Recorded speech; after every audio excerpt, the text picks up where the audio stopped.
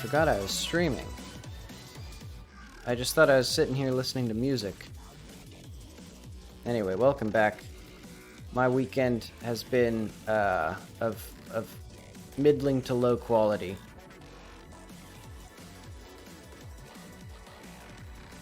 Which is part of why I'm like 4.5 hours late to this stream. Alright, that's about right. Ugh. Yeah, I was gonna go somewhere Saturday, but my it's been below freezing in Seattle for like 2 days, so of course my car's lock was completely frozen shut. So I couldn't even, like, I could get the key in there, like break the ice on the pins, but I couldn't actually turn it. So I was worried that I was gonna just break off the key, so I was just like, well, I guess I'm not going anywhere. So what I was thinking was like maybe like pouring like hot oil in there, like hot vegetable oil, because then it would melt the ice, but it wouldn't add just like more hot water or something that would then freeze later.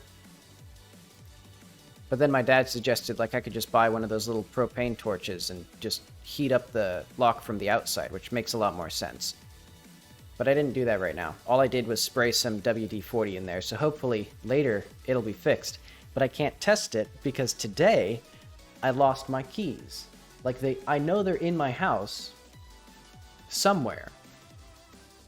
Or my apartment. And I've shown it when I searched for my tablet stylus that my apartment is extremely clean and it's like 3 rooms.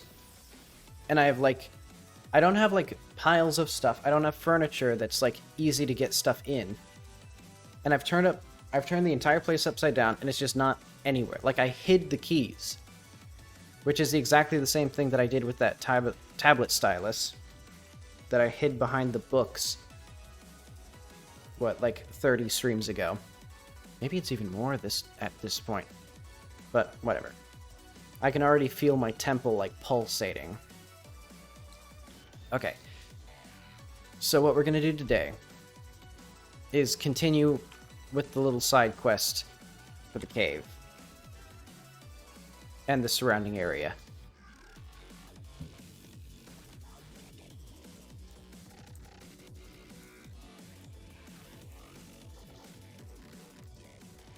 And that music is going to be on... I have various game soundtracks on shuffle. Some of them are probably going to be bad, and eventually I'm going to just redo this because this looks so bad. I mean, it functions, but it just doesn't look good.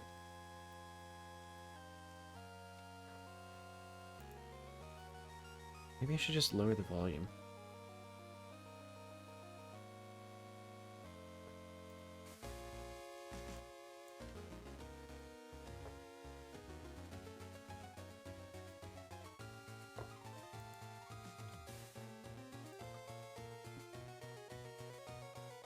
Alright, so you can enjoy this soundtrack.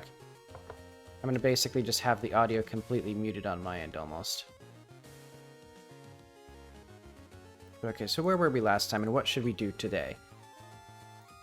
So we were at investigating the characters, I know.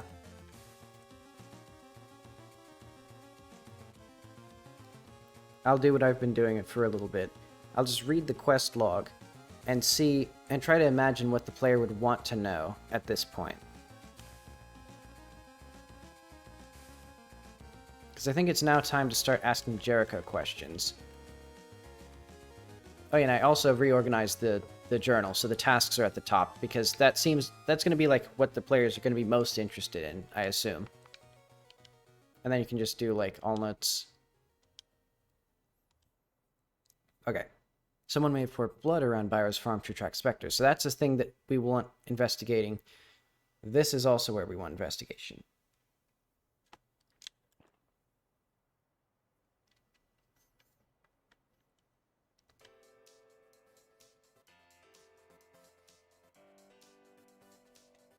So let's see, if I did... I think Soma would be one, because she's someone who just wants people to know about the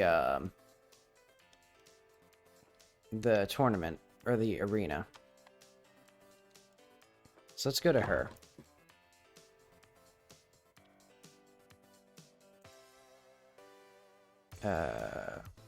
Arena. Did I rename her? I did. Good.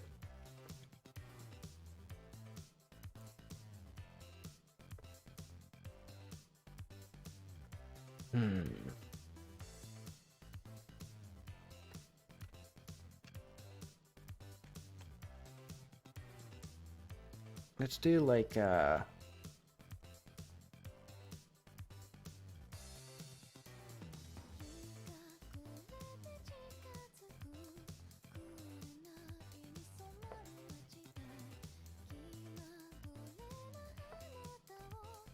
what game is this from?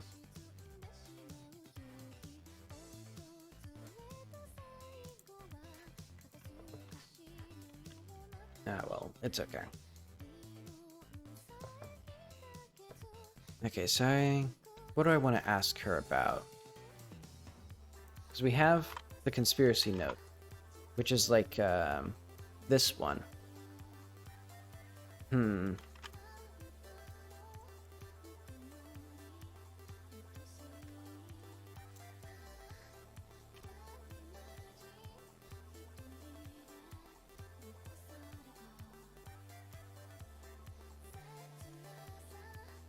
Maybe I should just do for now.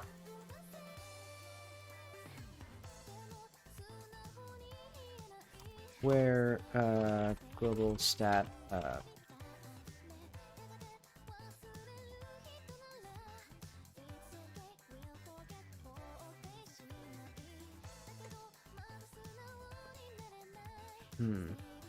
You notice anything strange from the page recently?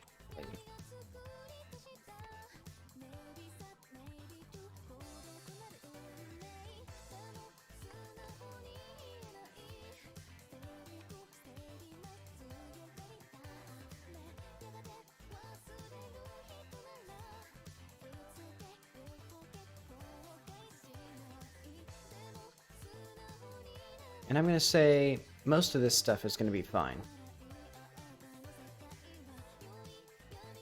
And let's see where Leah is.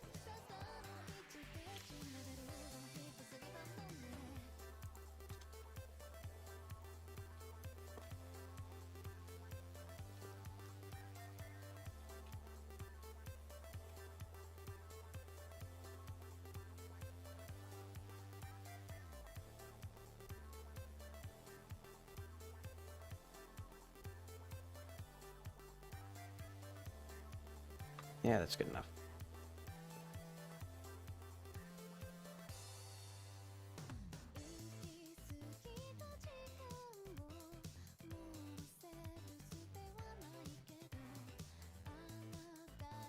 Okay, so let's say that's Somo completed for now. Then we need Jericho.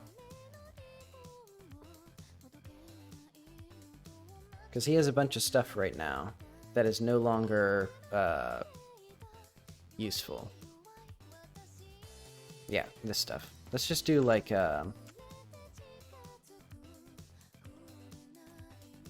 where it's not entered, and let's do like global stat / conspiracy and that. Alright, let's do like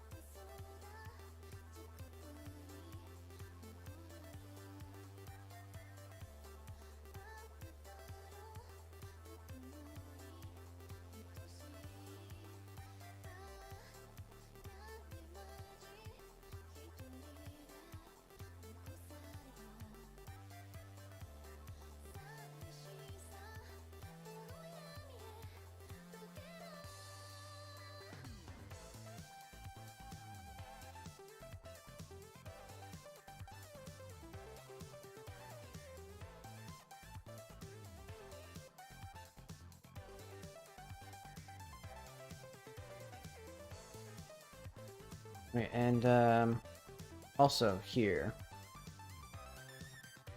Strange door in the caves. Assisted was nothing. So let's do like this.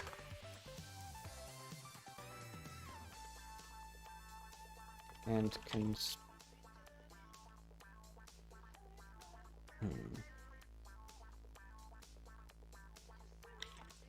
Actually, let's do like this. And we won't have unwelcome visitors here.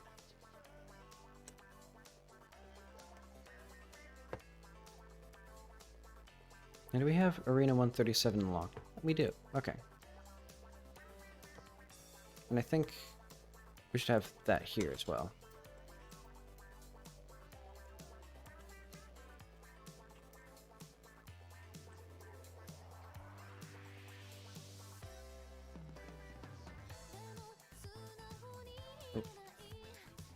This syntax highlighting is like saving me constantly.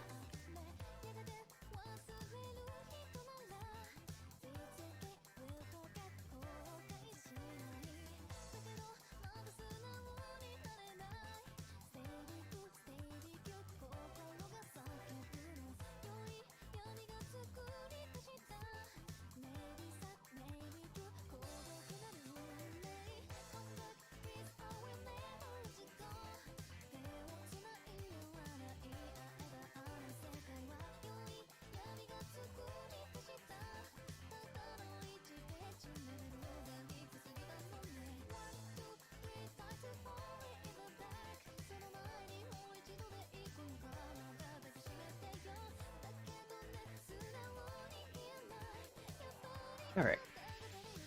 That seems good enough for now. Leah's kind of stonewalling the player, so hopefully they notice that. Okay.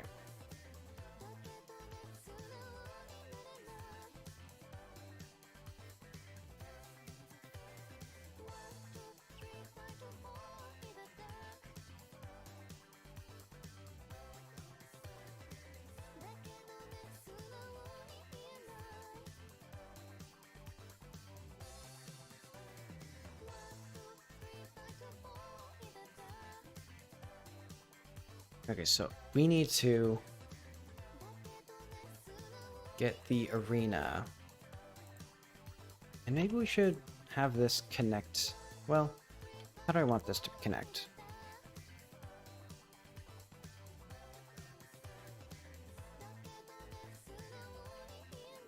Because I think the arena and unwelcome visitors should be two separate tasks.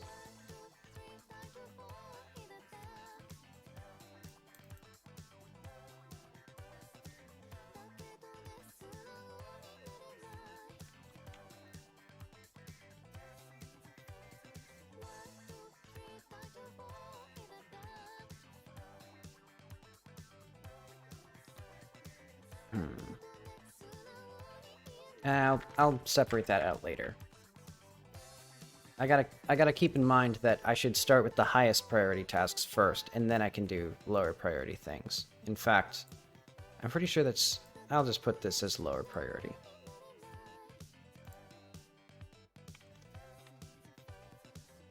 Oh, and I have this, basically.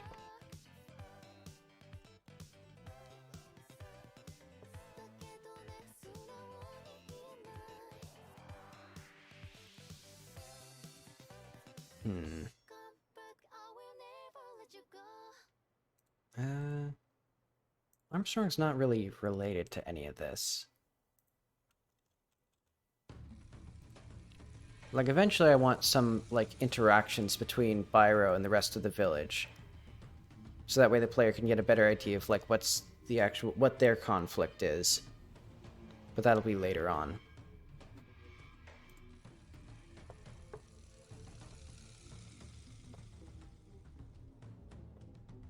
Maybe I should get...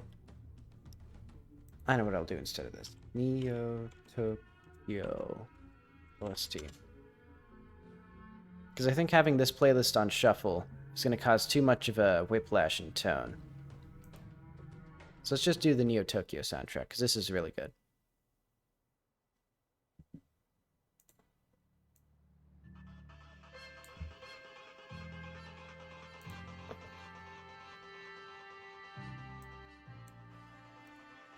Okay. So we're going to be talking about to Jericho. So we need all of our arena stuff cobbled back together. So I don't think this is anything anymore.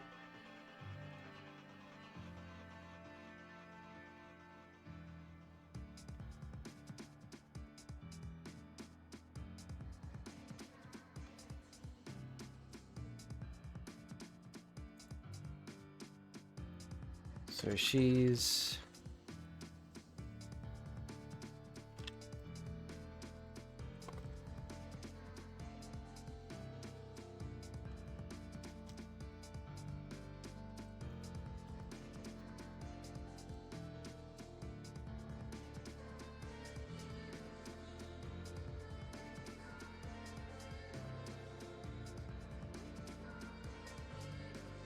See, Jericho's English is not...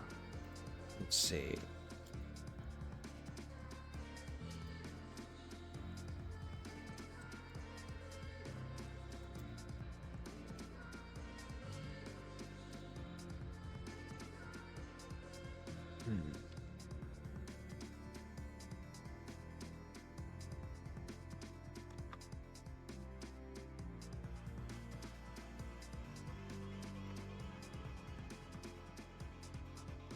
I think this...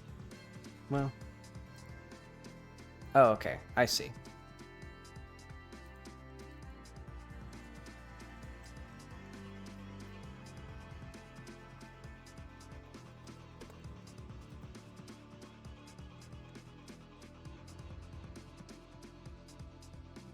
Okay, so that's from these two. Does this mean that this is all ready to go? I think this stuff... So this part of the quest should all be still good for now.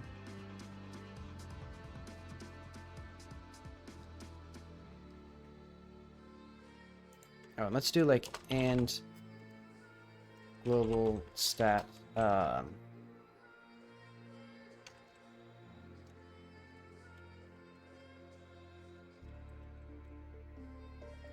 Vakilla / cave in.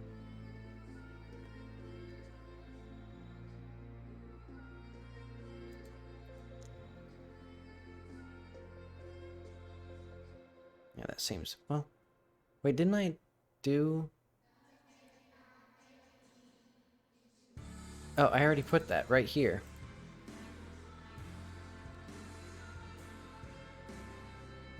Yeah, so we don't need this right... Well, actually, I think we do.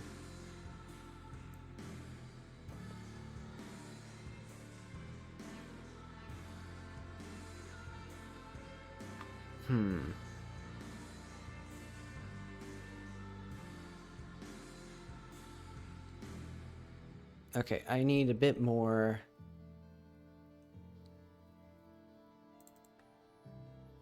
Okay, let's see about this pen stuff here. Welcome visitors where global stat entered, where not global stat pen access. I think what I need here is, and, I don't know what this, well, I guess,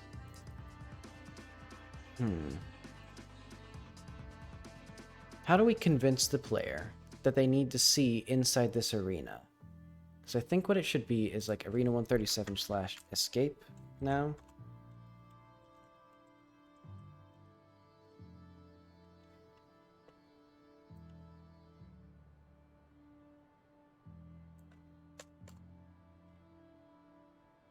Well,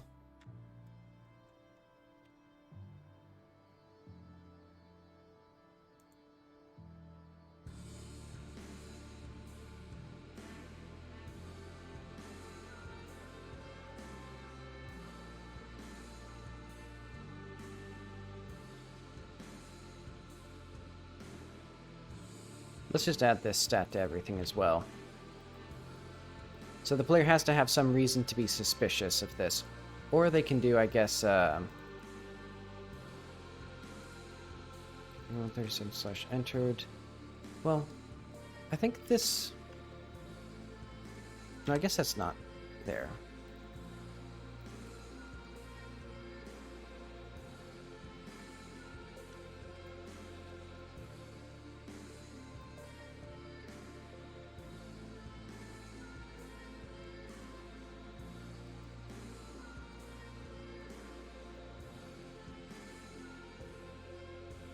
I know. Actually, what if we have... I guess this is fine.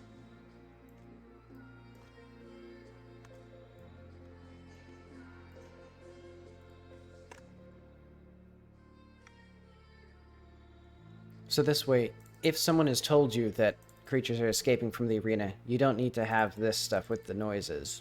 Or like with the concern about the cave-in.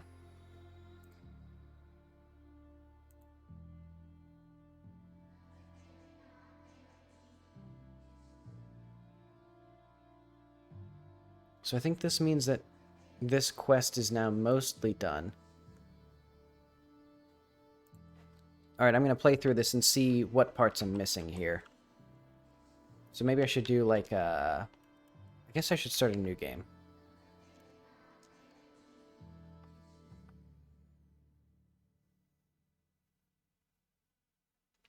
So I'm going to see if I can like realistically be led to the wherever.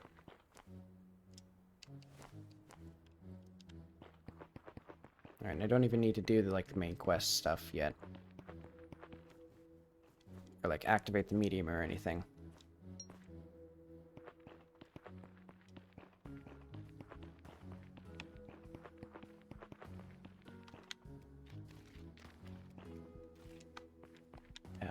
Can I go this way? There we go.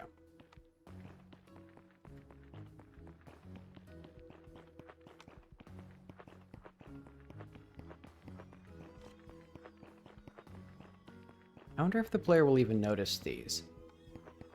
And also, how to actually draw footsteps on, like, generic terrain in a way that looks good.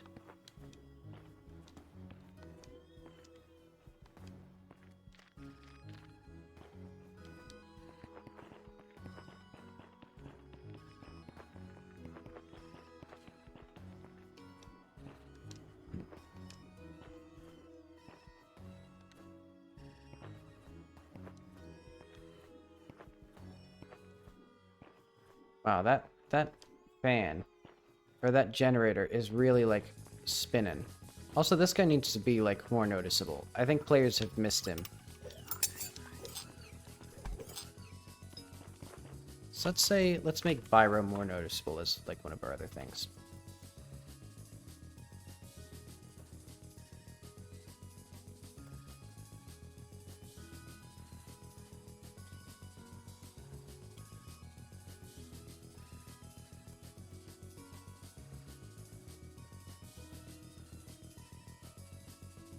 And he should be standing outside, because once he's, like, safe, right now he goes into his house on the second floor.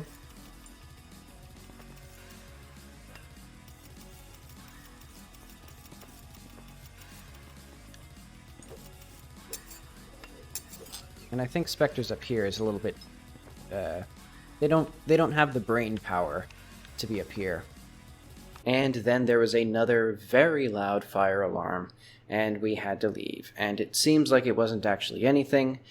And also, if you hear any noise in the background, that's because a sprinkler system also malfunctioned and flooded the hallway, so they had to turn the entire hall into basically a gigantic wind tunnel to dry it out.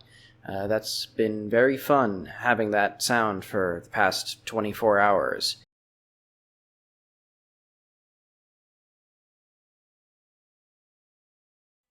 Well, wasn't that fun? Oh, there's the music again. 30 minutes into the stream and a fire alarm turns on. That's very fun. Ugh. I don't have a headache, but I can feel, like, my temples pulsing.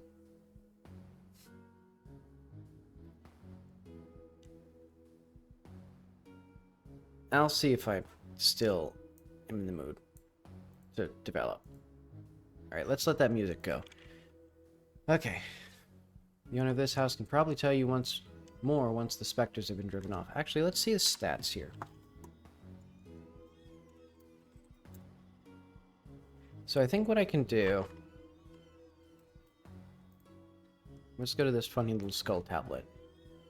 So where is this... Let's do, like, global task exists.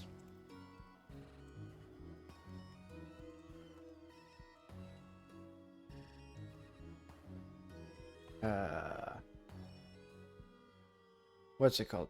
Unwelcome visitors. Or no.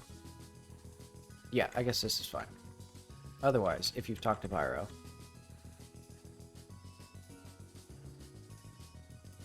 Wait, hang on.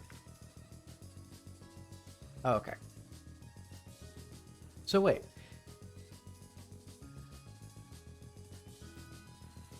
Yeah, okay, so now it's just gonna be like this.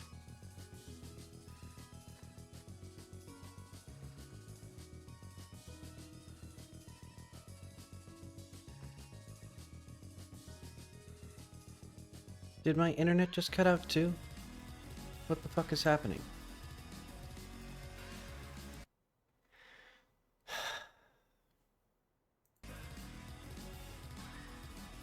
Is the audio just mute? What? Oh no, my headphones are just not working.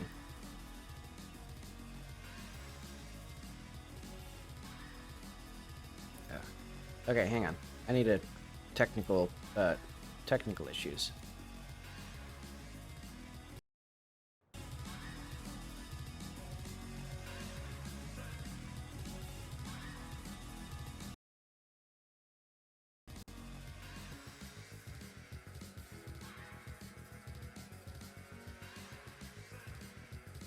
Okay.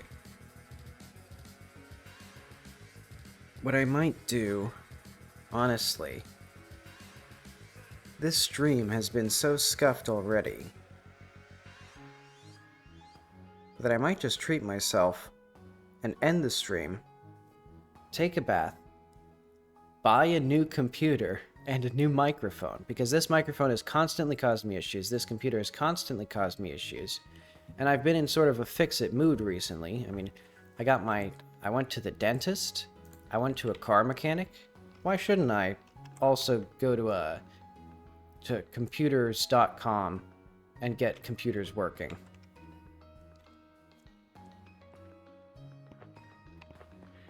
I should at least do a little bit of work today.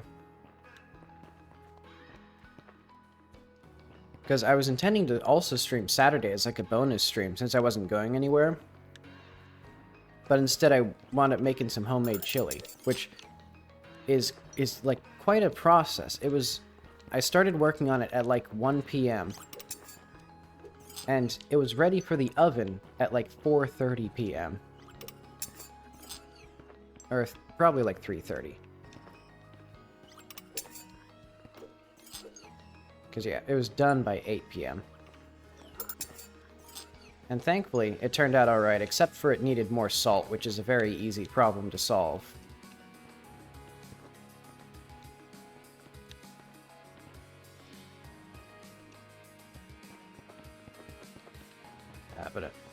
Okay.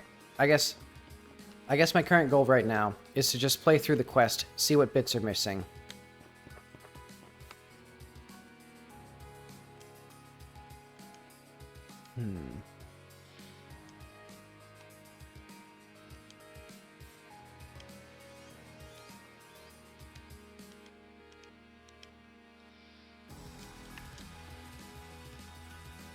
Let's see.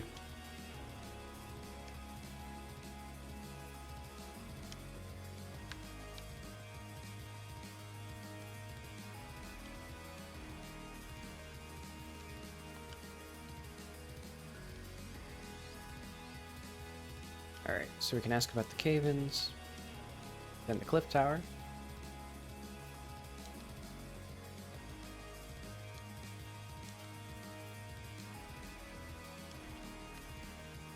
And then we can ask about, I guess, other things.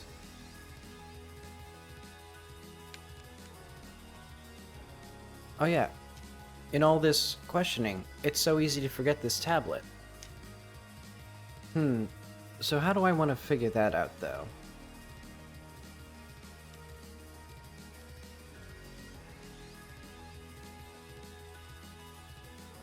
Oh, and that was the last of the notes that I had. Okay, so I've now cleared house with him. Also, these guys are too big. I think they need to be... Like, for some reason, I don't know why I didn't notice. I guess it's just when the camera's far away, scale gets very strange.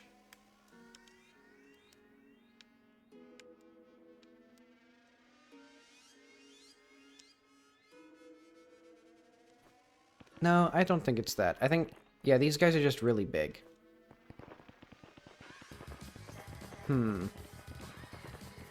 Why is this happening?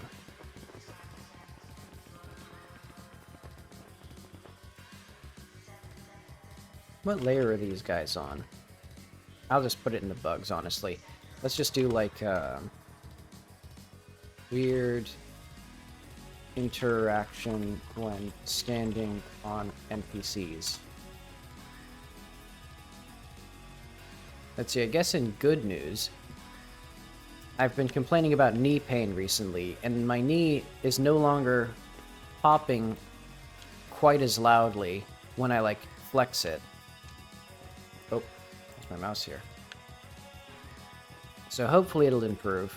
It still hurts a little bit, but then I'll be back to running, and hopefully not immediately hurt it again. I don't even know what happened. I think it's because I slept funny. But okay, so when the player gets all these notes, where are they going to look first? I guess they might look at the map. Byra believes the villagers released the specters to attack his home in order to take over his farm. The tower above the village sometimes has specters. A nearby cave collapsed several years ago, causing a wave of specters into the surrounding area. So, where would the player go first? I think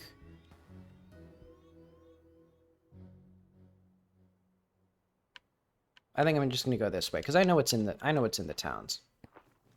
And also I'm just going to teleport there because I know what... Like, I know that walk's a little dull. I can just add more stuff to going that way.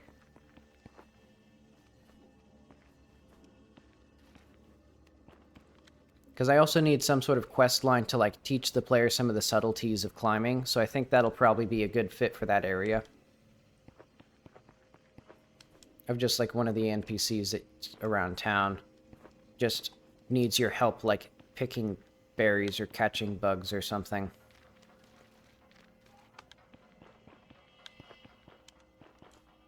I guess let's see any of these people. Use a note.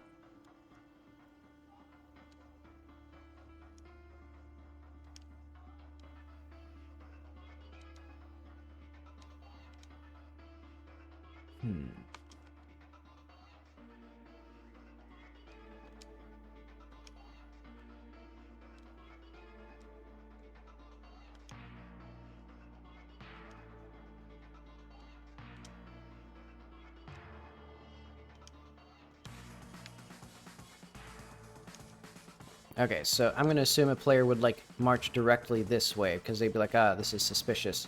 And also they would almost certainly miss this, lantern here. Because it doesn't look like a pick-upable item, it just looks like a regular light.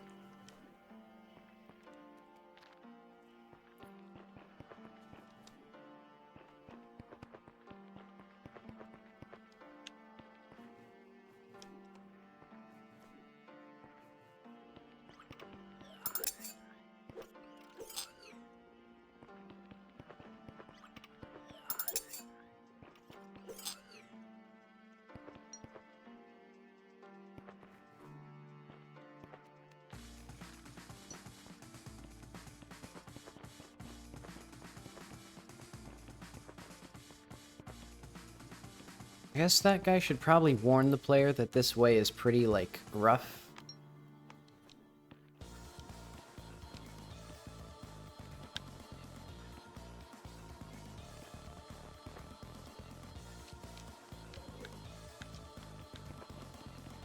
Oh well.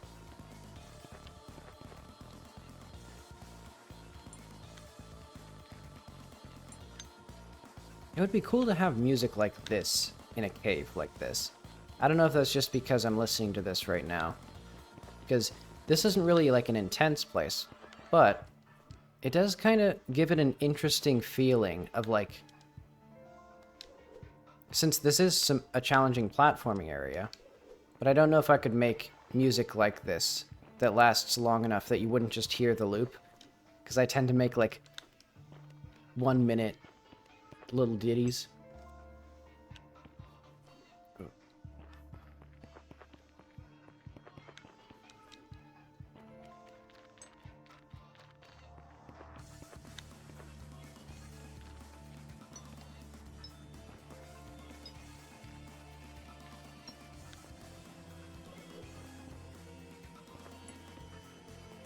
My brain is still like pulsating. Or my temples.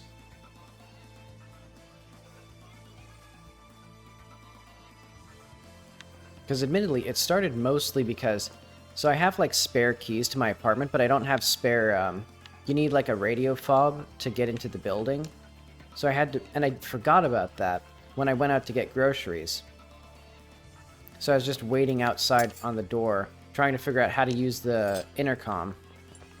Because it basically just doesn't explain to you. Because there's some sort of other way to get into this building where you have a pin.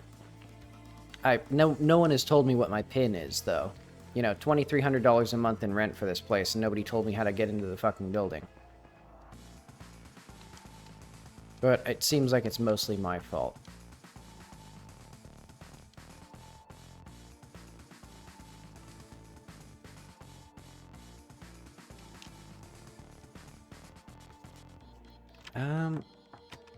I think Byro should not care about, or Jericho should not talk so much about this, well, I don't know.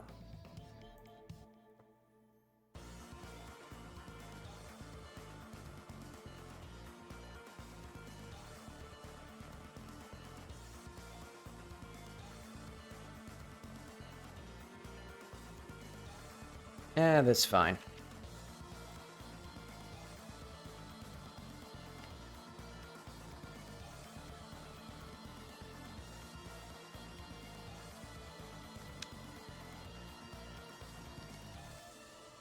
Yeah, because it is weird that we haven't, like, had, any introductions at all.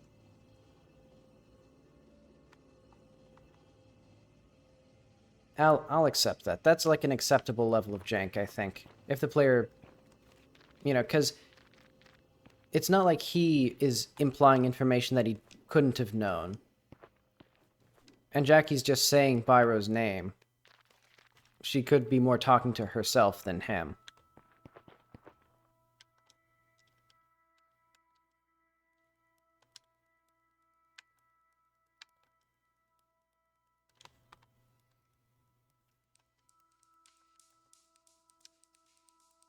Okay, so we got that.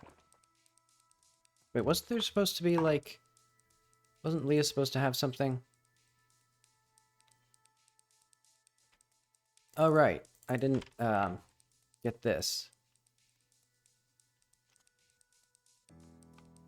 Where's that thing anyway? Arena 137. Locked. So this was supposed to be here.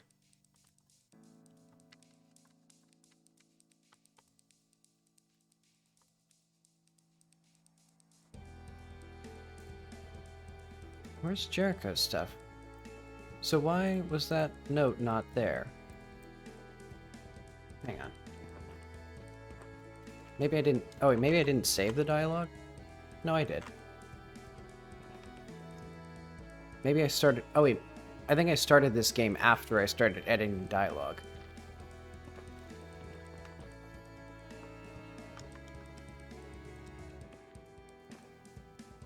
Let's... Nah, I don't... Well...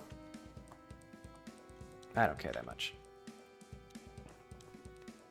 So, I, as the hypothetical player, have pretty quickly stumbled upon a promising line of, like, investigation here, because there's this cave area, there's a guy at a door, there's a bunch of monsters around.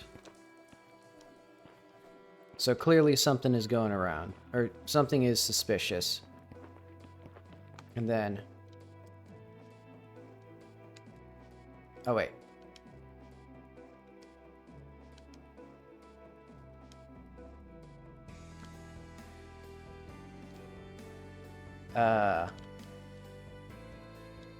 Why are there no notes here? Oh, it's because... Right, because, again, I was editing this dialogue while I was starting, or making the game. Or playing, whatever it is.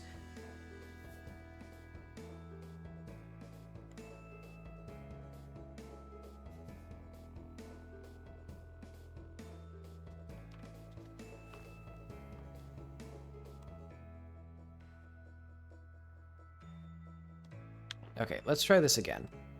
There we go.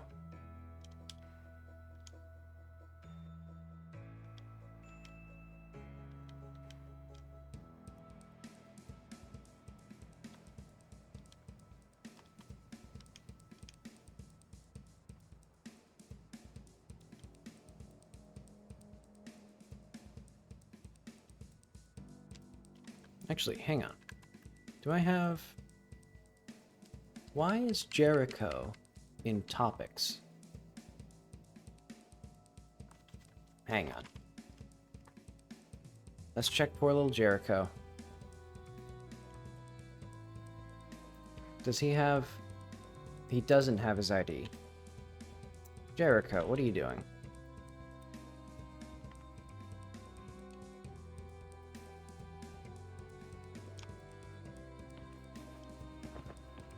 So let's make sure the player would understand this. Somebody told me there's an arena deep in the caves. Inspectors are escaping from it. She wants me to mention the arena to Leah to get access.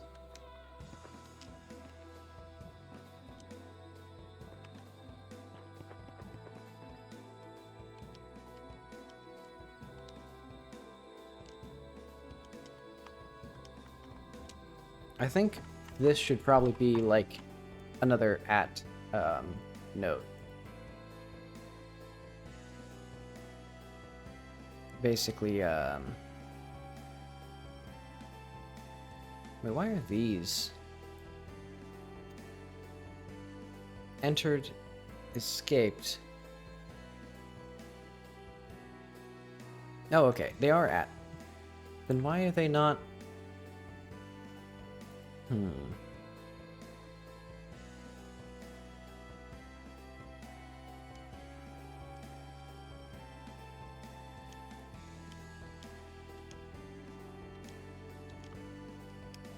Okay.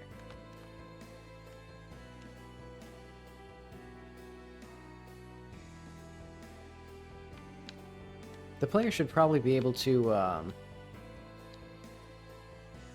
wait, I just had a nice idea. So these passes we have these little vises here. Like, but we can rotate these so that the player can actually see them.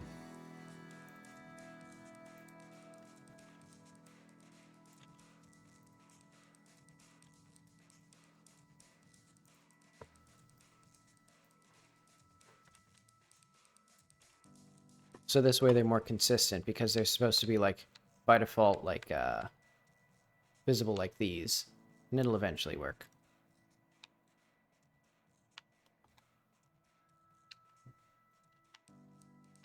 Also, making this background transparent has been, like, a great boon to my sanity, since we can clearly see it doesn't properly align, but it's so much less noticeable without the, because if I do this, now it'll properly align mostly with the border.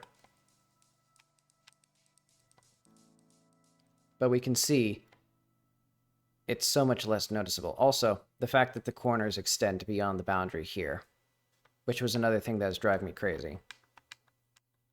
Yeah, now... And now these are all, like, properly aligned. Okay. So we have our arena access.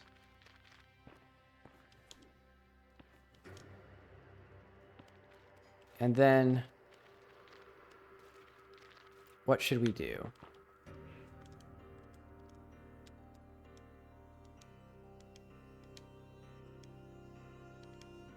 Oh.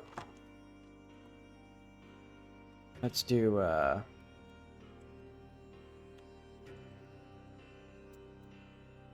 wrong place.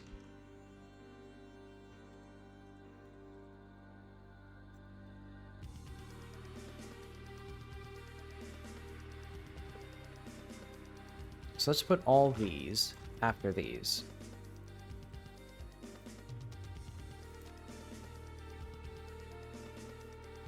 Maybe like this.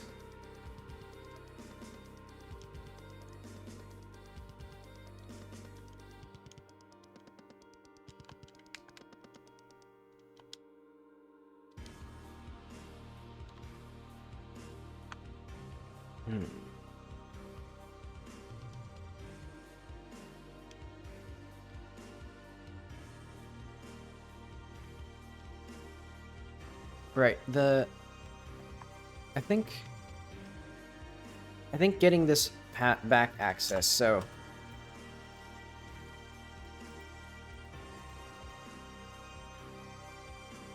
Right now, there's like an invisible point system. Hang on, I'm going to lower this volume a little bit.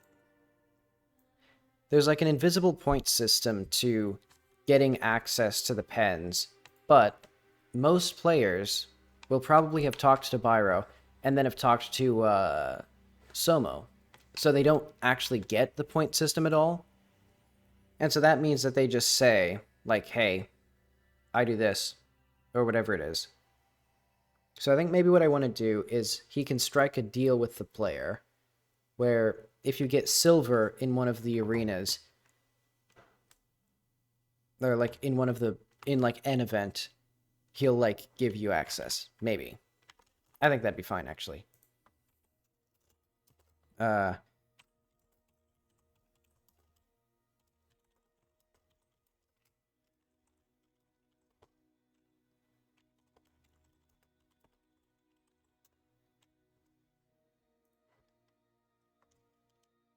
there's already that quest line, but it's so buried in here that it's significantly more likely the player's just going to be able to skip it. And that sounds kind of boring. So I'm going to be removing branches from this quest line just because some of them are so easy to get. Yeah, because now this door is just open.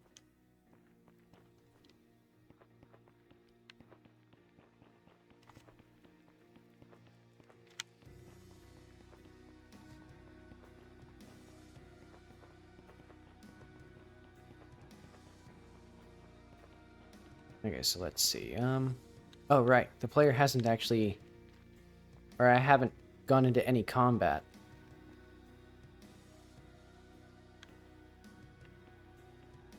So yeah, we can have,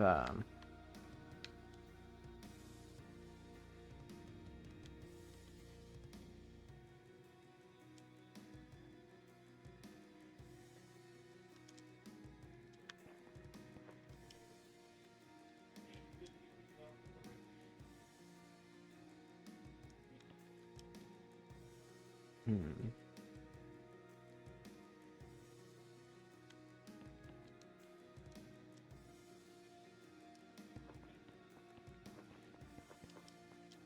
Okay, so the player should get reasonable reasonable confirmation that there's something back here, and then you can just see the hole, and then also see this pretty easily.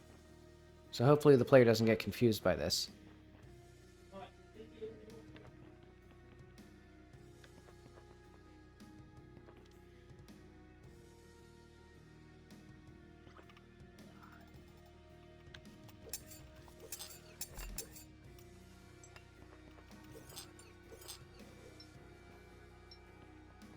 Okay, so let's get all that.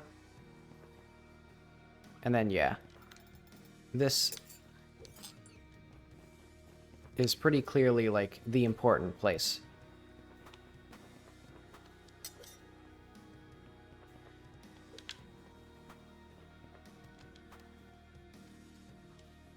So let's do Skull Tablet.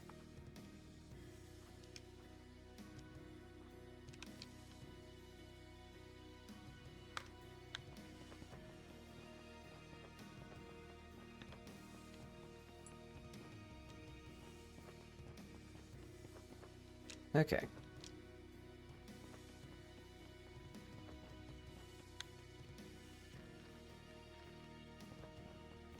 So now, what would the players... Oh. Completed.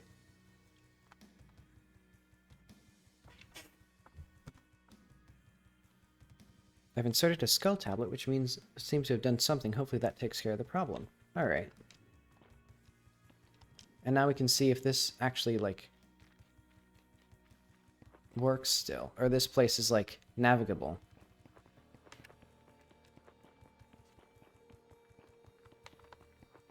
Hopefully the player has their trusty lantern at this point.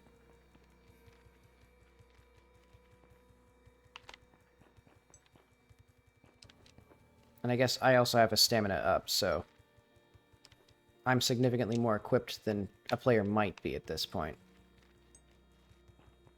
Oh well. If they don't explore, they better know how to climb. Which, ironically, that's sort of like one of the, like, I guess, problems with a lot of games that have exploration is, like, as you explore, the game gets easier. So maybe I should have things where if you explore, the game gets harder. I don't know how I'd do that, though. Like, you get debuffs or something? Like, you start with the maximum stamina, and then, like, as you find new things, you get permanent, like, reductions to your max stamina? I don't know. I don't think players would explore very much if that was the case. Unless there's just something cool you got in exchange for that. But I think that'd be an interesting trade-off. But I'm not going to do that for this game. Somebody else can, you know, steal that idea. You know, as long as I get at least 25% of the revenue from your game. And a credit as executive producer, I think. I think that's fair.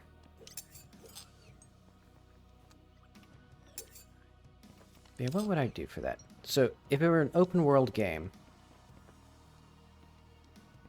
where you're probably uncovering some sort of secret monstrosity, like eldritch knowledge or something, and then you gain, you know, that knowledge, and in exchange, you get some permanent debuff that makes the game more interesting.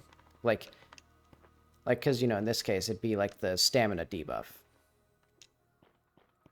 Which, admittedly, the main reason I wouldn't do that is just because it would make it so that you can't get to as many places, like... Because it's also... More stamina means it's a more complicated problem to figure out how to get from point A to point B, because it's like... You know, like, right now it's like, oh, I can't climb up there. Like, problem solved. Mission failed. But if I had way more stamina, I might be able to, like, jank my way up there. So it makes it more complicated. So you'd have to find some way of, like... Where making the game harder makes it more complicated. And making it more complicated makes it more interesting. So yeah, it'd probably just be a trade-off thing. Because, yeah, I've been thinking about that in general, of, like, how do you make power-ups that make the game more difficult instead of less difficult? You know, my other thinking is, like, if you added mechanics to a game as power-ups, like, because I was thinking of, like, a power-up that, like, gives you a damage multiplier based on, like, specific criteria. So then you're doing more damage, but you also have new UI elements that you have to keep track of, like, maybe like a combo system, or, you know, roguelikes are often pretty good about that. Like, you know, you get this and this upgrade, but only under these conditions, and now you have, like, maybe some new UI that tells you about that condition. So the game gets more and more complicated as you get more and more powerful, and you have to play the game with more, like, variables in your brain. And so, like, that, like, one of those upgrades, and also, like, enemies do 50% more damage or something. Like, that would be, like, the new power-ups you get. Okay. So we got all this stuff. So I think this quest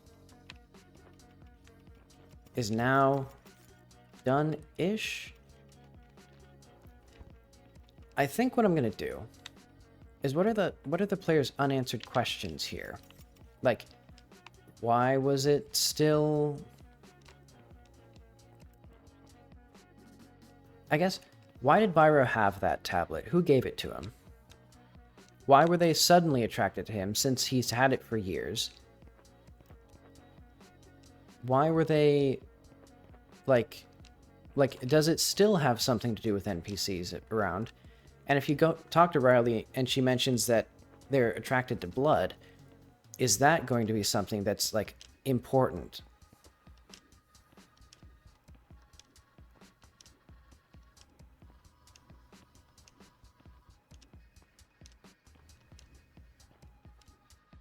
Oop.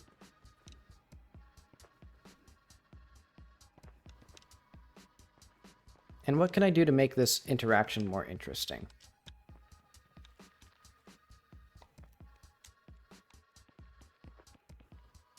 Oop. Wait, hang on.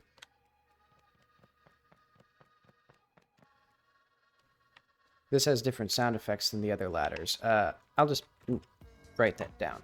Basically, where would that be? Like bugs or something?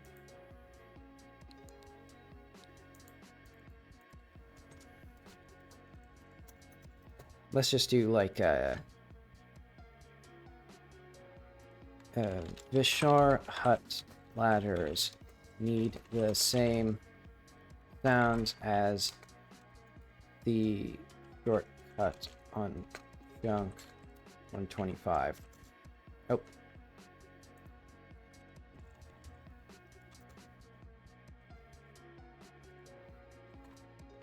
Okay. So we can now talk with Byro, and I don't think he has anything to say right now.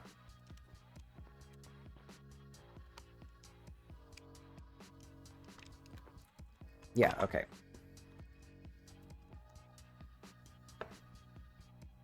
So let's write the catch-all dialogue.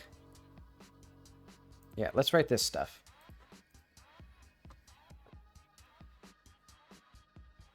Because we can now have the game, the quest can, like, kind of mesh together into a conclusion.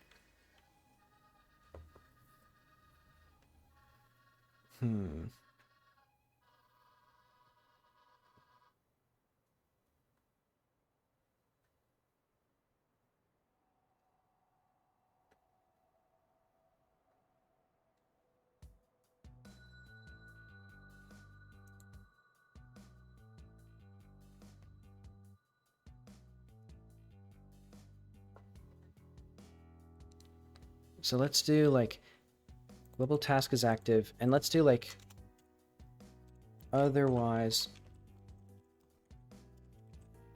not stat. Byro / task completed.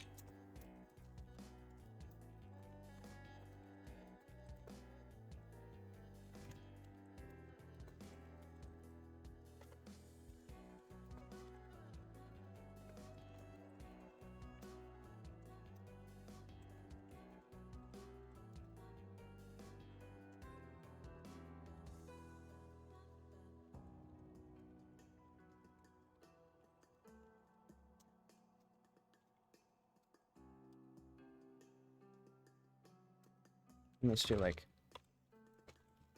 Oh, wait.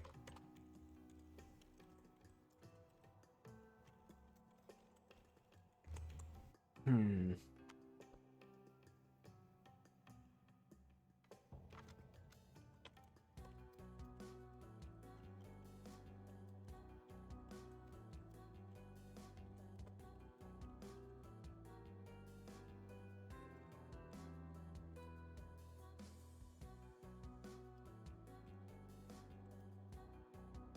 Um... Hmm.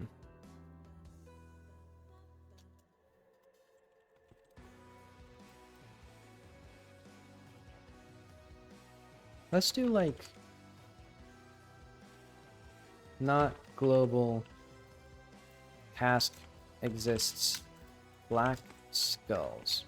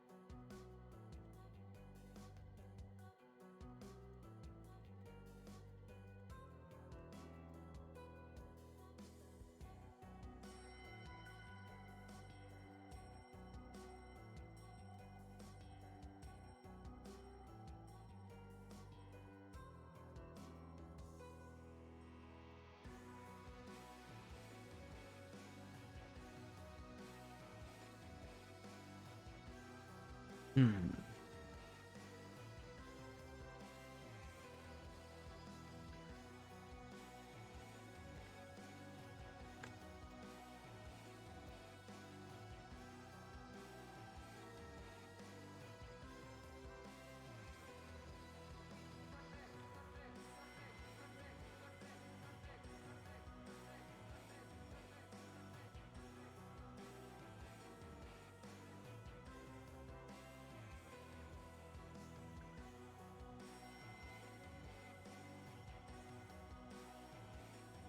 Let's see.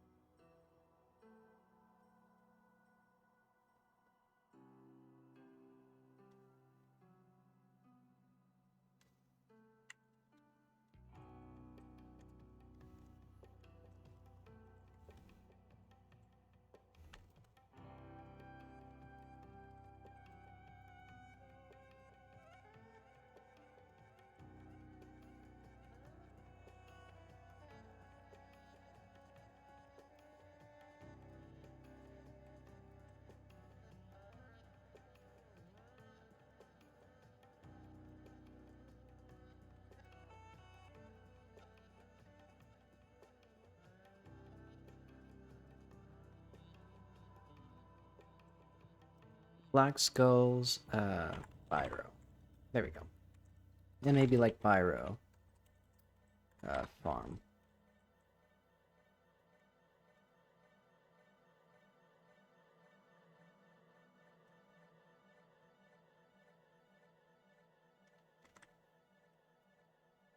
Okay. Byro's farm seems to be safe for now, but there are several questions still looming. If his skull tablet attracted these creatures, why did it only become a problem recently? Why did he even have the tablet? Who gave it to him?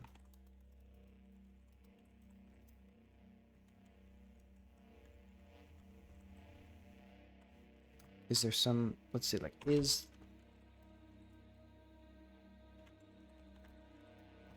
Why did he even have the tablet? Who gave it to him?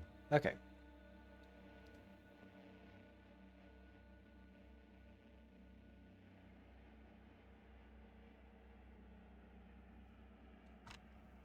Okay. And then... What we can do now... Save and quit.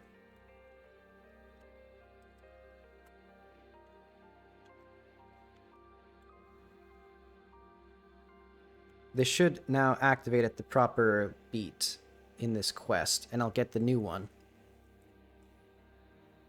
So this has hopefully given the player, like, dragged the player through a bunch of the possible side content they can do. Well, side of the side, like the branching content. Okay.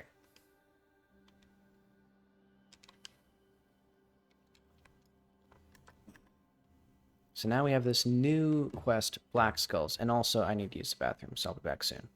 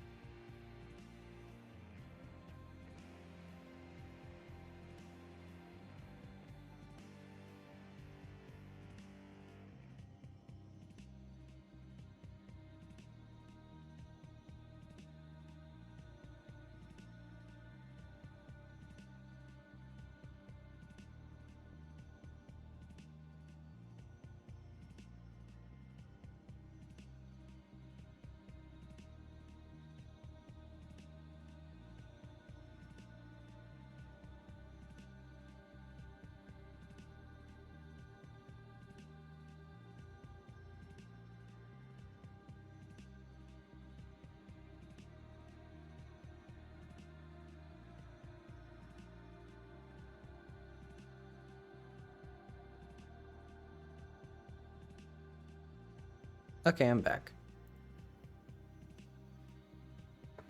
Okay, so let's say that Black Skulls will be now... What should I do? I guess I'm going to try playtesting this again. To see, I just kind of want to, like, maybe I should just read through the quest as well, to just really, like, absorb it and see if there's anything that I think is missing still.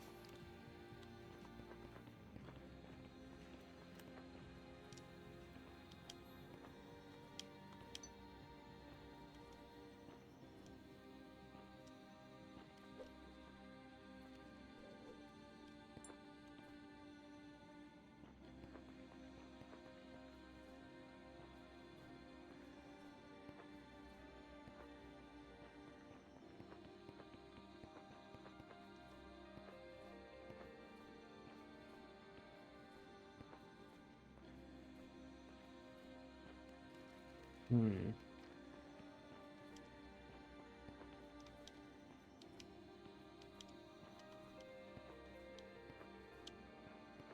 I'm still thinking on these footsteps. Like, how do I want to indicate that people come up here normally? And and like, what should I do about cliffs? Because maybe they should, maybe when there's rock, they should just not be there. But that's kind of, like, the point of them was also to, like, show the player how to get up here. Because, you know, the player's still going to be, like, learning about their capabilities and, like, you know, what slopes they can climb.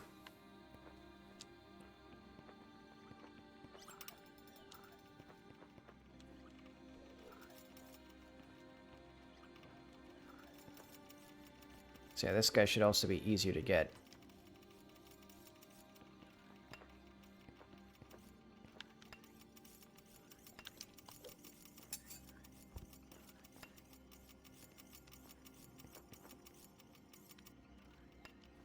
Aren't these guys supposed to die when they hit water?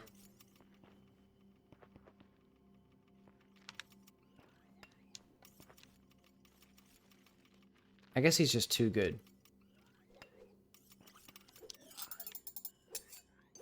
Yeah, it's just easier to just hit him.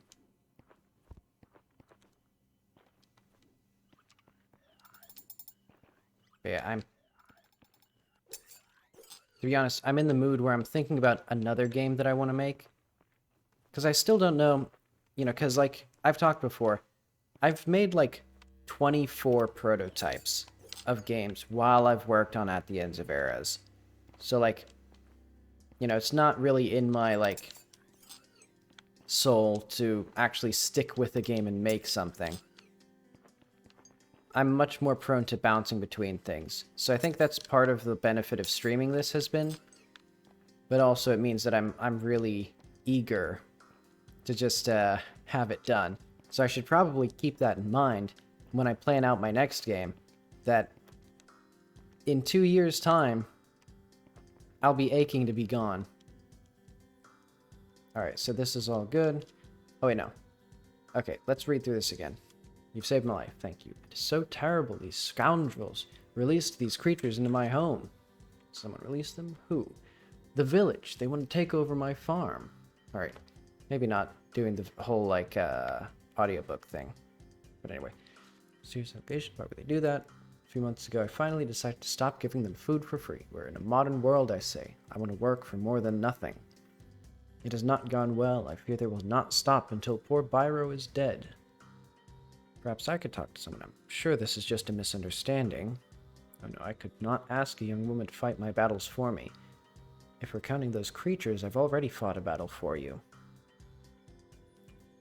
If you can find out who did this and bring them to justice, I will reward you. Oh right, he's supposed to give you a stamina up. Or something like that.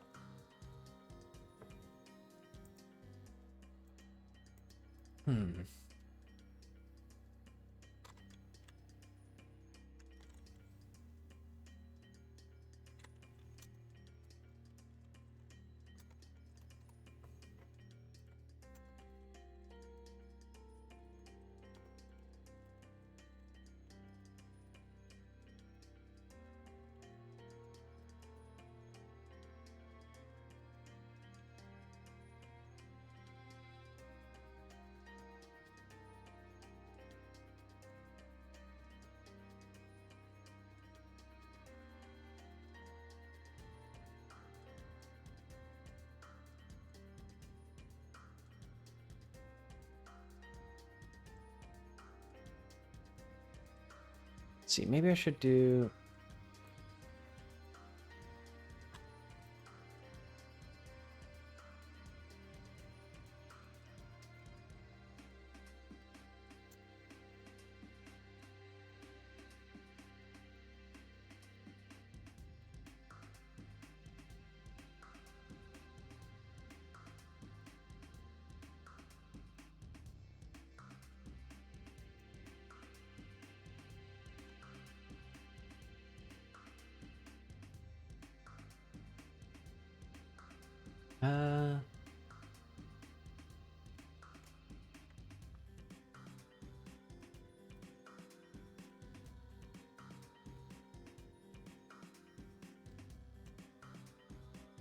Okay, so now you get your reward, and then...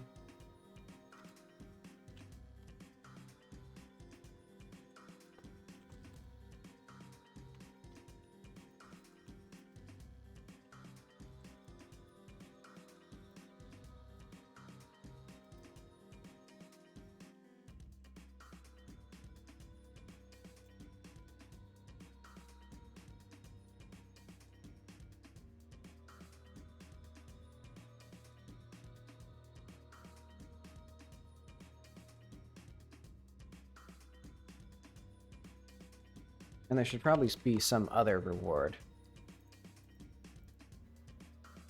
So let's say this will be, I guess this will be part of the major quest, because this will be like black skulls.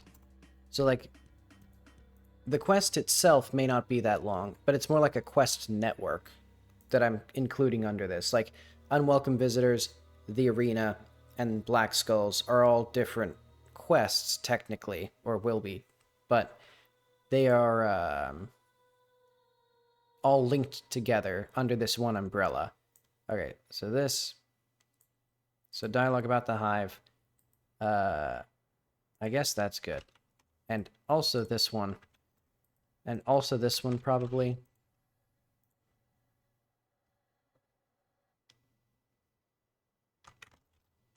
Hive.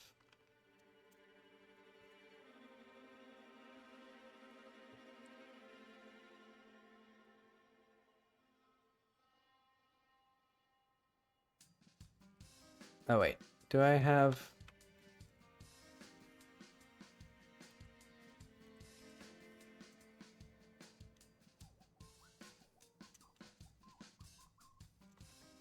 Hive? No, it's cave. 137. Locked. Right, okay. So let's do, like...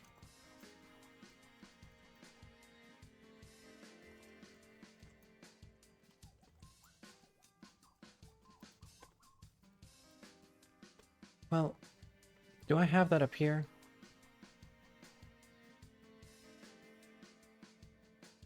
Oh, arena completed is where it is.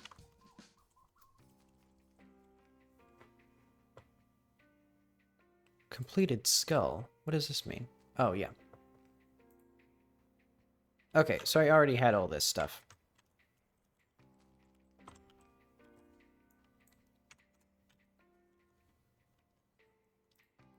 Yeah, so all these guys have dialogue already, because it is now merging into the quest that I had already written.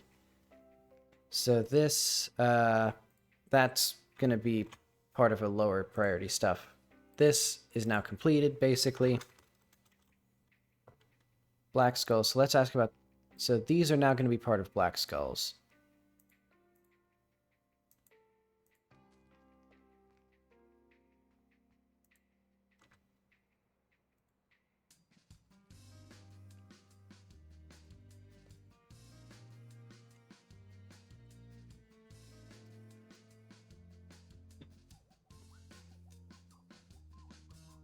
And access should be more interesting. Let's have this be lower priority.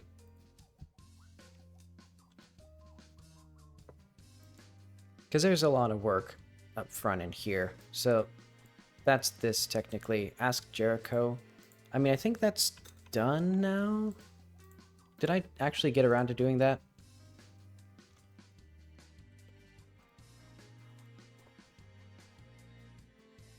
Yeah, I mean, I could do more stuff, but... Alternative path to learn the specters are attracted to blood. So that's going to be part of this quest now. So let's go to... Well...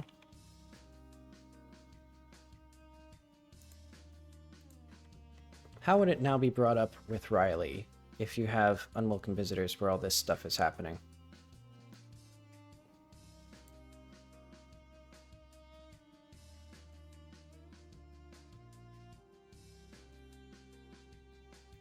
So let's do like note black skulls. This would be after this.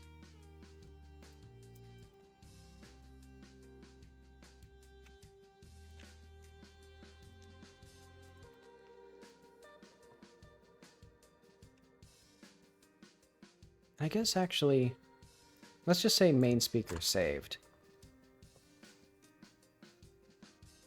And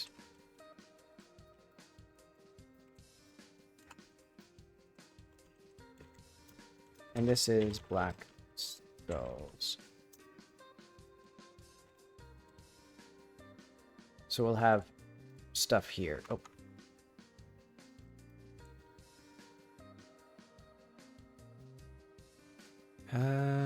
Black skulls. Ask Riley. Ask Jericho. Ask Pyro. Ask Armstrong.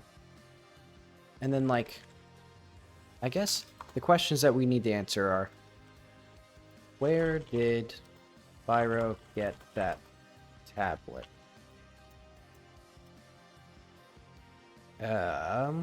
Why did he think he was lucky?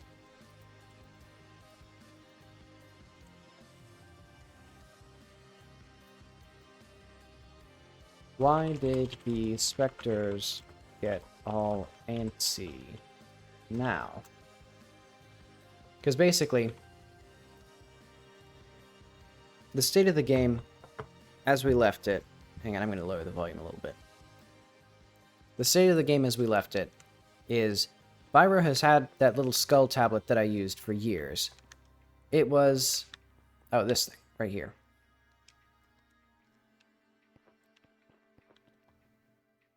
And so,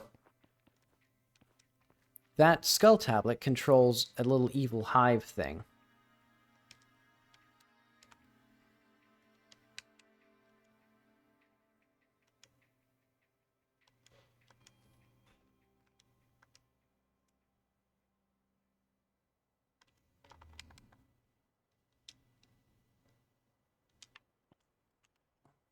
And then let's get a...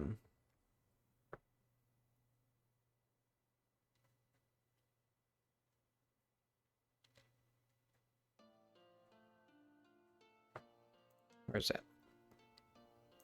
I think it's a little bit too truncated with this. All right.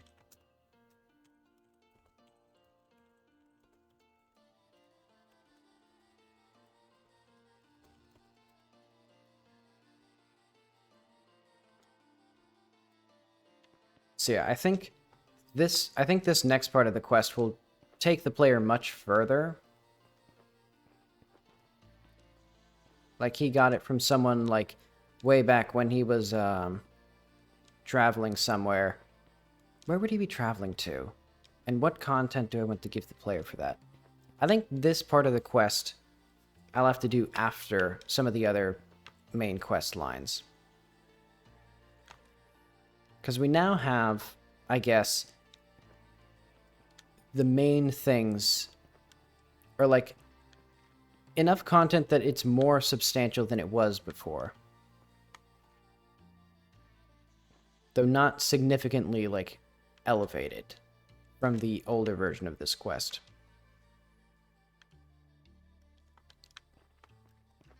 But okay, let's say the player doesn't ask Byra. Let's say the player goes this way, because I'm still playtesting, like, a different variation of going through this quest.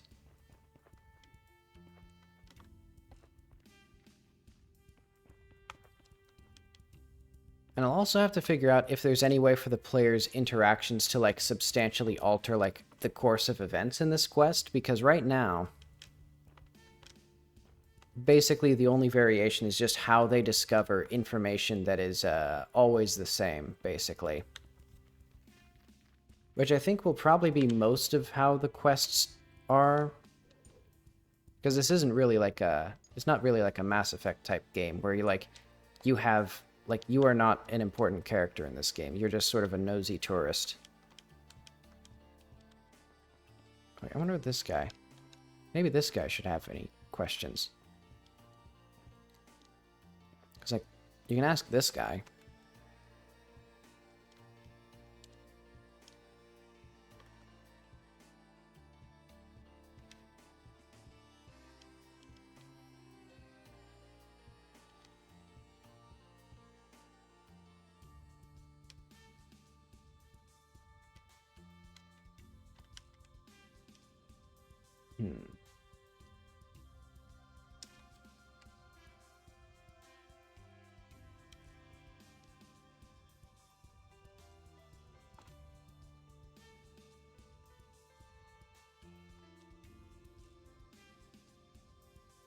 Oh.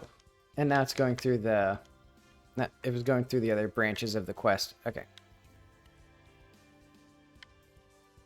So yeah, this gives the player broadly the same things. Let's ask somebody else.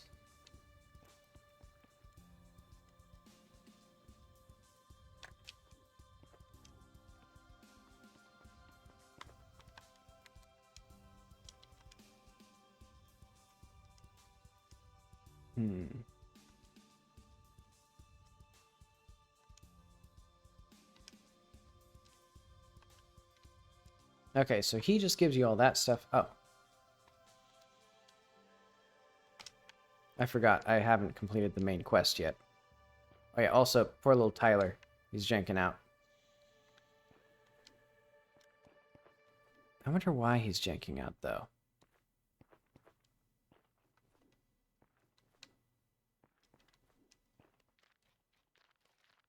Oh, wait, I think I know what it would be. It would be his follower brain thing. Because it probably has some... There's probably some sort of subtle bug where on the first frame it considers itself having reached its destination, so it emits the signal, and so Tyler activates the animations that are supposed to play when the player, like... Or when he, like, reaches a destination in the tutorial. But okay. That's all good.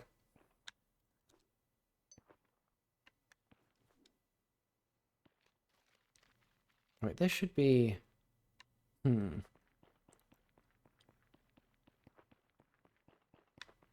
What do I want to do with this? I guess I'll keep that there.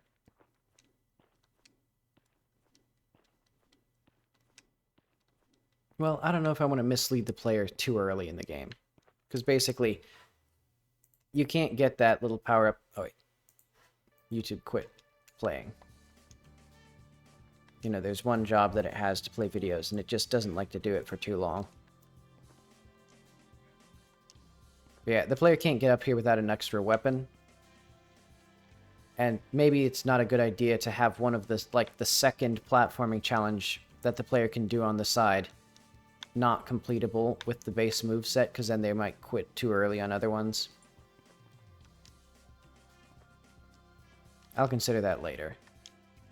But okay, let's say the player...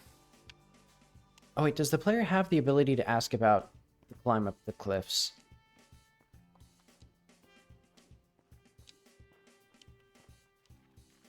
Because it could be a good... What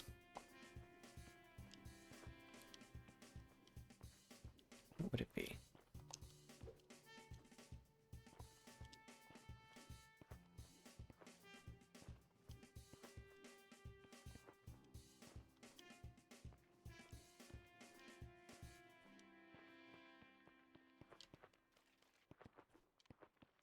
Let's see if I can ask Byro about what the other people in town said. So nearby tower... So the tower above the village sometimes has specters.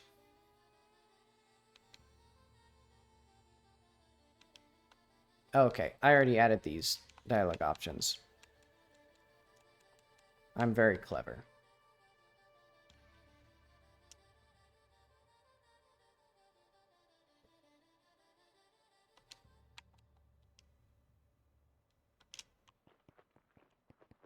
Okay, so Byro denies, or Byro doesn't think any of those possibilities are the issue. So what would the player do in this situation?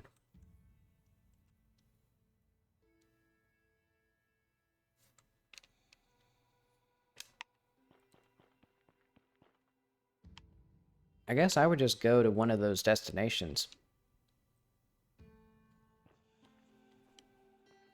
I mean, the map and the journal are pretty consistent about that.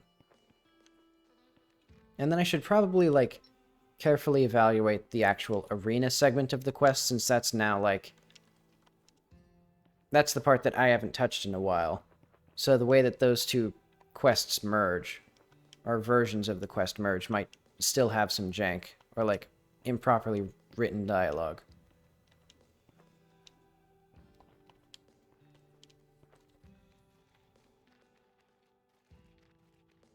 And we'll do my advanced speed run up the cliff.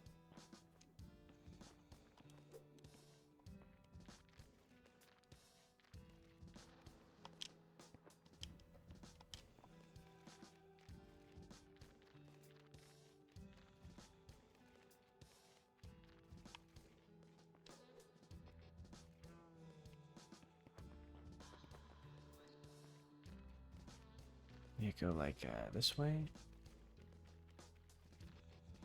There we go. Easy peasy.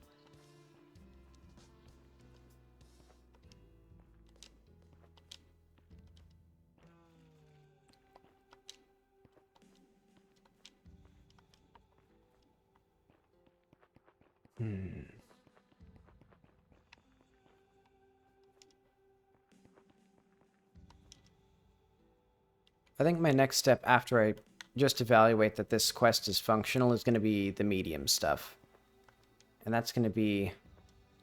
going to be tricky. Oh, right. I should probably ask somebody around here. Or like, does this guy have anything? That guy doesn't.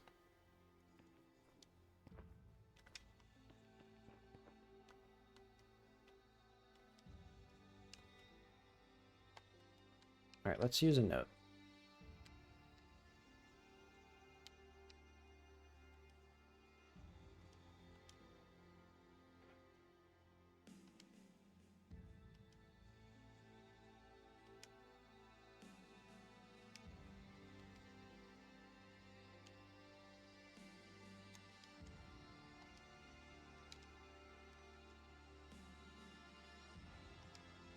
Huh. Look at her little coat. She has like a caramel apple. Oh, wait. Okay, so now I want, let's fix that dialogue up a little bit while I'm here. Where is that? Here.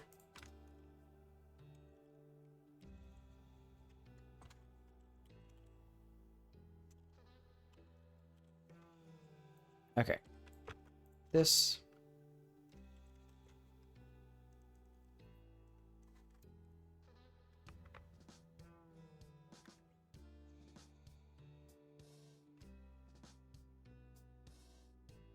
Yeah, alright, that's fine.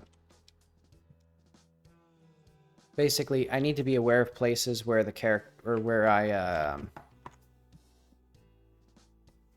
have things on the same line, because sometimes they're like this, where they're conditions, but other times they were effects that I wanted to play as the line was being shown, which now no longer works, because all conditions are evaluated before the line shows.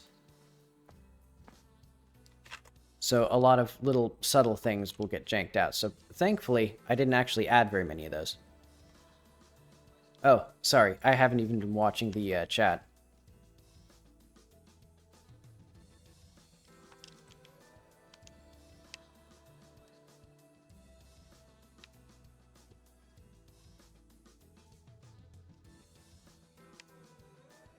Yeah, I've been a bit out of it recently. But okay. So the player has now roped themselves into another side quest as part of this side quest.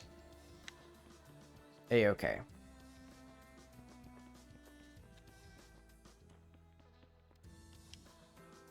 It's going alright. Let's see, right now I'm making sure that this side quest is functional, because once it is, I can then work on the actual, like, I guess important part of it, which is how it ties into the central story. But I want to do, I guess, just the basics of it right now. It's like, let's see how these questions are asked.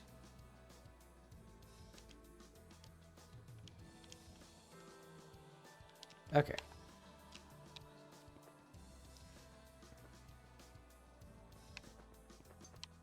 You know, eventually I may want to do something with the fact that if the player roll jumps off of lit geometry, they go way higher.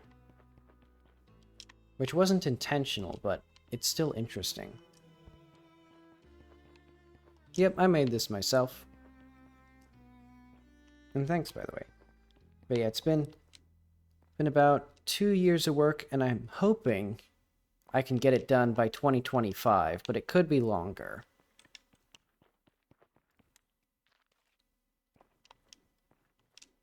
Because there's so many things to do, like this area especially. Needs a lot of work, because eventually I'm going to actually have these, like, paths modeled into the cave walls. Yeah, because I've also done... I've been doing well, I guess I've been making games for about 10 years now. Though I haven't actually released that many. So I got really good at making, like, 3D character controllers, for example. Yeah, this is probably the most time I've spent on a single project, and the most, like, complete game that I've made.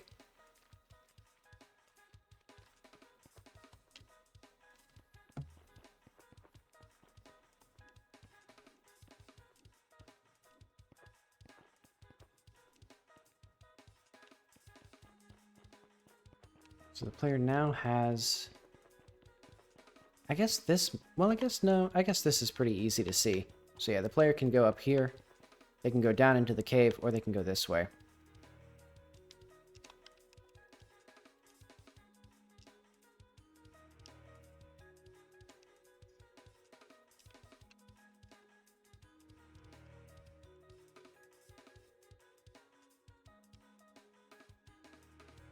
Oh.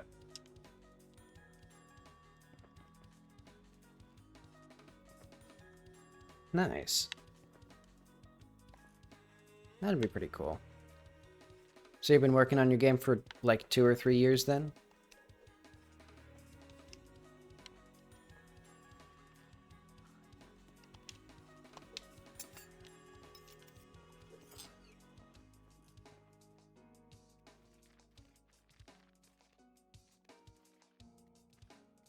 Sure, you can send it. I'll probably look at it on the side monitor here. Oh, right, I have the skull tablet.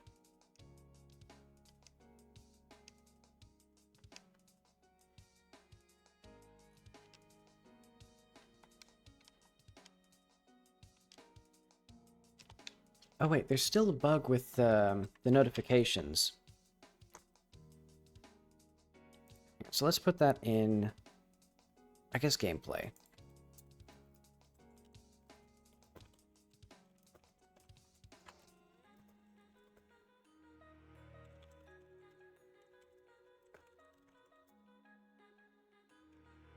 Or like when blocks are completed, or something like that.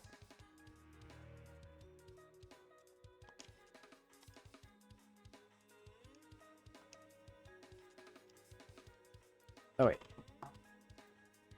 I didn't do this right.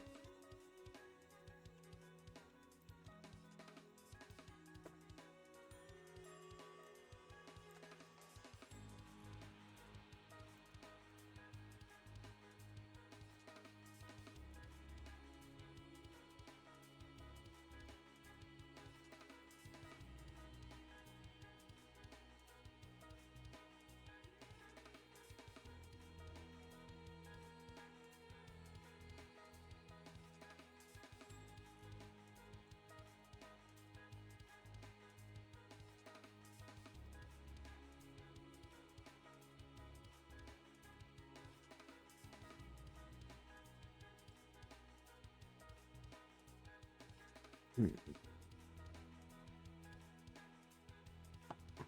Let's see. I'll check this picture out.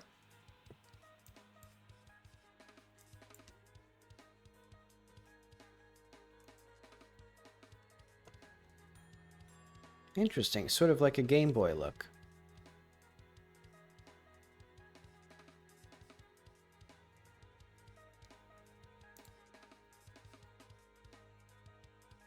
Hmm.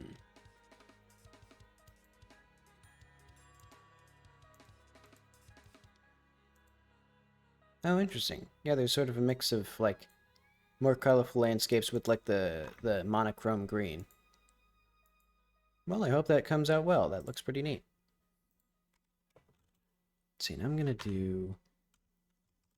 So what do I need to figure out here? So...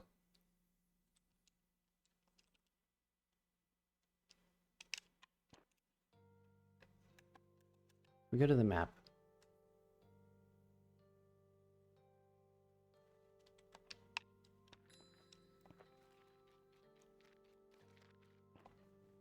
I think Somo will be like the linchpin of this, so I should probably put her in a more interesting place, or have something more with her around it.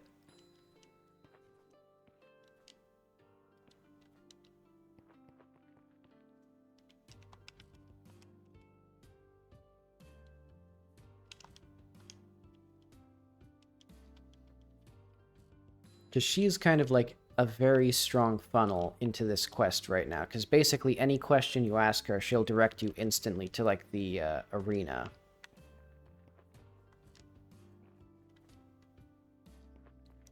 Because now we can actually go down here, talk to her again.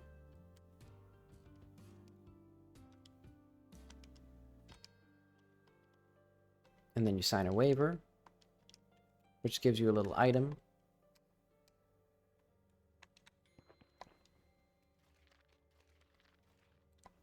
And once you have that, you can then jump down here.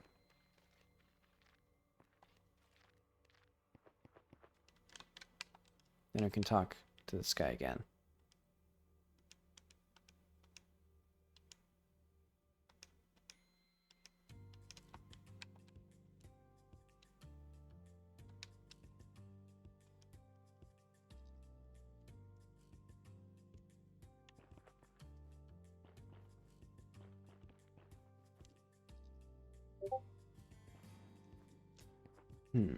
Let's see. This, not for me. So I'll close Discord. Okay.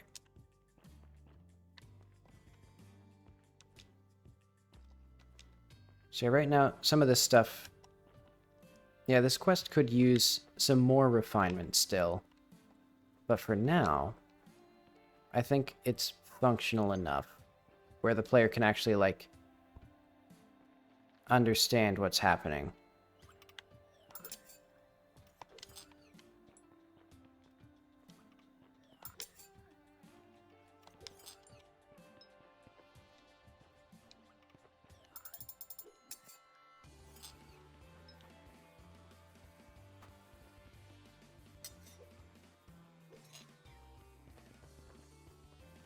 And then they can use this here.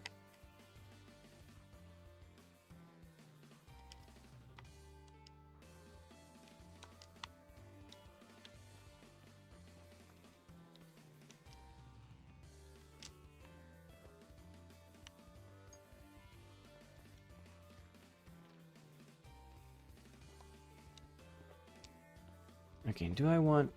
I should probably have something more interesting for, like, this area right here. Because right now you just kind of walk down this really long corridor. Oh, right, yeah, I was going to put enemies, but... wait, they'd be dead.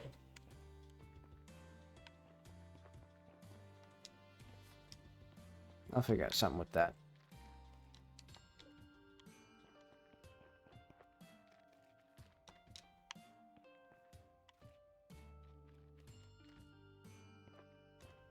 How do I even get up here?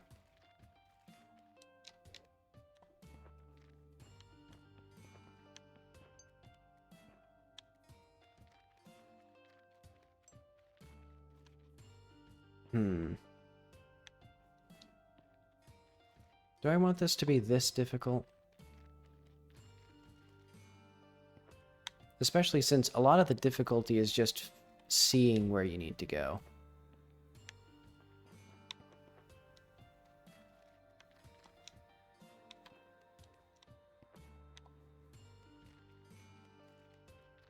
Because the terrain in here is just very, like,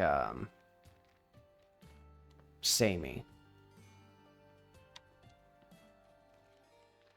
Admittedly, a lot of it's because there's glare from my monitor.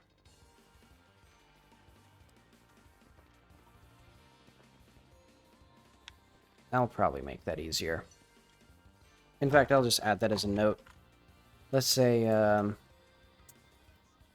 make the backtrack out of the hive area easier and more interesting.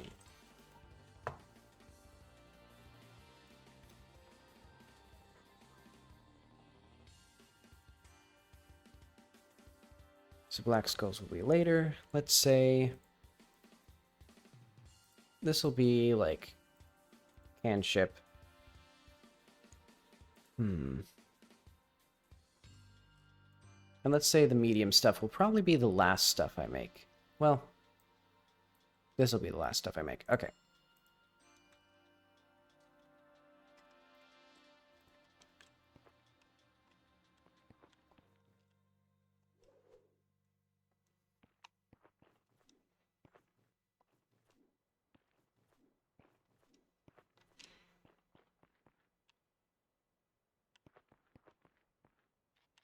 So these guys should probably be closer to this entrance here.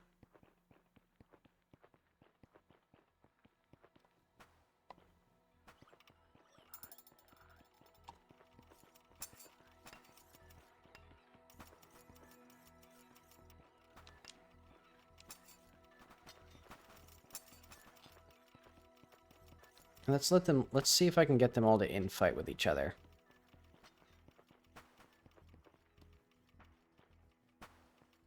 Oh. Those guys are off to the races.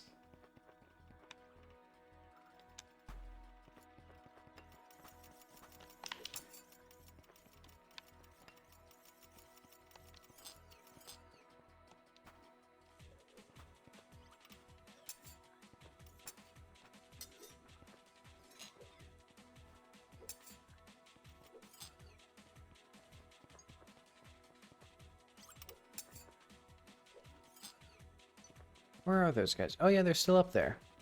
Look at them.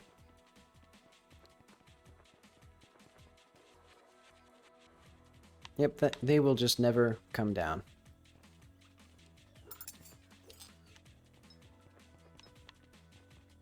Locked in immortal combat.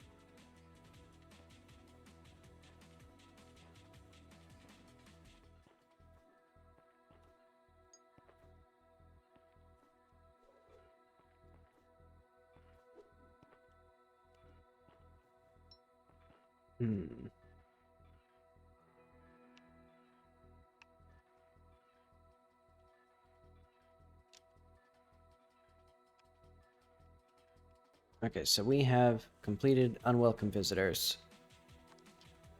Let's say that that's good for now. Because now what I need to do is I need to figure out the... Well, I guess let's make Byron more noticeable. And let's make him stand outside his house. So that'll be... We go to this chunk.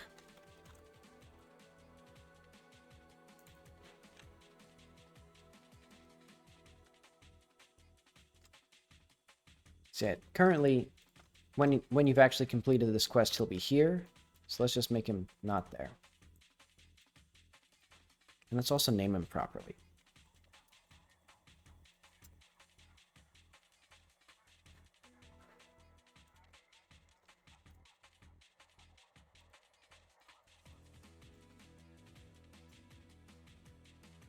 So these guys... Okay, yeah, these guys have the same names now.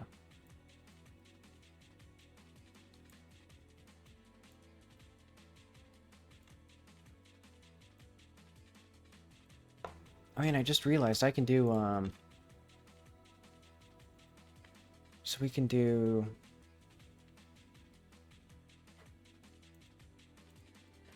waving here.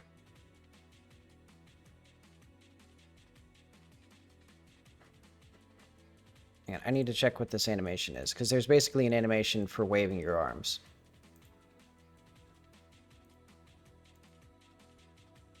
Waving loop, I think.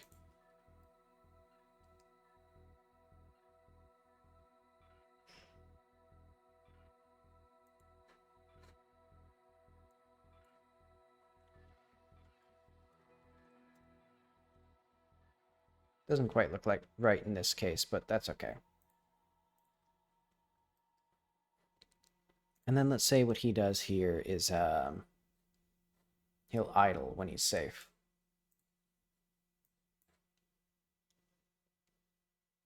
So that'll be like main speaker, idle. I think idle is in here. Okay, yeah. And let's do like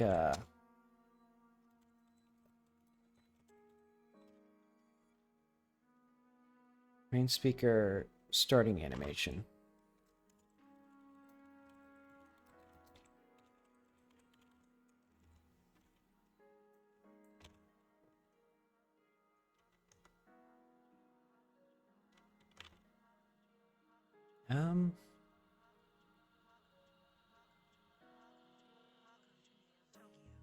Okay, I think that all looks good.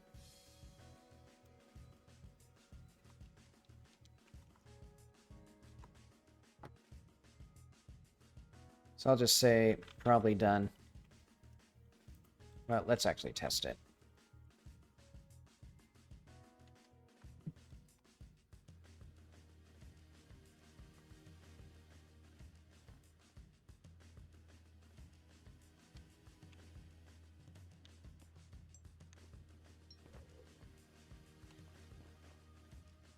Is this... Wait, where am I? Oh, I'm here.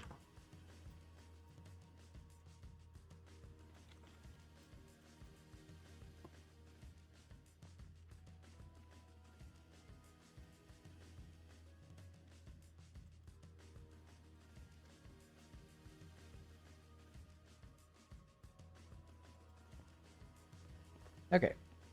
So he comes down here.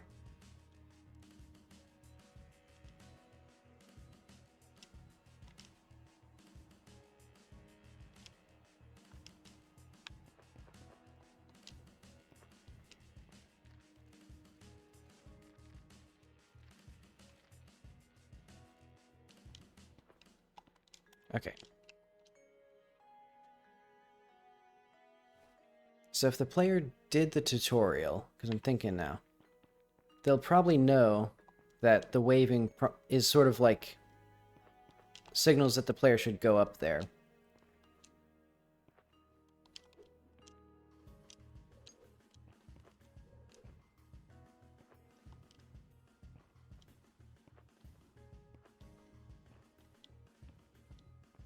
And I should probably come up with some more interesting way for the player to get to move fast, since right now it's just the roll jump. Oh yeah, another thing I need to do. Eventually, let's see if,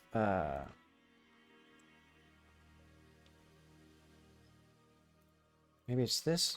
Reanim... Also, I forgot to hide the spoilers. Okay. Reanimation. make a clear visual tell when you can roll jump out of a roll. Basically, to help the player figure out what the when to actually press jump out of a roll. Because I can feel the timing, but that's in part because I just wrote the code for it, you know? Because if the player can't see it, they can't feel it.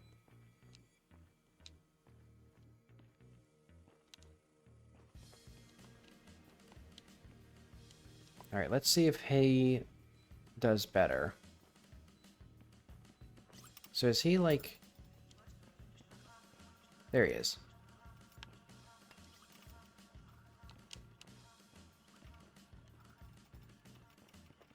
This thing moves too fast. Hang on, that thing just goes like... That thing goes crazy. What is this thing's problem? What did I do to it?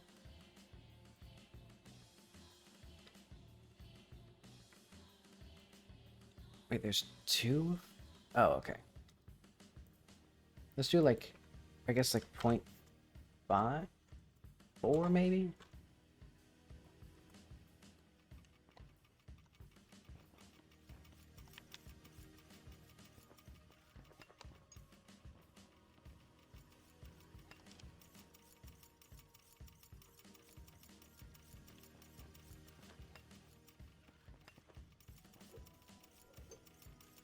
Alright, and also I'm going to move the NPC, or the enemy, that's up here.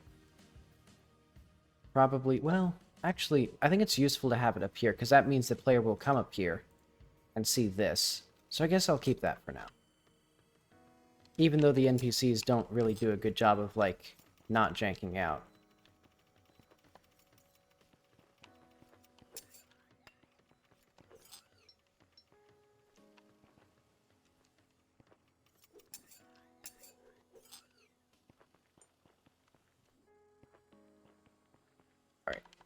But I think that's all that stuff.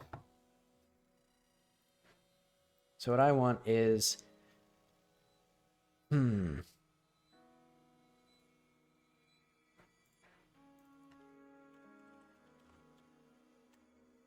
So this is like the main premise of the game, basically, where... And the materials jank out here. Don't worry about that. But basically, when the player starts the game, does this thing... Which one of these is supposed to be visible? There we go.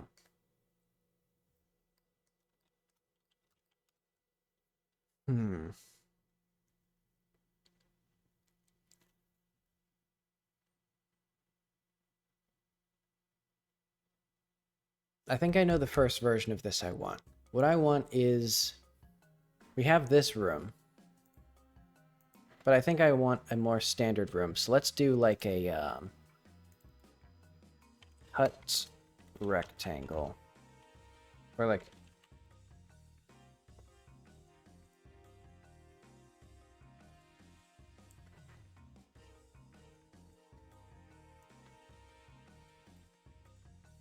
Editable children.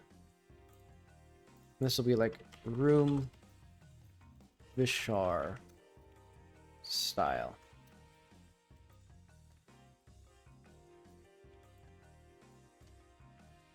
Because basically there's multiple versions of the area that, since this is all like a hologram, I'll actually have to figure out, actually, before I do that, or get too involved with that, how big is this thing?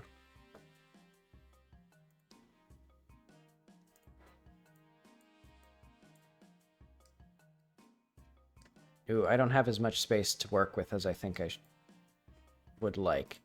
How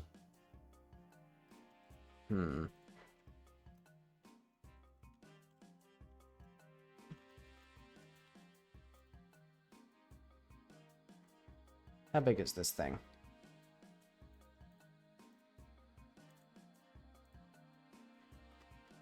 3.28.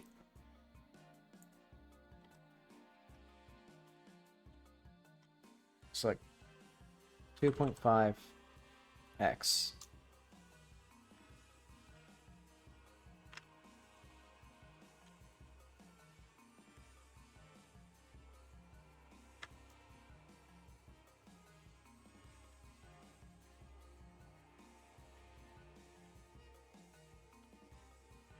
Okay, so this is a box that's the same size.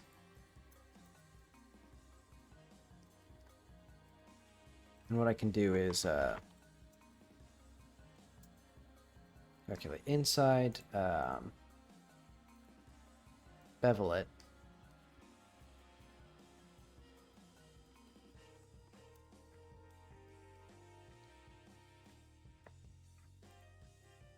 And we'll do like auto smooth. Because I'm going to harden the normals. Ta-da. Well, that doesn't quite look right.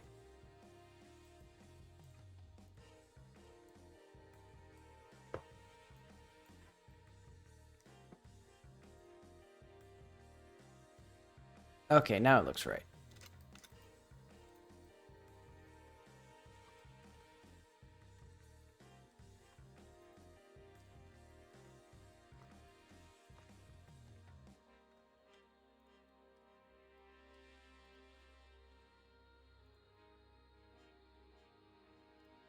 So let's have like I'm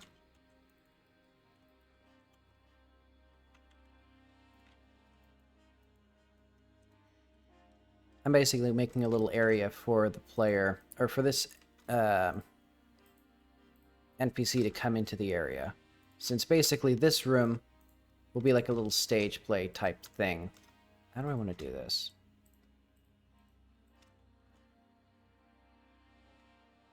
I think I can do grid fill here. Hey, that actually worked.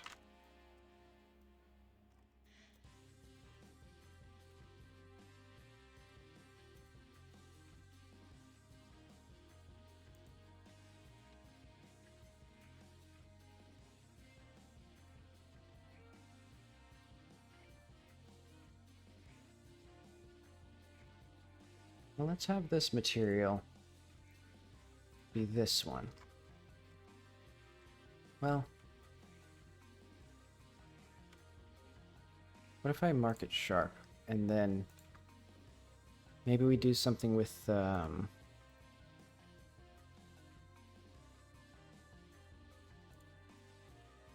that isn't right. Okay. So I just shouldn't have this here.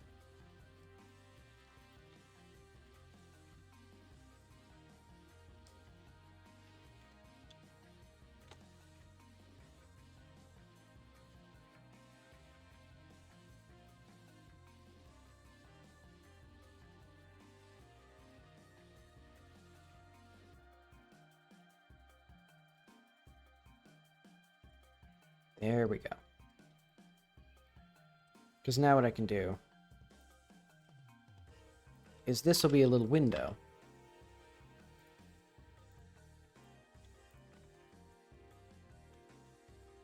And it'll be like a fake sky outside.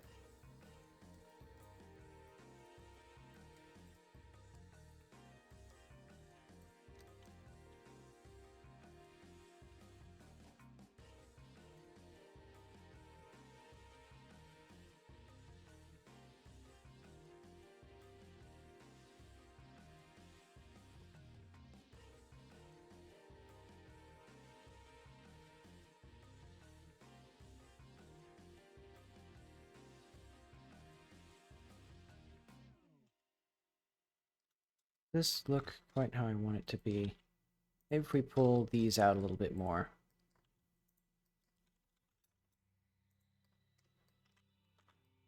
Okay, so now this room is smaller than our other room. This will be environment medium.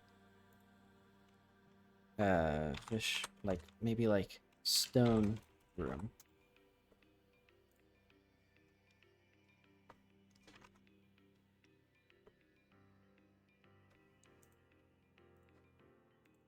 Oh wait, and now we need to export it.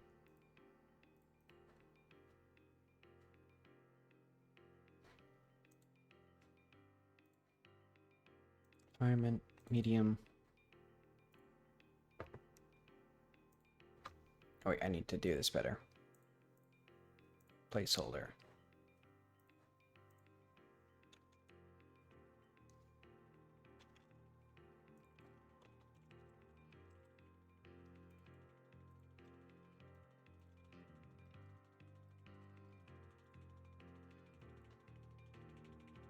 Let's do like, how do these things work? Okay, so they're all in visual layer 17.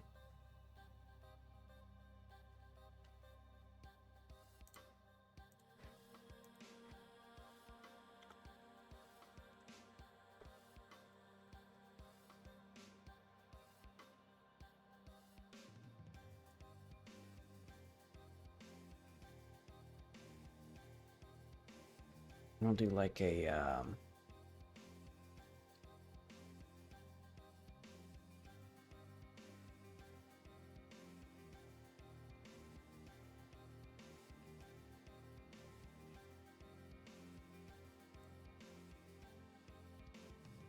unshaded.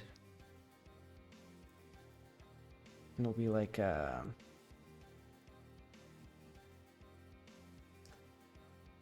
this maybe for now.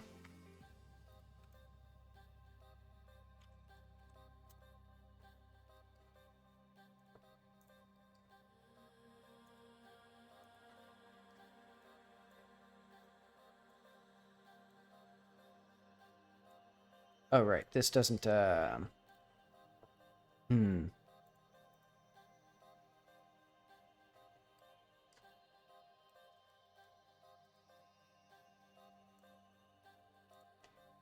So if we do double-sided shadows...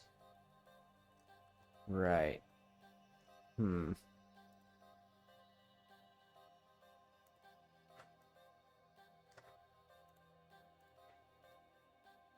Because I basically wanted a light to shine through this window. I have a good idea.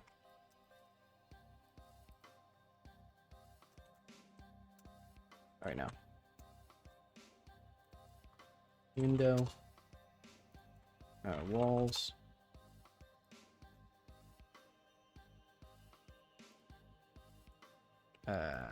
Don't need to save that.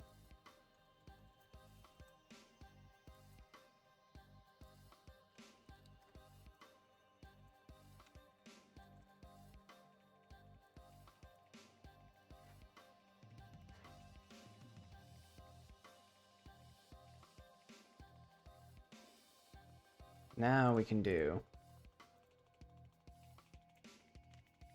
this.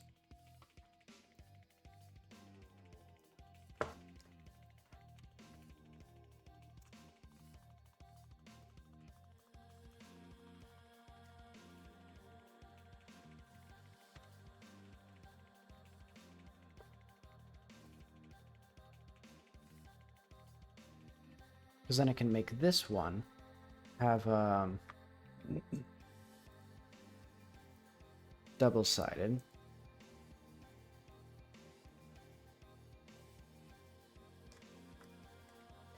And then this one will just be off.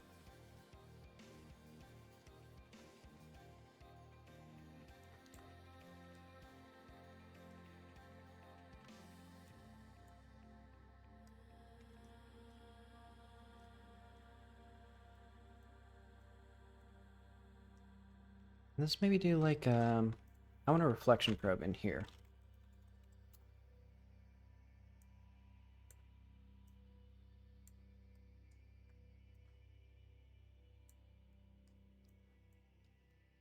I don't know how well this will work, but basically I want it to be like maybe darker in here.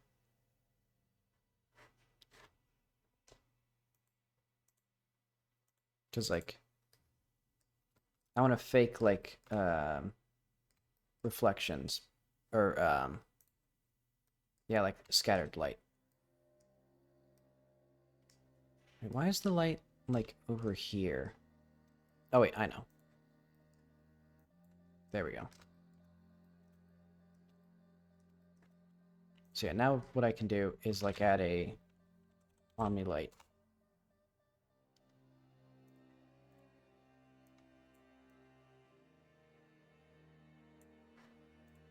So if it's like a low energy, kind of tannish color, right here, doesn't that look pretty? And then we can make an even weaker one. Darker color. Larger. Like up here. Ta-da!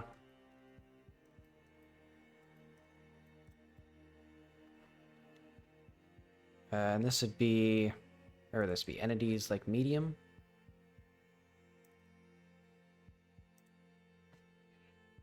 Where the hell's, where's the medium?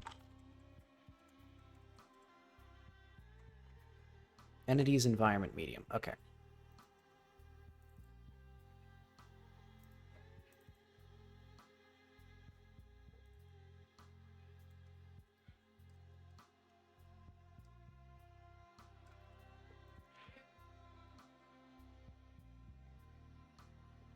And I think this reflection probe will actually be the one that controls all this.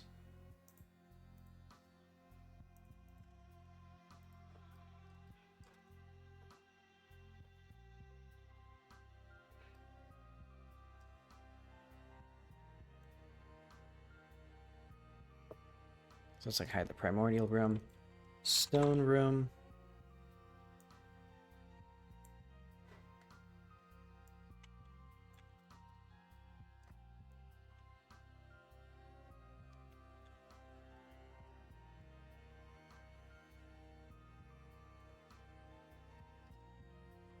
And then also, I guess let's just get rid of this reflection probe, because that's going to be confusing.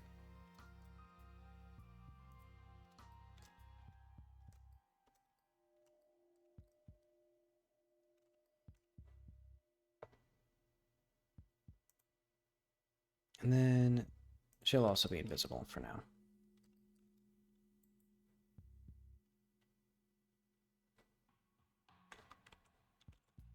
Do we need edible children on this? So what does this hologram do?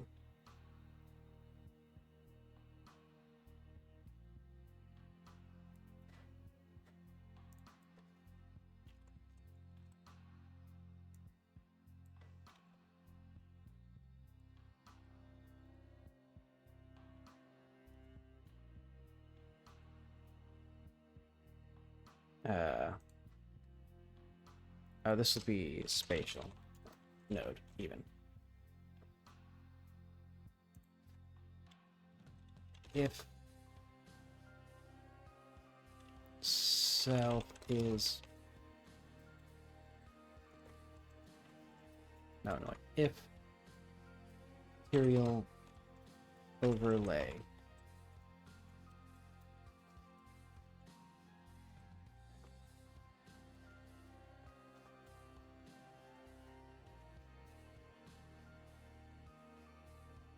maybe like this, or maybe in self.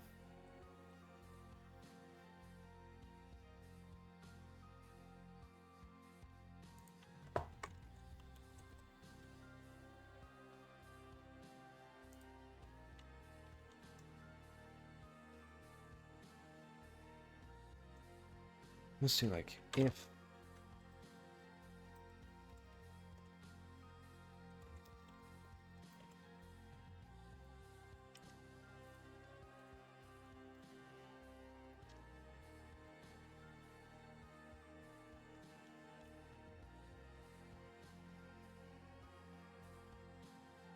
we need n, and let's do like material.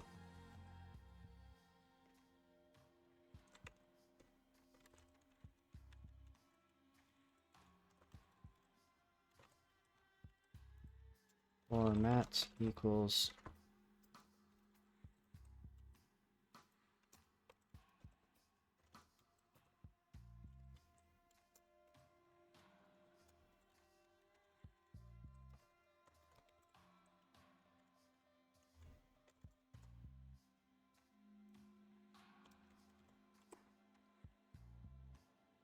okay. So we have that, and then overlay. So what does this do? Okay, that does the same thing. Or that does that properly. And then override material. There we go. So now this node should work with this. And this. Maybe if we...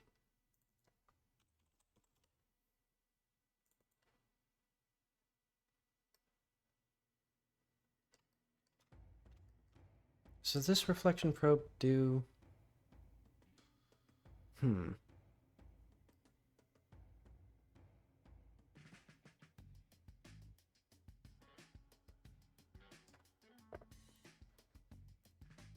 This will be off or on.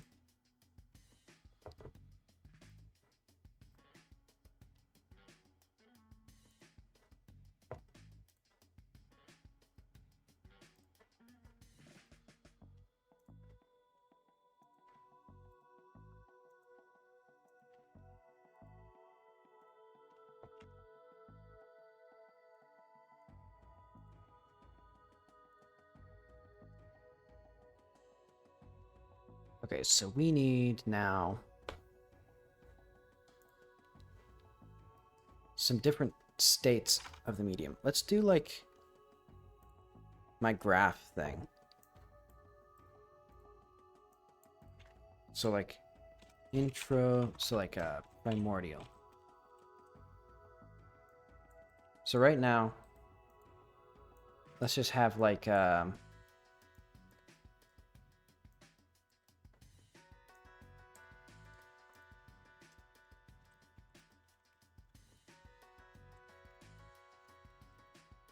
talk to like 4 people in the Shar area.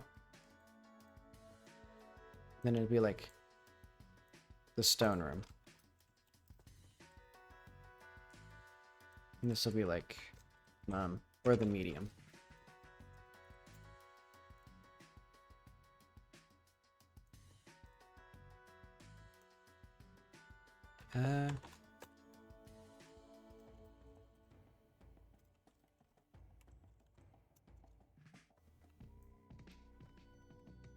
How do we like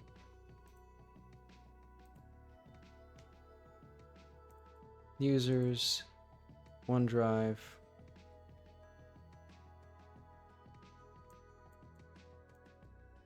desktop to do, I guess, quests, and then like the medium, like effects,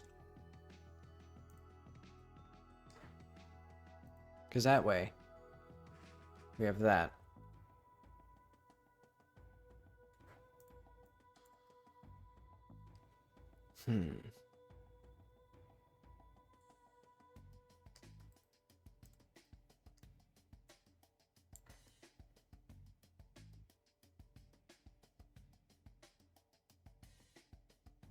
I guess that's fine.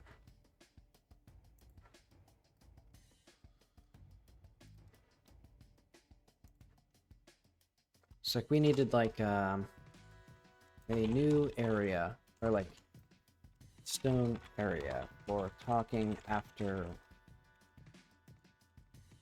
much information, and then like dialogue.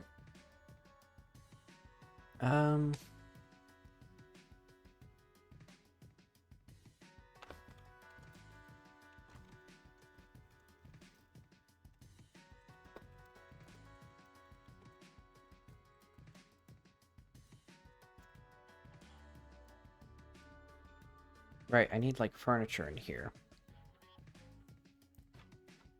So I guess, well, I guess this is fine. So it'll be instead for this stone room. What is this like light anyway? There's like there's this big thing here and I don't get it. Is that like this light?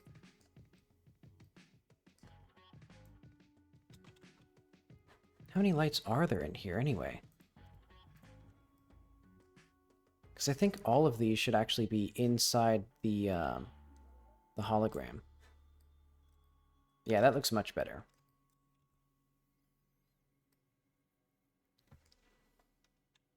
I still don't get what this light here is.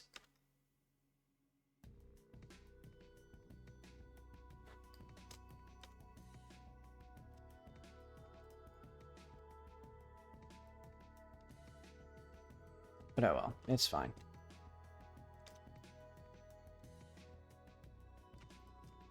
I mean, it looks really fancy.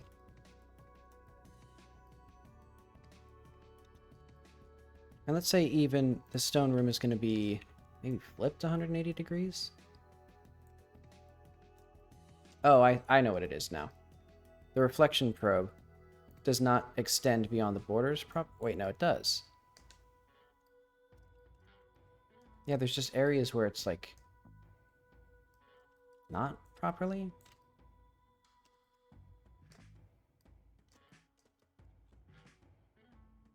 Let's make sure this hologram also works as well, or that it encompasses this. I think it does. Well, let's make sure.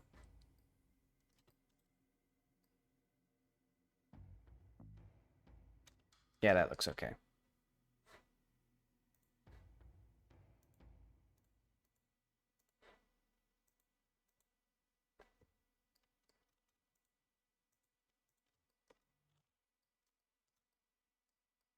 Yeah, I don't know what that is. But I'll let it slide for now.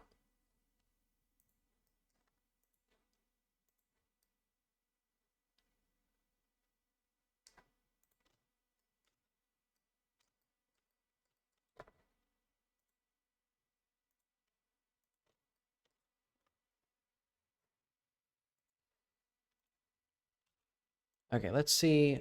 What do I have for these anyway? Set room visible V. Hmm.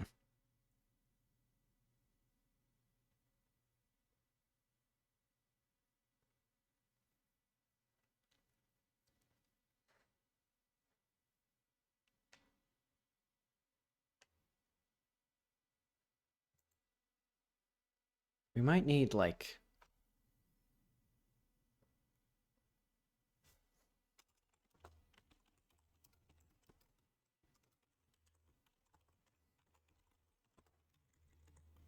a dictionary of all the rooms. So it'll be like stone room.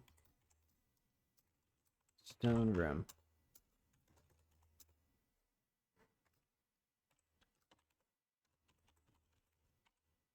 Well... yeah.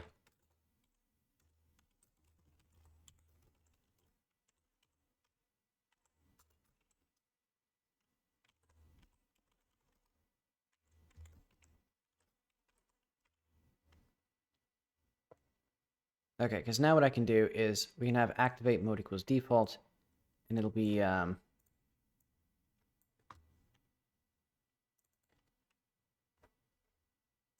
a default here, primordial, stone, and then for m in rooms, if are not equal to, or let's do like rooms are not visible equals r equals mode.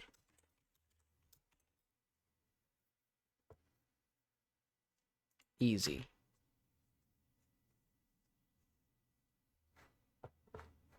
Oh wait, and also our music.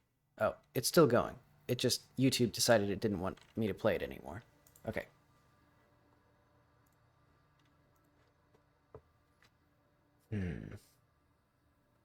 So let's also do this here. So if, let's just do for r in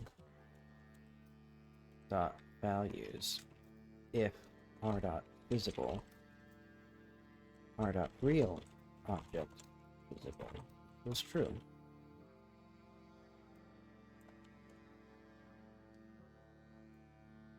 And then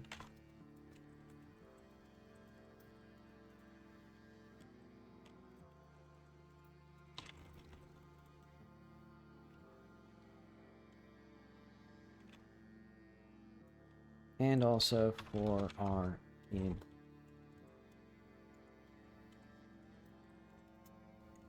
values. There we go. So now we should be able to pretty quickly like activate like primordial, the other one.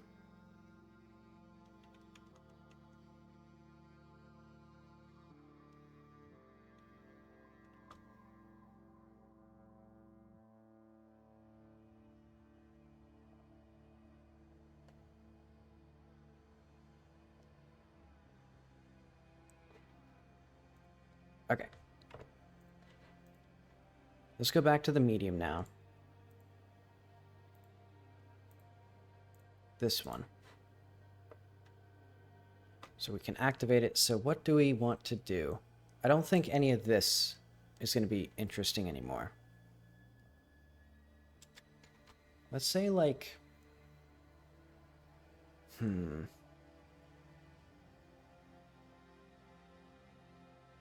We need to calculate some interesting thing.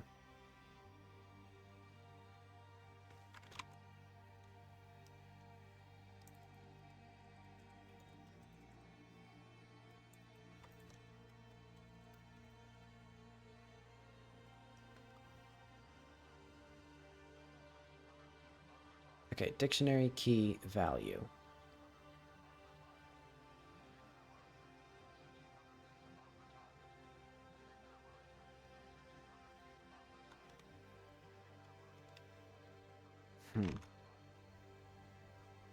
Because I want some NPCs to have a tag associated with them. I guess let's do this in the dialog viewer. So like, when do we set talk? End.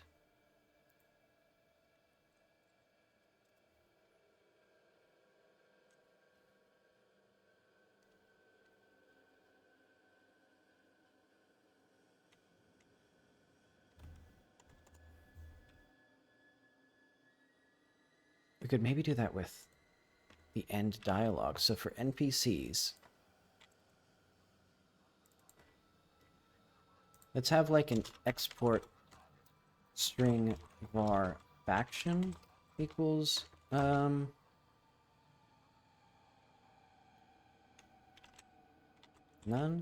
or neutral.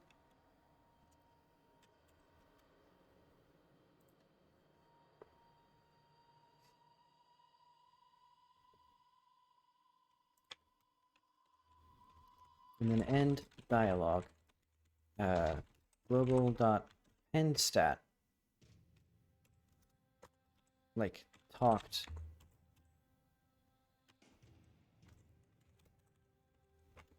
I know what it'll be. Append stat talked slash plus ID. So basically now I'll have talked slash yakaz or yakazi maybe. Let's do like, and now let's go to like 112.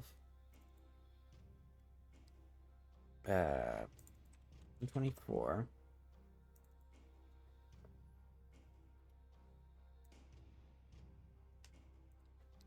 Oh, and I just realized the entire point of not doing it this way was and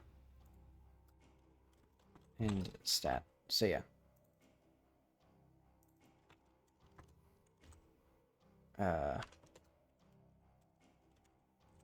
That's still there.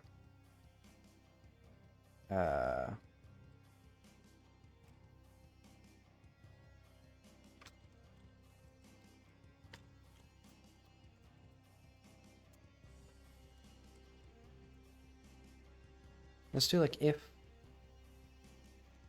stat.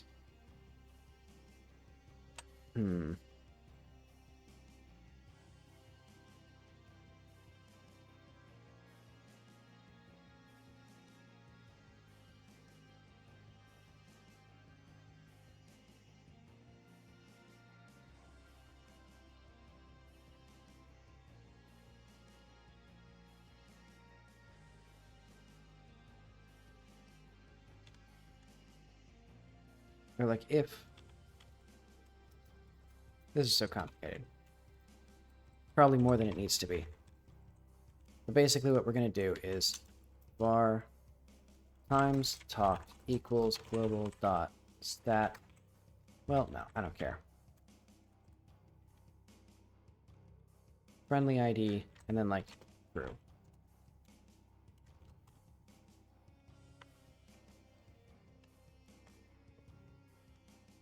Basically what this means is we're going to have a dictionary that's saved, and it'll be like talked / the faction name. Then it'll be the name of the character, and then it'll be whether or not you've talked or spoken to them. And so most characters, I guess, right now will be Yakazi. And we'll do like a stat count or something.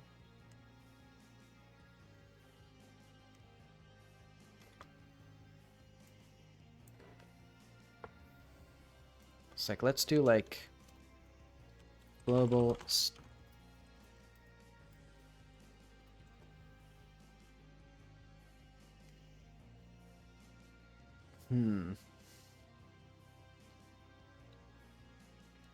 what do I want here? If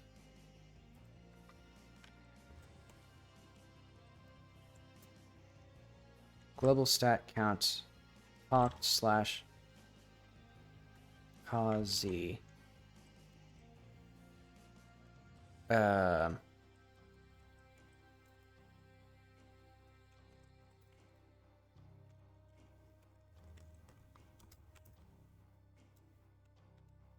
if you've spoken to like 4 named Yakazi people, it'll do like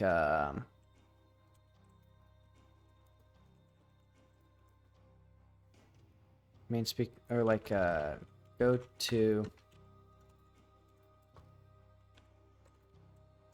like stone or something. Well, what do I want?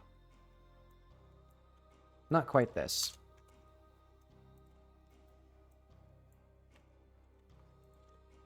Maybe like this. So basically, because this is the info, then it'll do this, then it'll do this one.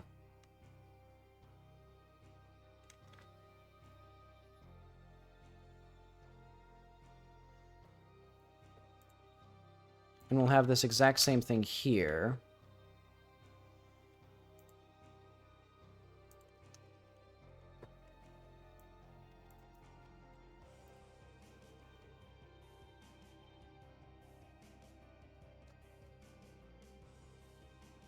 Okay, some complicated stuff here.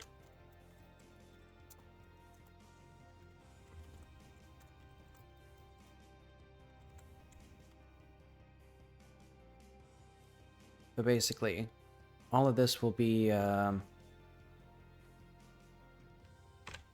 mention main speaker activate stone, and then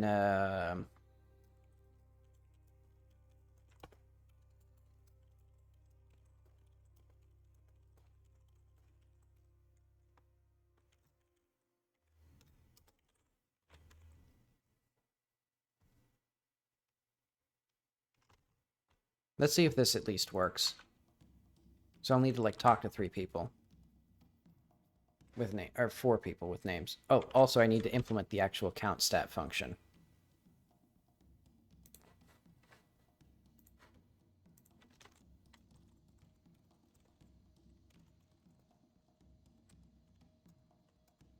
Oh, I already have. I don't actually need this anymore. Function count stat.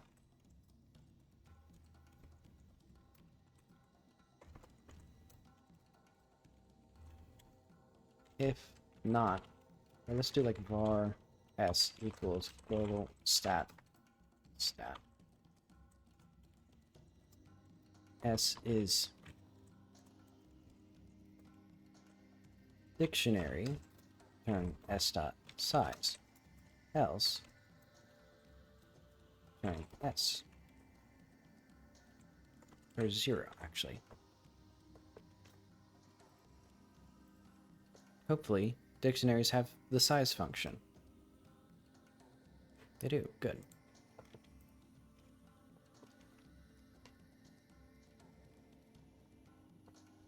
So this means that now, if you have any information about... If Jackie has any information about her mom, she'll go to the main thing. Otherwise, she'll go to the stone version, which is not quite what I'm going to do in the final version of the game. Because it'll be basically, I think, the stone hut will be what's used most often. Alright, but whatever. Let's reset the game.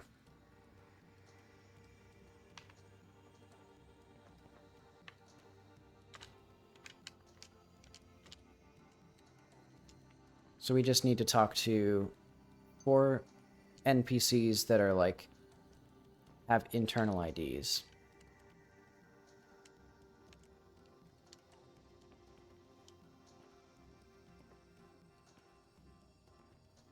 Which I think might be actually most of them. Is this guy sitting? Yeah, he is.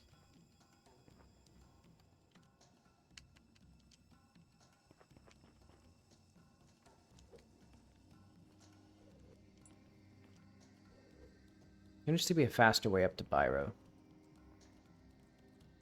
Well, I guess just a more interesting way up to Byro, because it's really boring.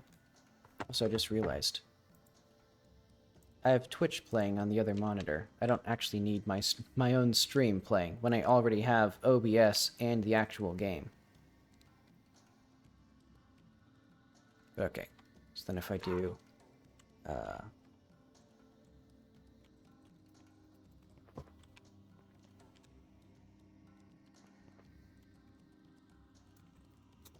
So let's see what these are.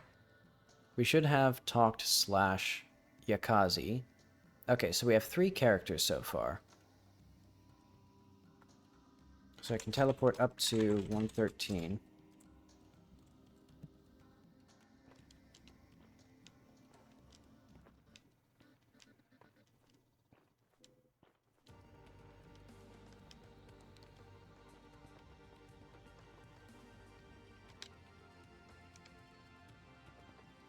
And now...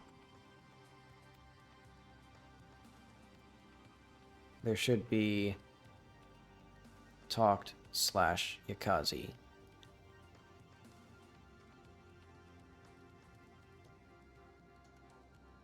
Let's actually clear this first, and then we can do this. Yep, I see it.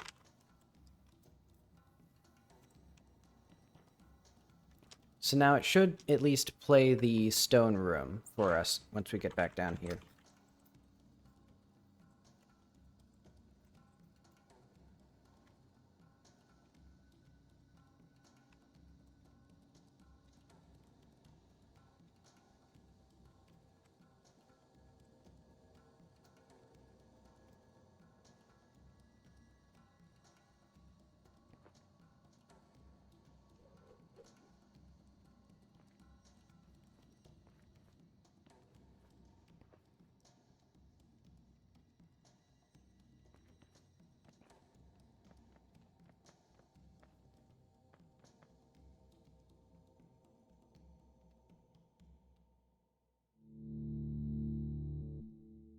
Oh.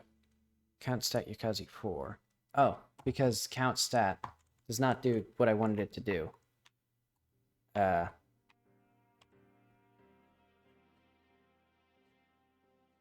Okay. But at least the code worked. So now I need, so how do these work?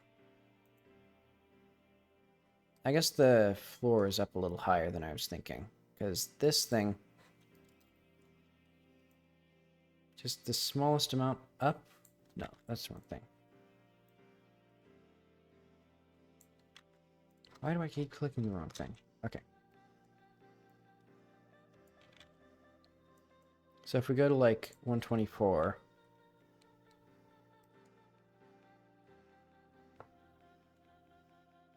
the medium.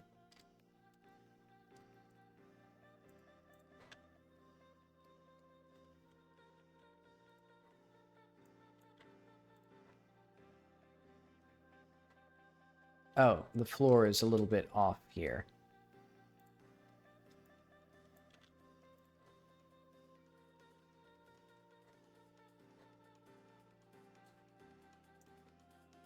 Ah, well, I'll just keep raising this until it all works out. No, I'm just going to raise this up like 5 inches. Alright, so let's, first off, how do these floors actually, like, look? Oh, okay, so this one actually is substantially, like...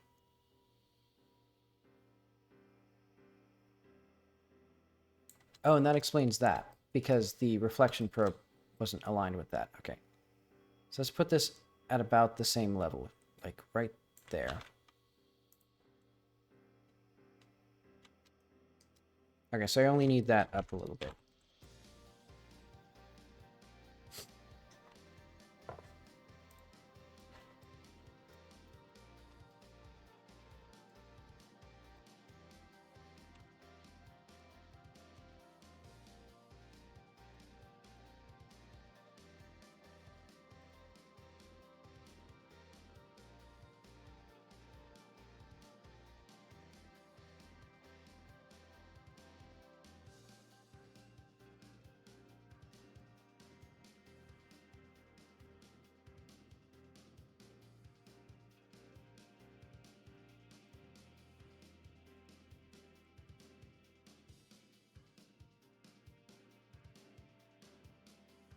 It actually looks really nice in here. Oh, the...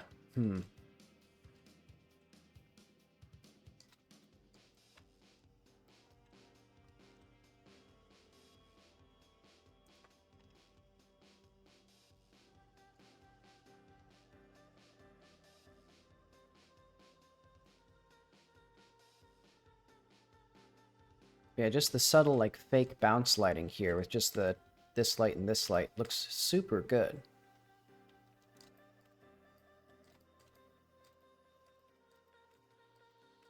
Wait, but we should also probably have a light here.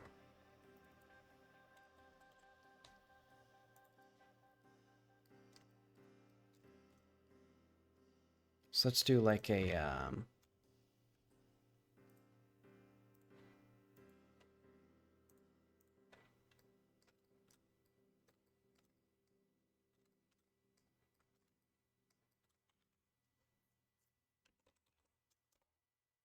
thinking like an omni light.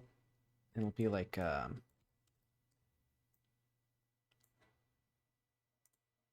shadow. Well,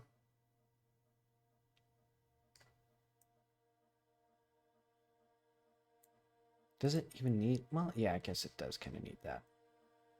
Or maybe like,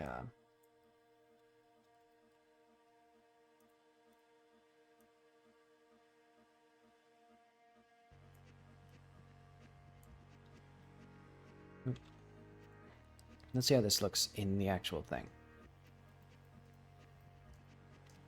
Yeah, not quite what I want.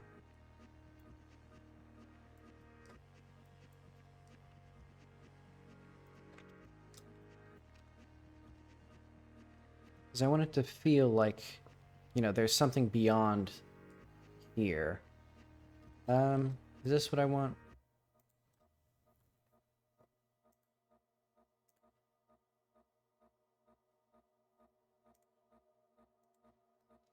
Maybe I could get away with just a spotlight.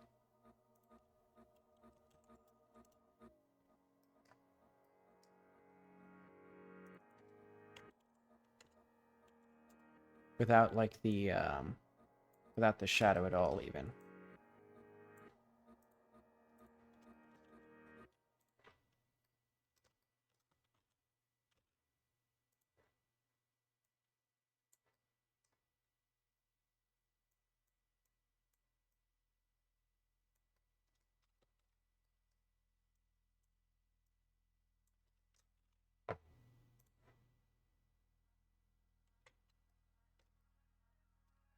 Yeah, that seems about right. That looks pretty cool.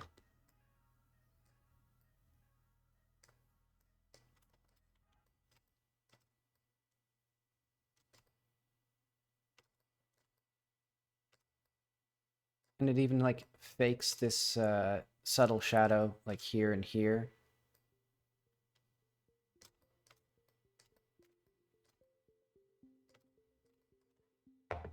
Okay, let's see if has YouTube stopped.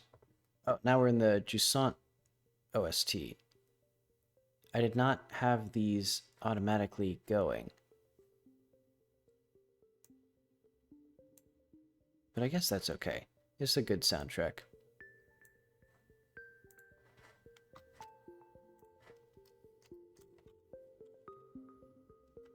Okay, let's go back into the game. Let's see what this little creature looks like. I also need to make sure that the first time you use the medium, it should still have... Oh, right. This still needs to be hidden and not real object visible.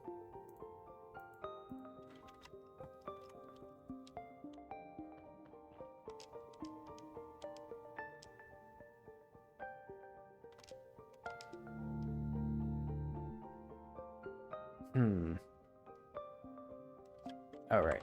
Still not working right.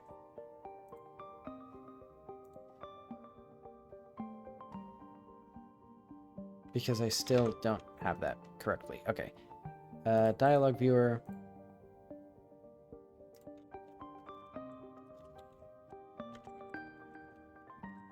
Stat string. Min. Value. Int.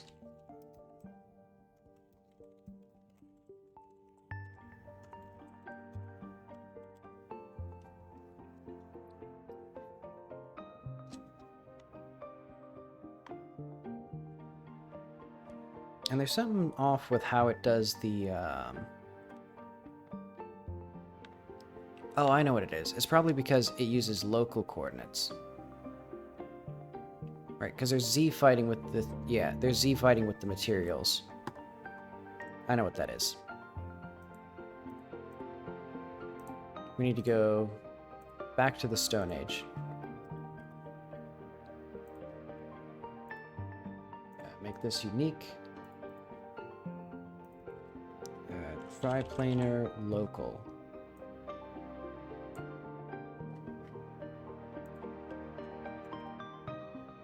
Or like...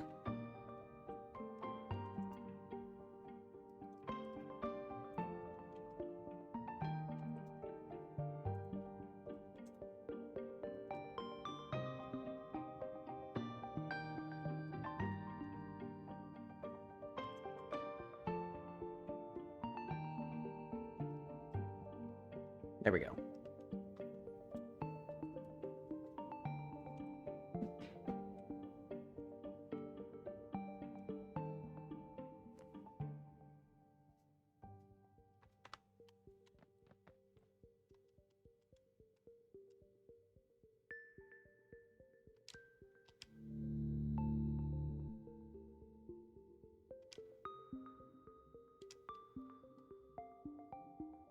So now it's looking pretty cool.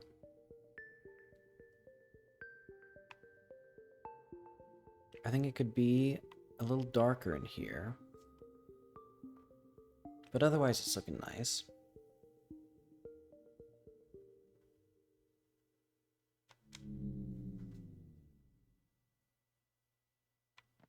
Oh, this place didn't turn off properly. Yeah, the illusion sort of falls apart if it doesn't, like, deactivate, which I don't know why it didn't. Oh, wait. I know why it didn't. Wait, no, I don't know why it didn't. Yeah, what the heck is with this thing? Okay, so... Is there... So all of these... Okay.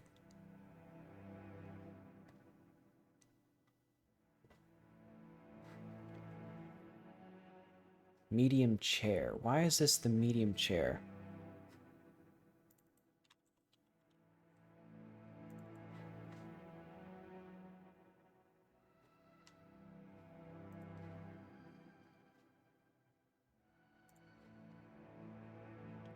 Because this thing has this, and then...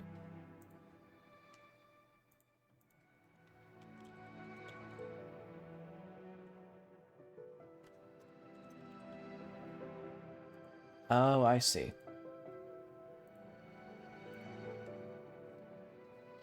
Well, why the hell does this thing have this, stuff here? Like, can't I just do,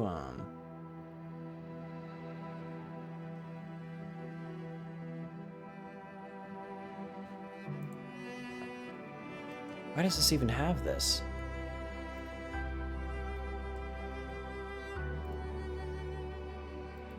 Okay, that just wasn't supposed to have that.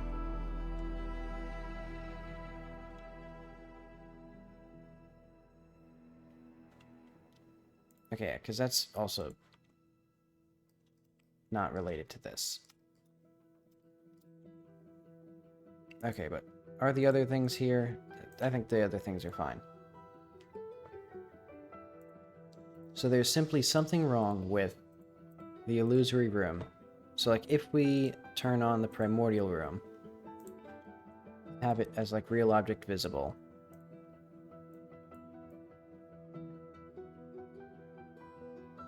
We have activate, and we have deactivate. Great, beautiful. Turn this on, real object on.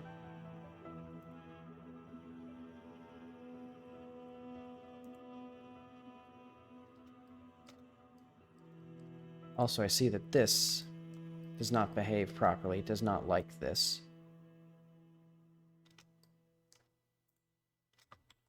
And also I see that these, what the heck is with these things?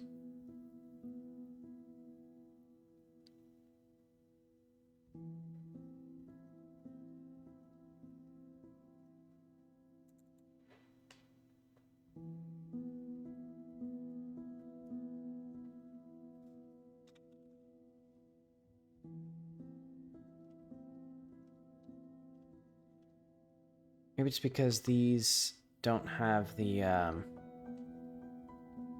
no, because this thing should work here. Maybe it's because it's not editable children?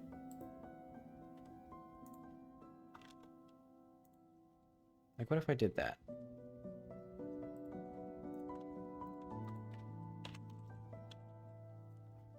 Though even this wouldn't explain the problems with the, Ah, well. I'll just see if this works. So now the stone room is active. We deactivate. Still doesn't work. Why does it not work? We have the material override.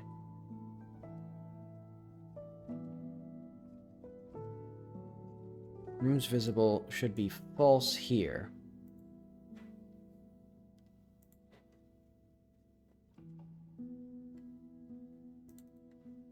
So if we set rooms visible, real object visible equals false.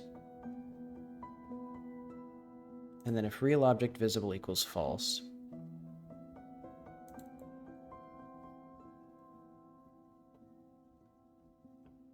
oh, I see. I don't need this here. I need this.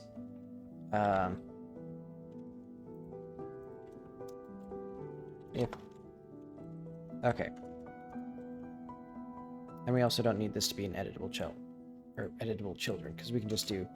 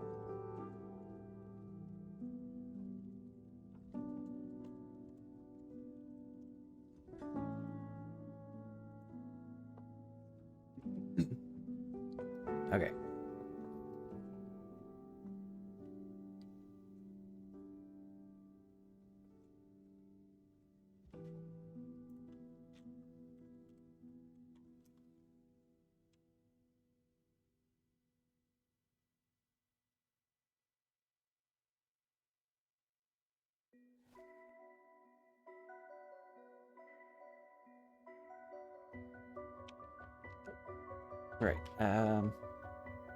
This should not be there.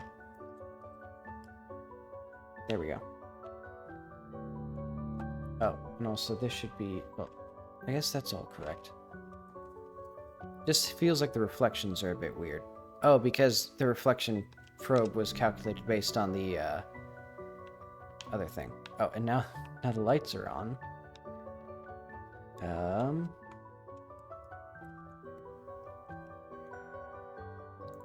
Let's have the activator also hide the rooms here.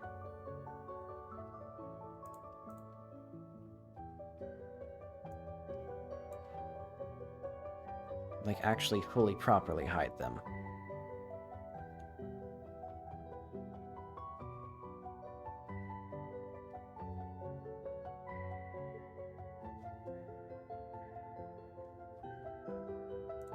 I think I just need to do that here, so it'd be... Oh.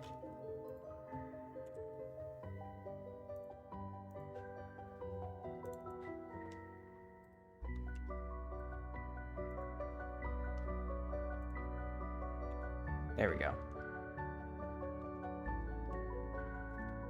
So now what it should do...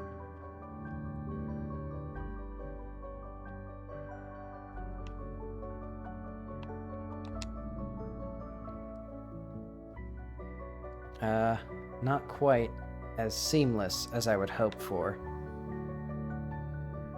Oh wait, because the lights are only supposed to be... Okay, I know exactly why these are like this.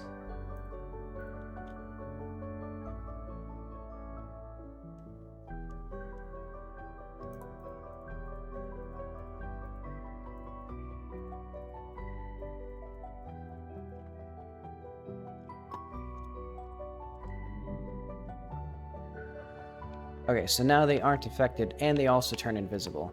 And also the reflection probe here, it's not quite right.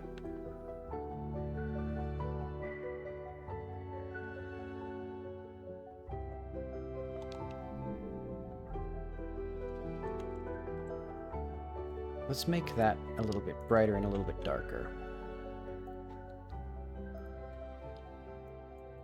Oh, whoops.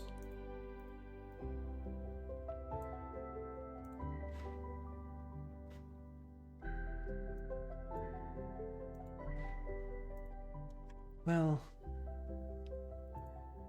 yeah, I think we could maybe like then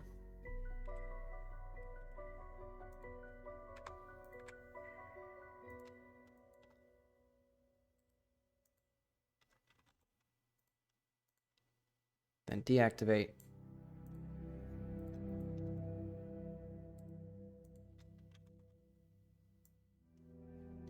So it'll go from its brightness to like the standard brightness. And I could maybe do more. But I kind of just want to make the like fake bounce lighting look a little, or stand out a little bit more. Because I can just add a bunch of lights if I want.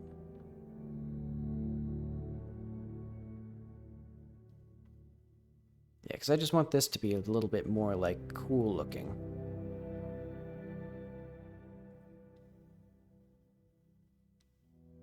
And eventually I could do something like fake in the background of that, like some sort of parallax effect or, you know, skybox type shader.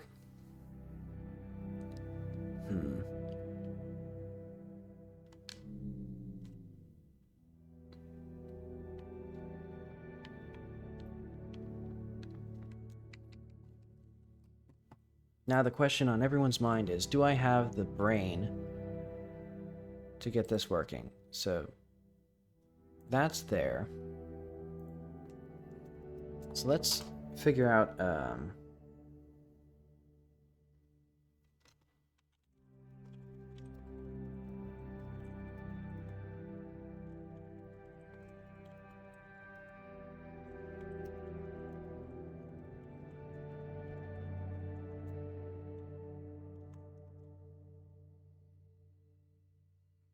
let's just add a little guy.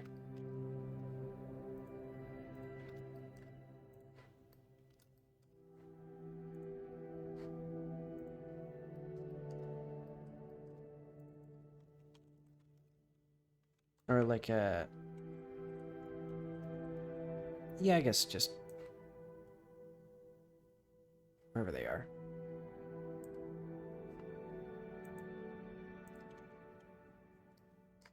$10 billion miles away.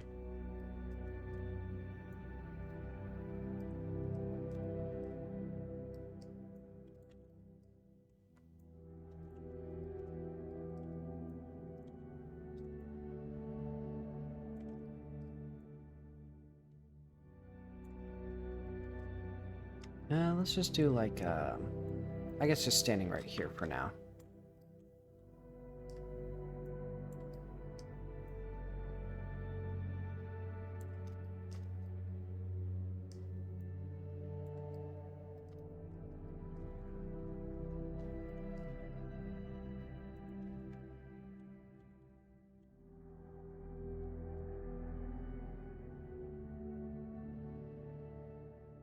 Because then I can write some fun dialogue for this little guy.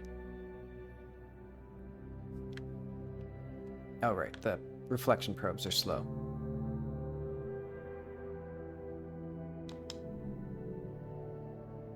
They're kind of janky.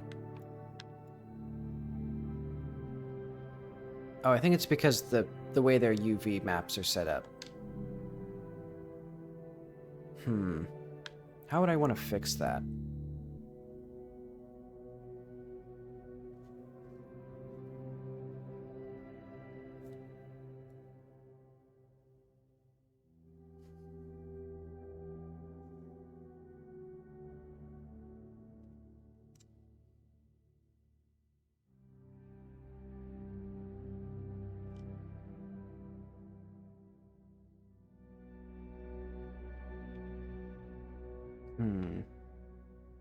There should be some more material, or like some more furniture in here. Let's just add some nice stuff.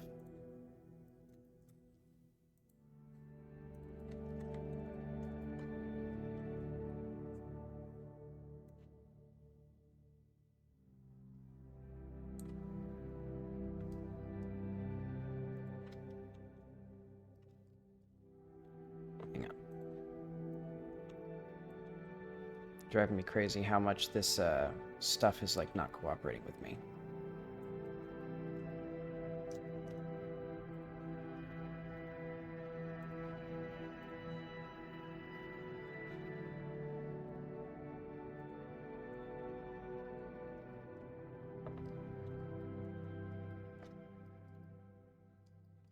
So let's do like a little couch in the back.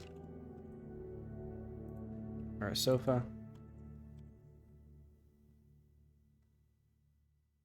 Oh wait, no, I need the coat-like thing still.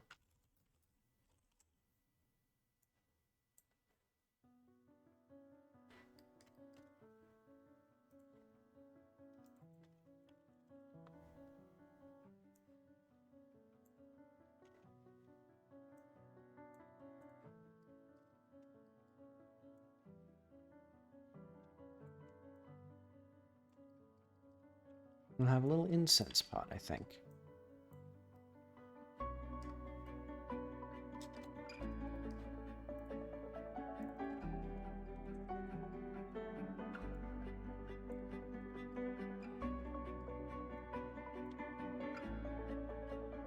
Alright, and all of these should have,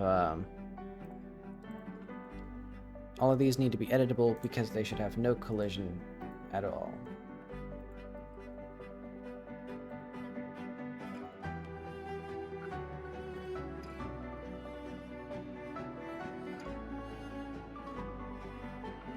Hi, welcome to the stream. Let's see, I'm gonna get the music down a little bit.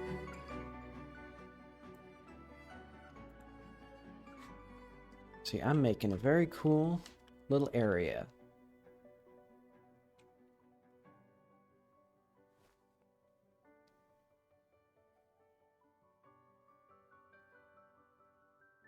So if you go...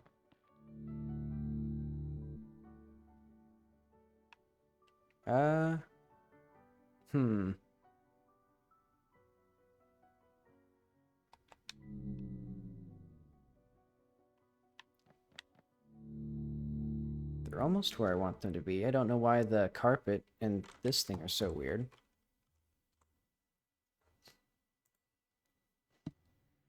Did I, like, mess up their thing?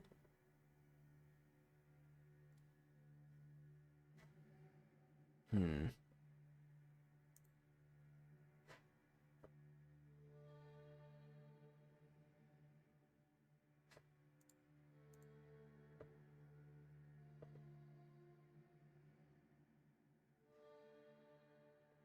Thanks. And right now, why are these not getting their coat generated? I mean, I guess I could just... You know what? I guess I can just generate a fixed material here. So, like, we can do coat shader.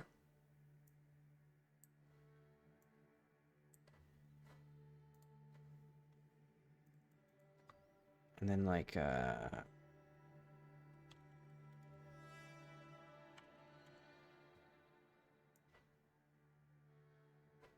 wait, not quite. Oh, wait, I didn't do this right.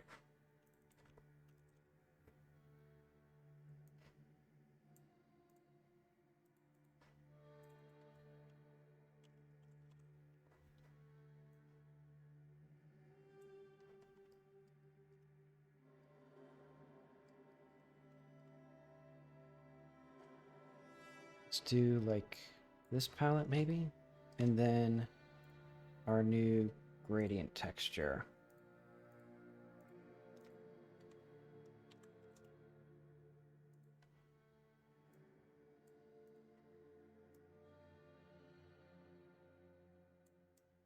Maybe, like,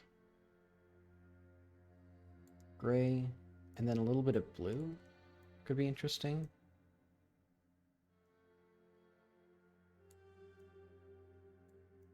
That looks weird.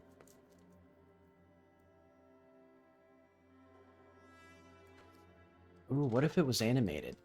Now that I'm playing with that. I don't think I can animate these gradient points though.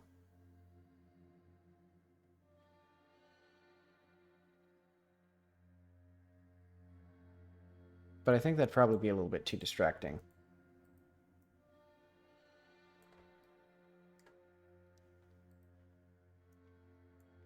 Okay, let's make this just a bit more understated though.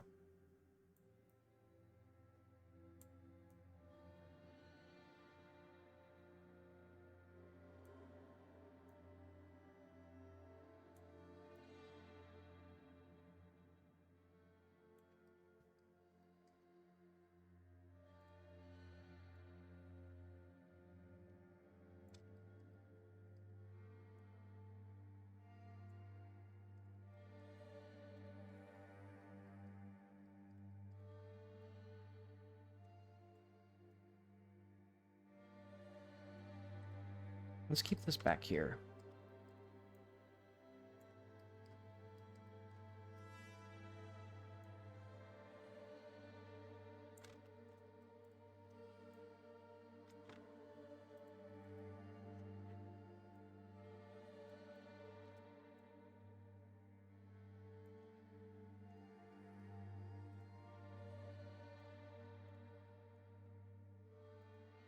Oop. Alright, let's make this unique and maybe a different fabric.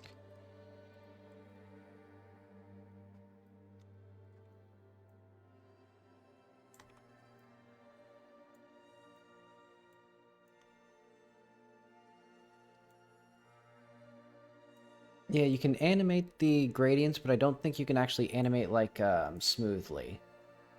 Because my goal is to animate, like, if I could fiddle with this slider. But I think because it's an array, you can only assign to it in the animation, so you'd have to basically make the keyframes manually. Or, not just the keyframes, also all of the interpolated frames.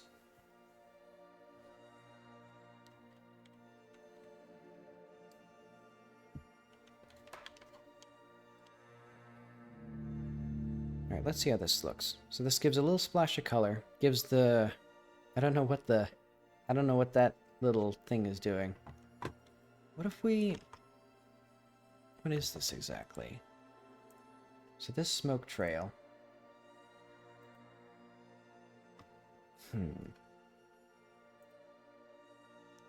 Why is this giving us weird things? What if I just...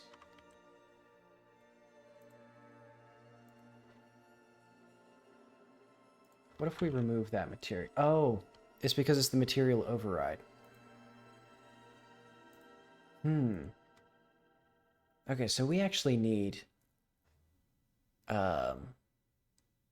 something else.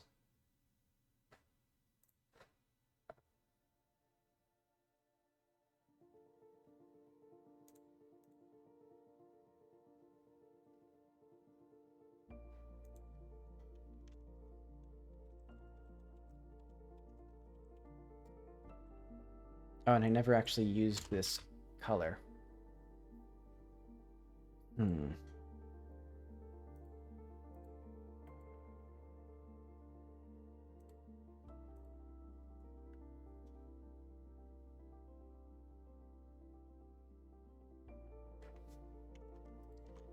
Do we have anything with material?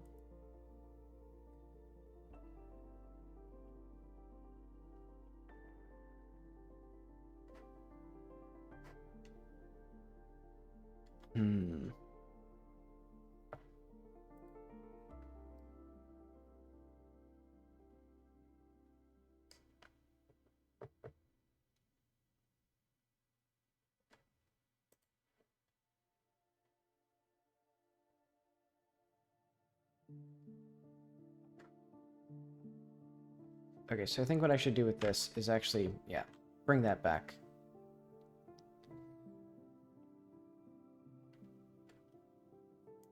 And what we need to do when we set our material override.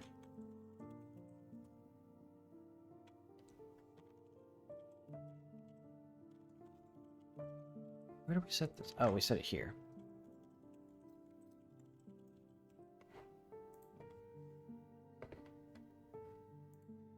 Alright, so let's do like var old.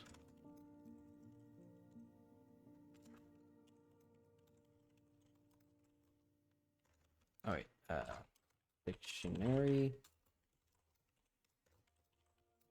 Fun bug in Godot 3. If I do this, it's the same instance for all instances of this, or the same variable for all instances. So I have to do this. But okay. Now what we can do is in override, if material and c dot material override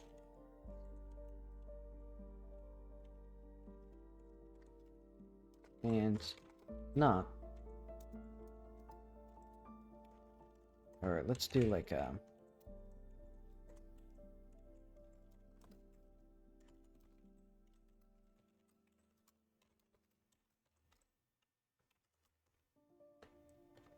if not be in old material overrides. No, I have a better idea than this.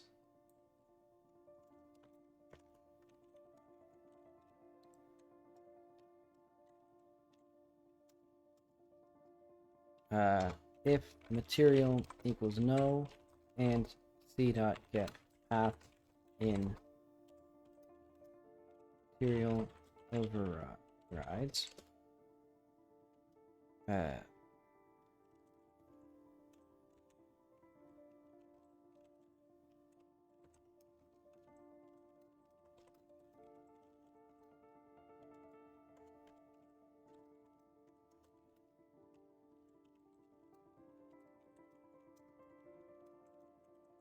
Okay. So that'll set that, and then what we can do is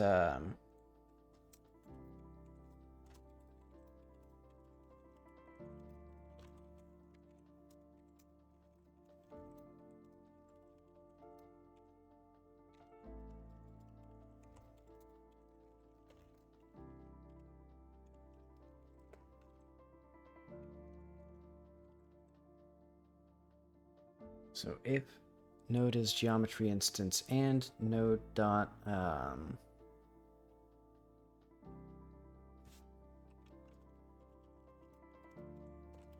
override.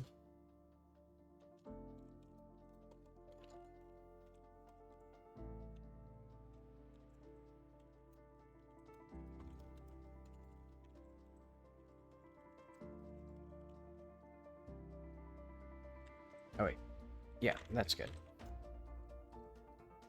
So that sets that, and then if node is spatial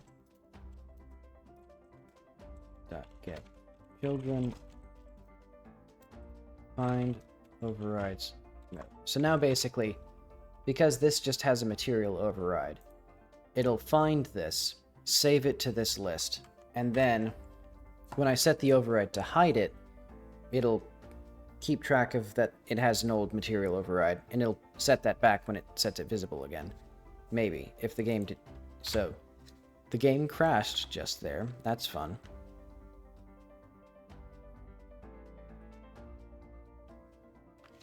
Okay, very fun.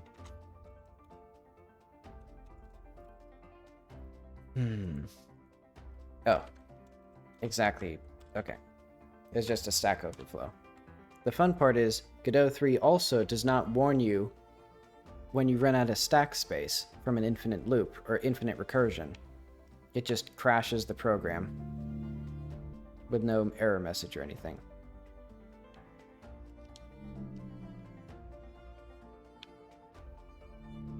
Wait, hang on. Let's see if the incense looks good. Hey, look, it does.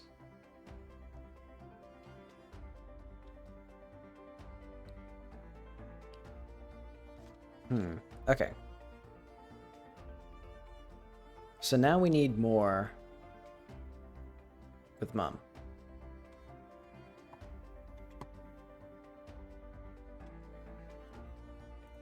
So let's do like talk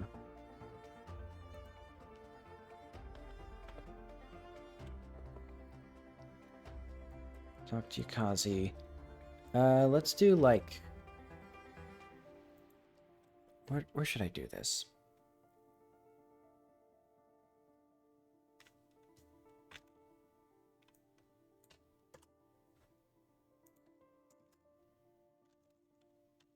So if count Yukazi,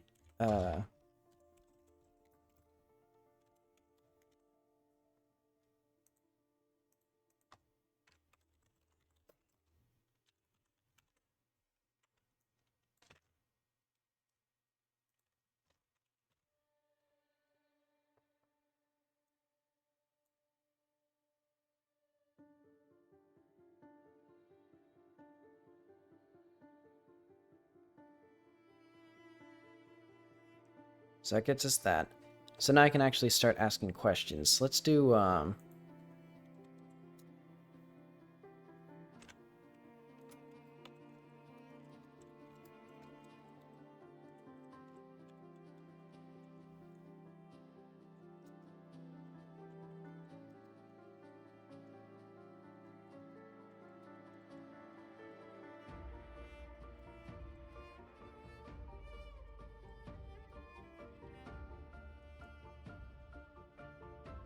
what would she think? I think she would be sort of baffled, I guess, because this doesn't really look like what she thinks her mom looks like.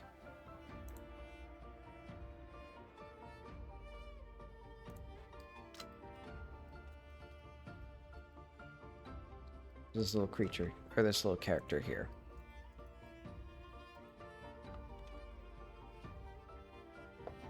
So let's say,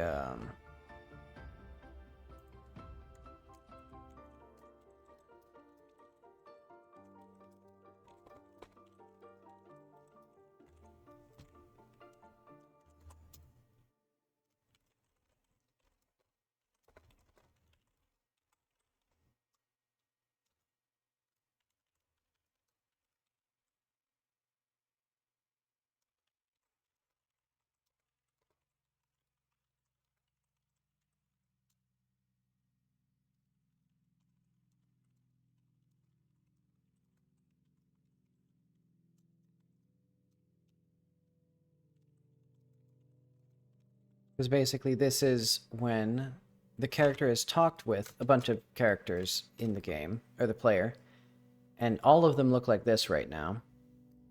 Eventually I might do something different. Or have human characters, but until then, I guess this will make sense. Because eventually I think her mom will have like a human description.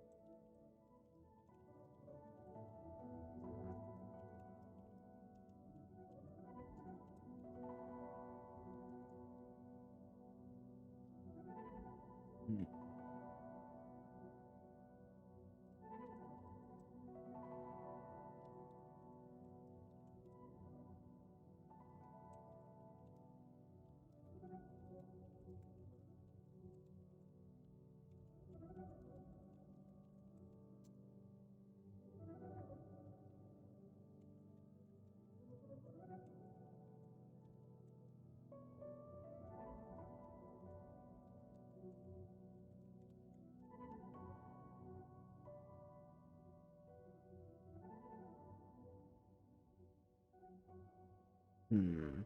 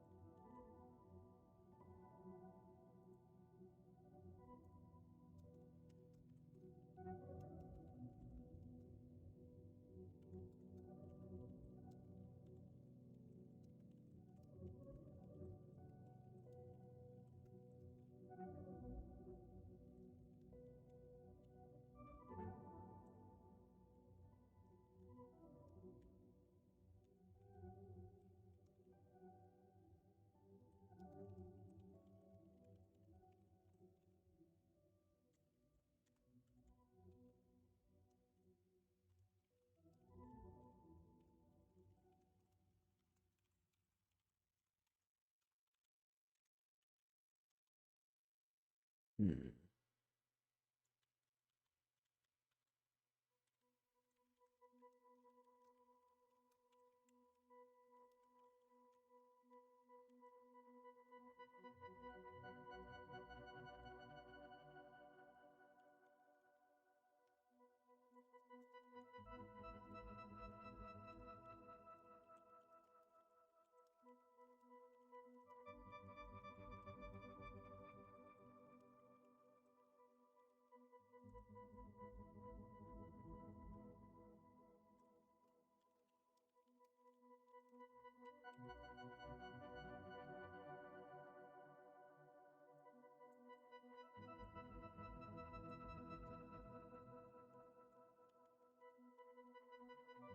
I think this specific section is only for sort of like the in-between of like, you don't have any information about Jackie's mom, but you have talked to some of the other characters. So I think maybe it'll be even less than this. It might be like, well, no, I think 4 characters is about right. So like, because you've probably seen quite a few of the locals, you know that they all look like these little guys, and you've talked to a few of them, so clearly it'll be like this. And now we can have, I guess we can start having questions for her.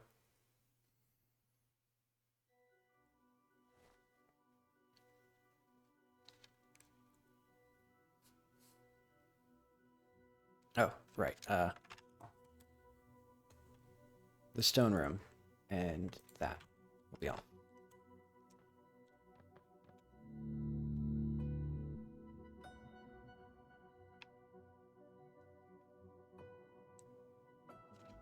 Oh, not stat.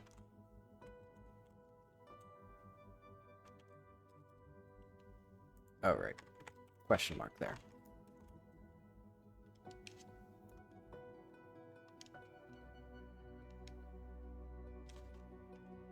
Also, let's make sure... Yeah, okay, so the other one's fine.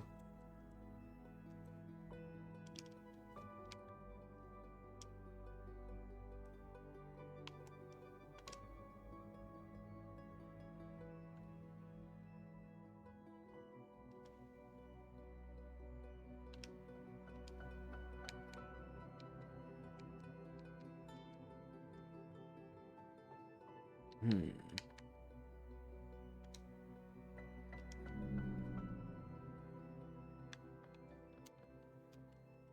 Okay.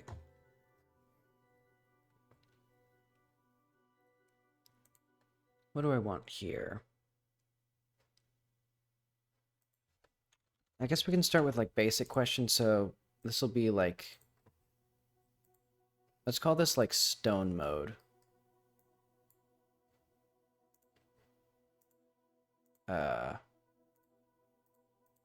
Main story, terror at various stages, so let's call this, like, stone room. And we'll have, like...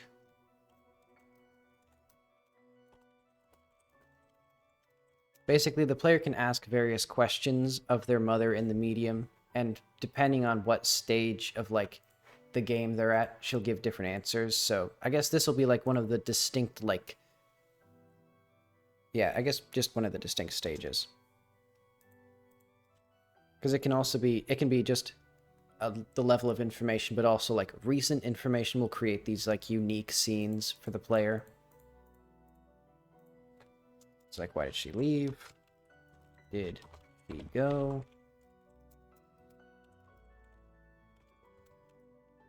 I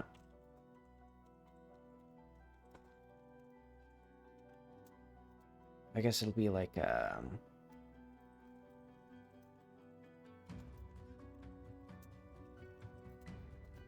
tips for various quests.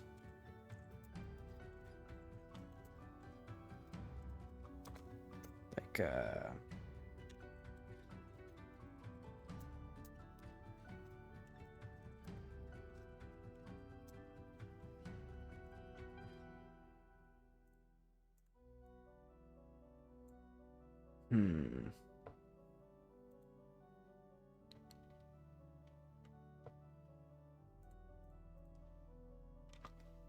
So is this...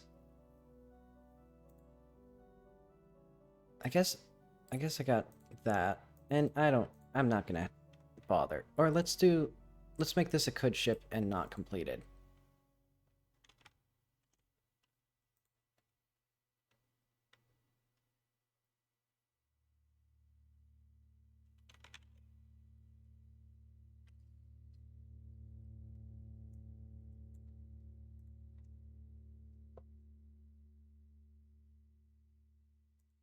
Okay, so let's say like note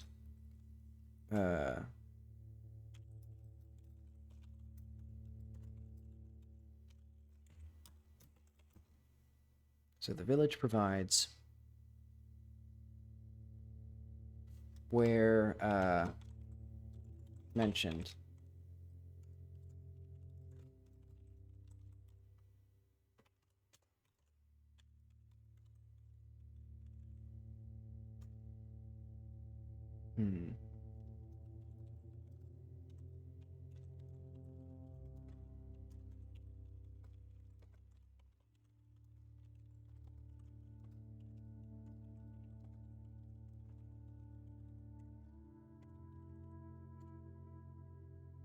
Let's do... Where's my quotes? There they are.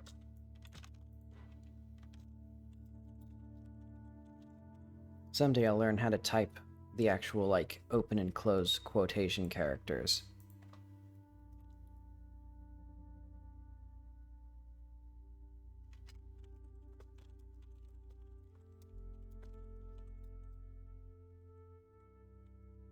And also, these should actually be underneath all of the ones that have mentioned mum. Or no, have mum/info in them. So I guess they'll be... Where should they be?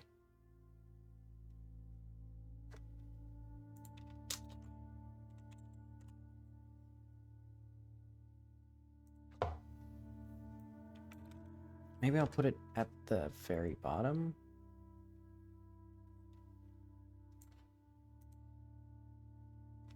So let's do like notes stone mode.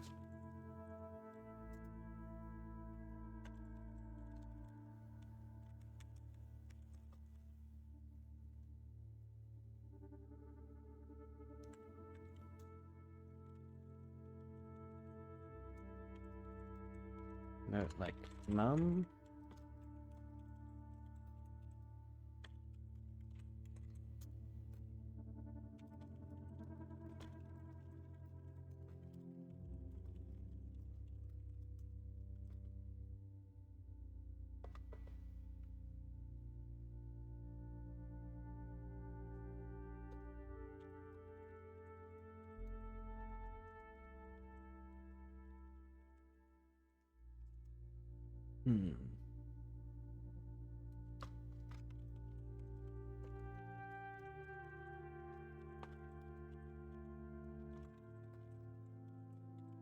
So I think a lot of this is basically just Jackie kind of like projecting her own assumptions onto people. Like, especially since this is explicitly when she hasn't had any information. Actually, probably need this up above as well. Oh wait, no, we already have no, like mum left, mum time, mum network. Okay.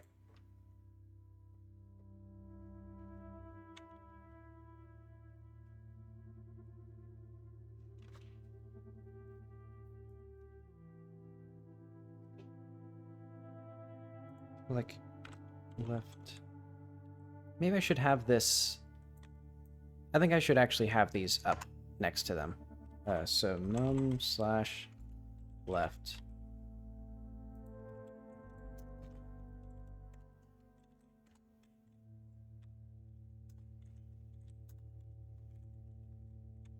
And I don't need these go to exits everywhere, because the back button should work.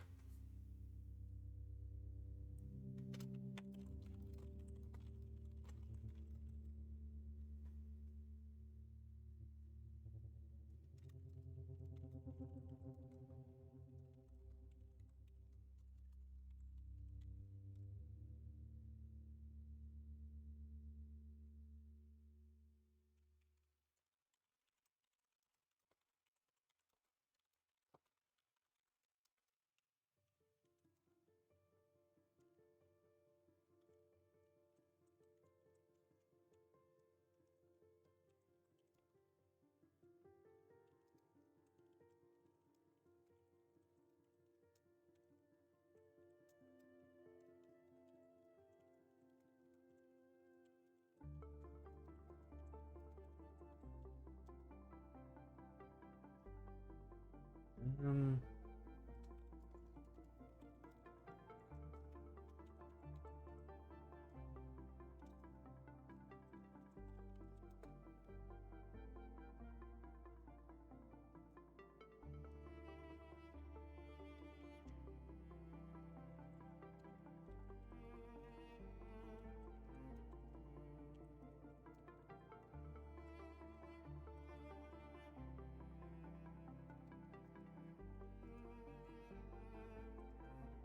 I forget Jackie's dad's name. I'll figure it out later. Oh.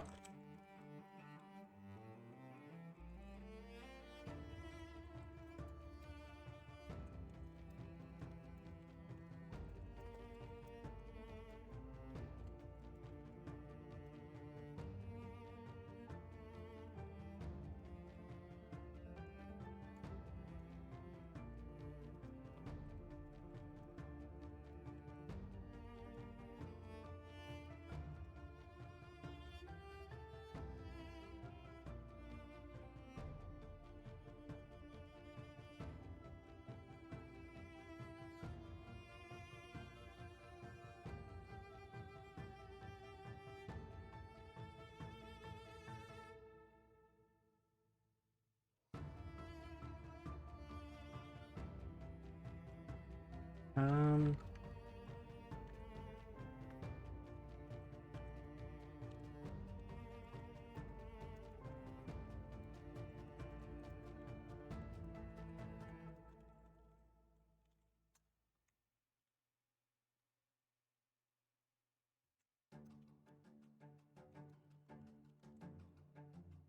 let's see.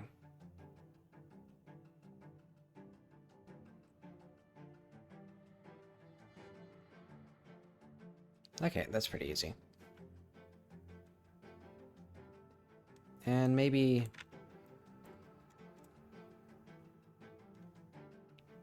this up here.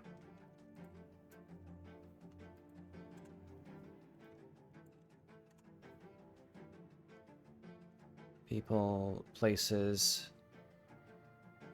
lore.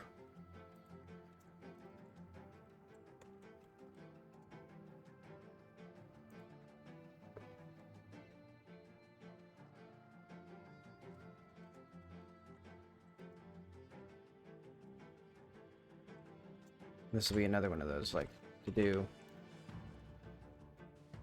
Ah, okay.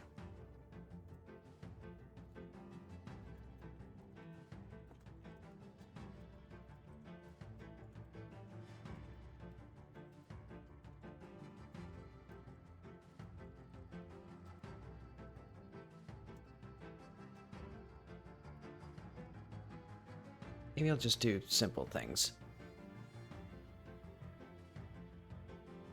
So let's go back down to Stone Room. Why did she leave? Where did she go? So she left because she didn't fit in. She went back to Yukaz. You know, and of course, all of this is just, you know, Jackie assuming things about her mother, and then that assumption literally coming to life and speaking to her, basically. Let's save this and close that, because I don't need that very much. So the village provides. So let's do, like, note spectrums. Well...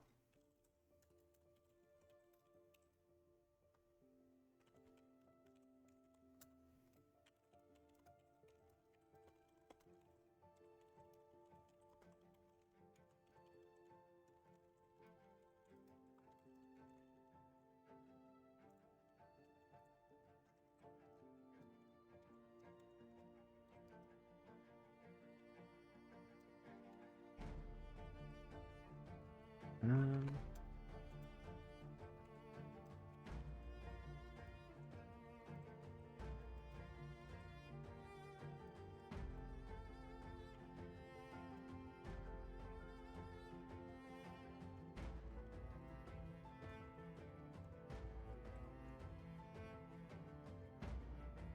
hmm.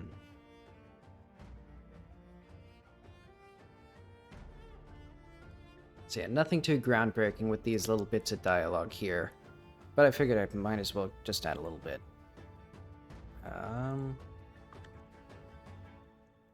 Let's put this at, like, could ship then. Because if these have to, basically, because I think the rest of these are going to be good enough. All right, so unwelcome guests. What do I want for this? People, tasks.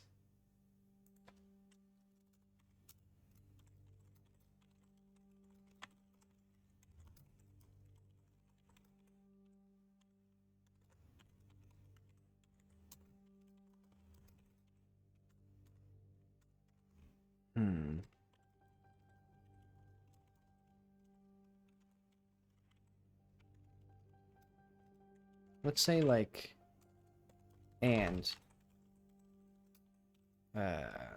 Biro/conspiracy.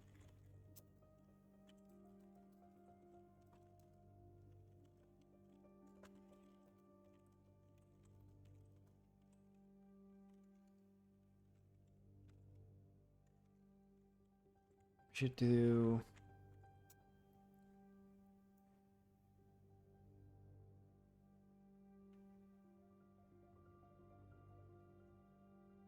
Oh wait, this is going to be tricky.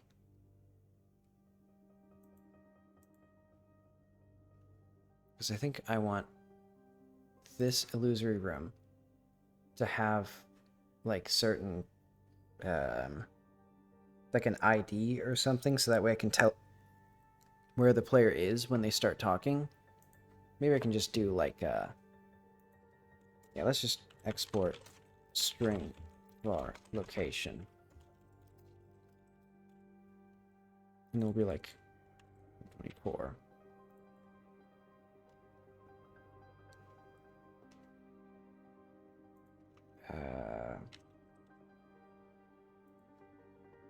So this will be Vishar, because that's the village we're in.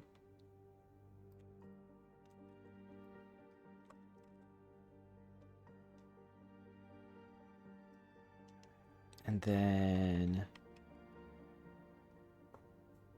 where do we have that?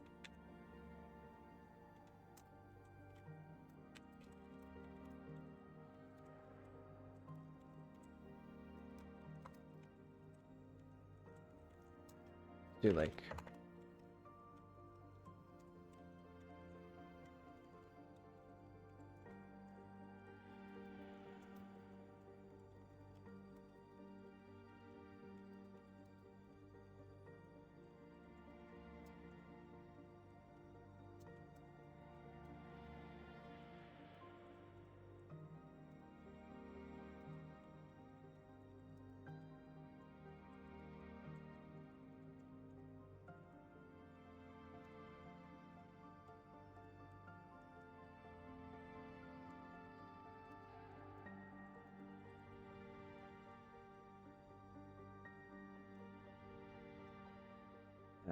he thinks the villagers.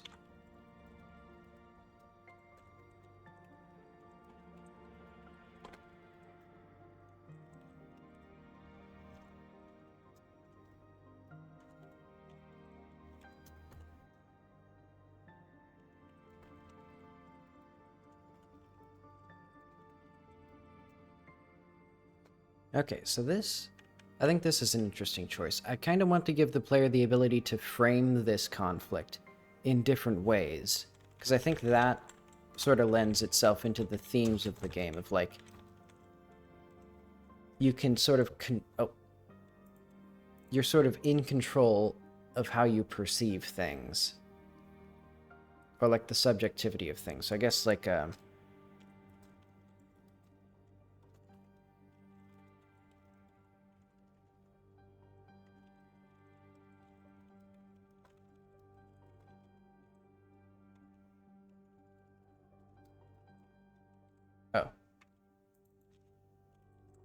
that's my, like, number one typo, things and think. Okay.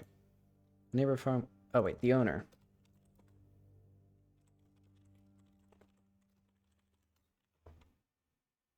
And running it thinks the villagers brought them on purpose to drive him off.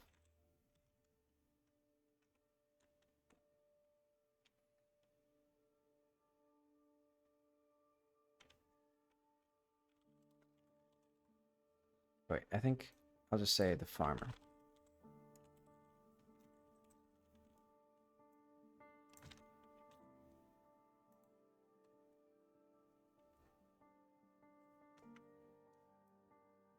Let's say...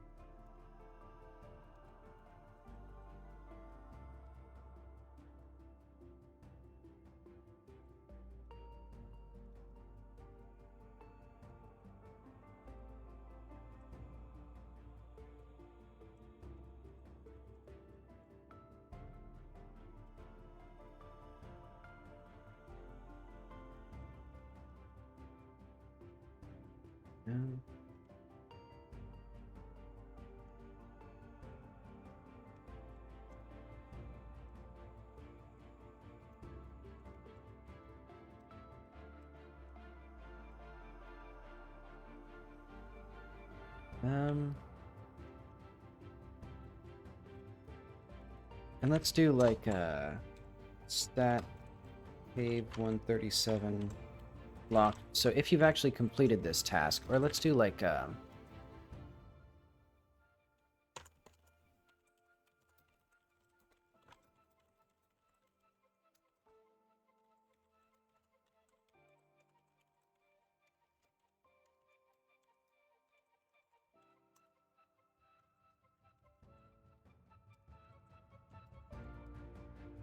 so if the task is complete,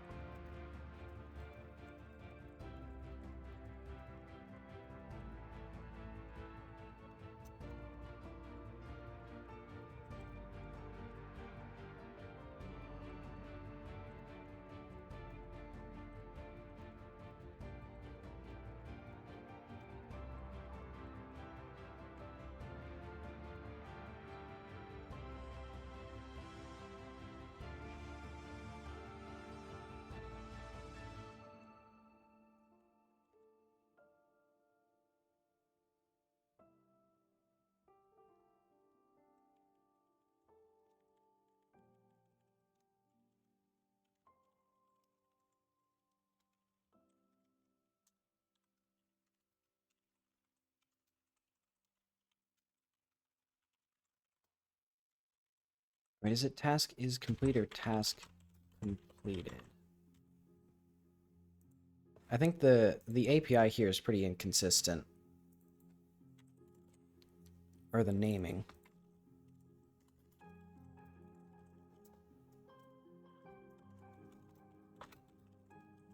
Oh no, okay.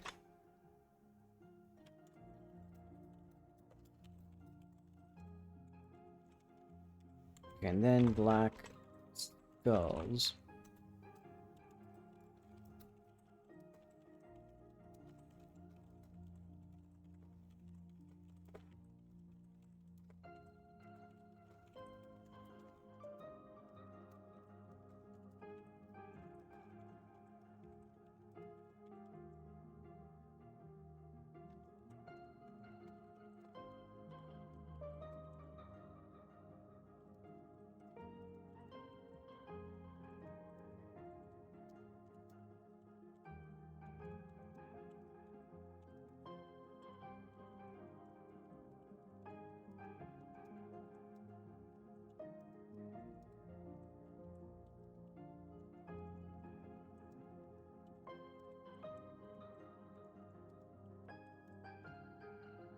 Okay. Oh, wait.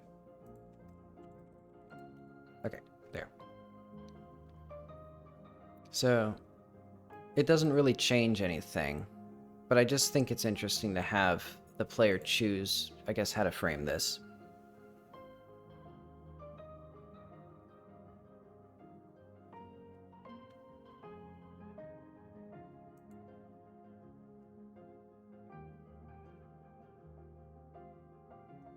Hi, Alex. Good to see you again. Doing some... I guess that's good enough for now. And then, well, Black Skulls, I guess that'll be for later, once I actually start working on the quest. There's so many things here. Okay. Believing specters aren't attracted to blood. Thinking Mom was in a tribal area. I guess that's completed. For now. Figure out the order in which I get the Stone Hut, Guy appearance, etc. I think that's also done. Because basically, in the area around the start of the game, there's no people who actually know Jackie's mom. So it'll basically be like, oh, the player like can roam around this demo area, and they can get a bunch of information about the culture of this place and stuff like that. But for now, it won't actually lead to any direct discoveries, but it'll lead to a lot of background information that sort of... Because I think these little, like, Yakazi bits are going to be the, like, the baseline for a lot of knowledge that Jackie's mom has.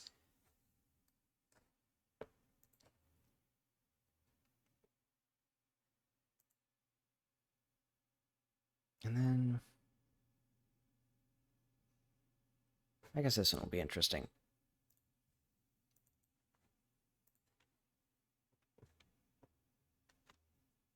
Oh yeah, NP to do is my new little to-do list. Eventually I'm going to release it, but I just wanted something to like quickly like filter things. Like I can actually like add tags to things, change and filter like by priority. And the big advantage for me over other similar products, like I think there's like Git tasks and things like that that are similar. But since this is like real-time interactive, it's a lot more useful for me. See, this is Pascal and Lazarus, which has been pretty good.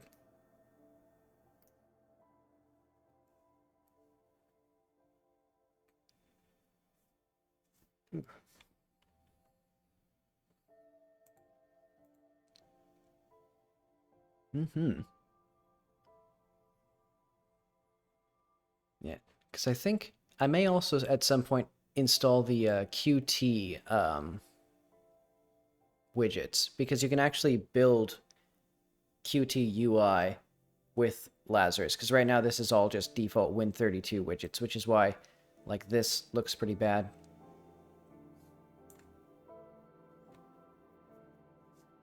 But that could add a lot of stuff. But yeah, fancy stuff as well.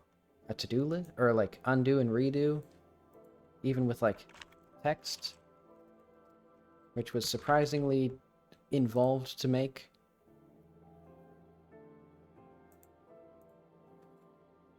Let's see. I guess Spectre's Blood now will be the one that I do.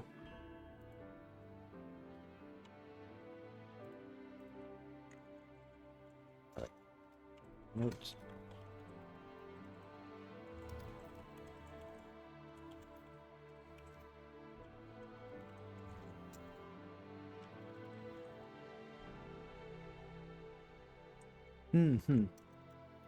Yeah, I actually have a basic or a version of the UI which or library that was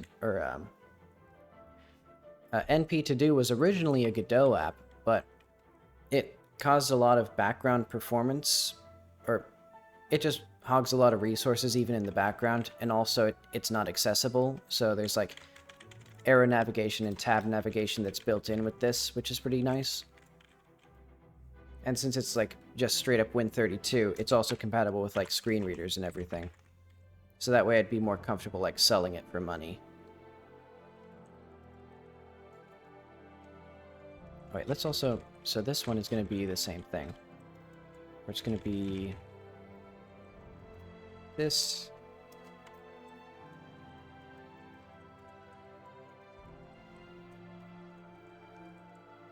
I'll have to figure out. So this is Spectre slash not blood, I think. Because if we go to the dialogue intro, Armstrong.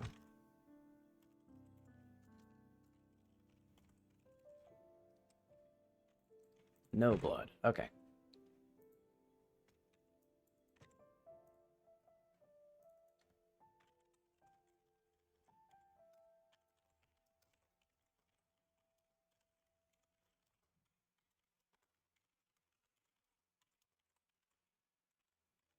Let's do like stat.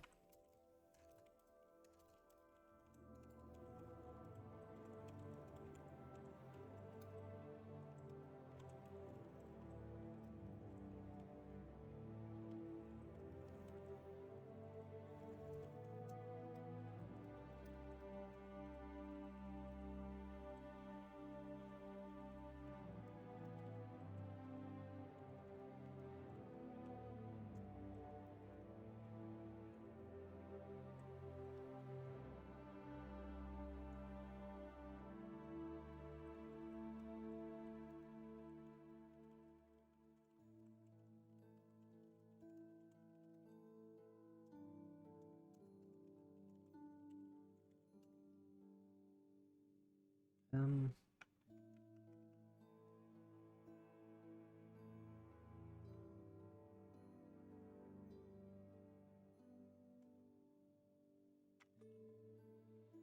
what do I want this to be? I guess actually, let's do that. Oh yeah. Yep.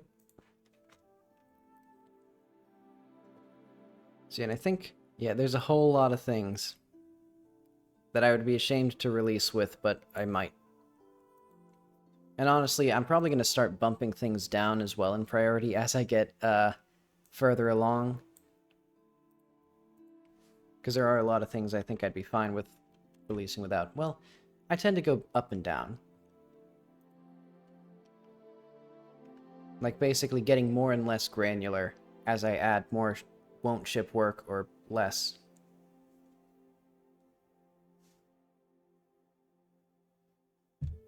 Let's see.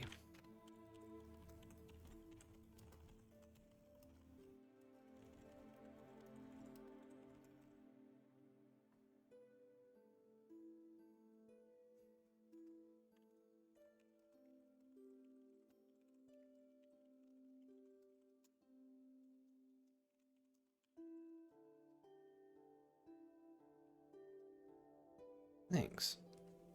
Yeah, it's pretty nice. Because I think I would like a dark mode for it, which is why I'm going to probably use the Qt widgets, but that'll be thankfully pretty easy. Lazarus is actually a very good UI library. Or UI-like toolkit. Since you can use, multiple different widget sets and libraries on top of it.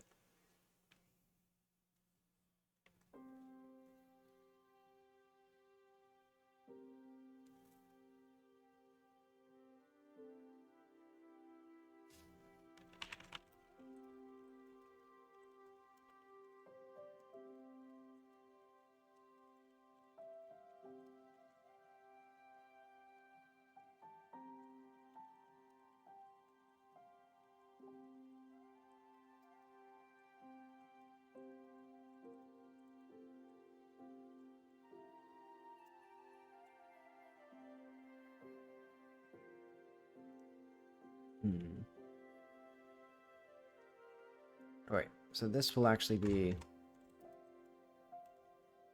well...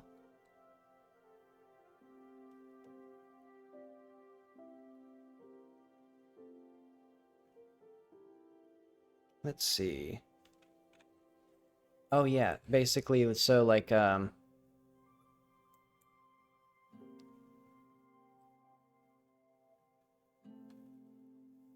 let's see. So I guess I've certainly run into tasks like that where I'd like it to be, you know, in one thing or the other.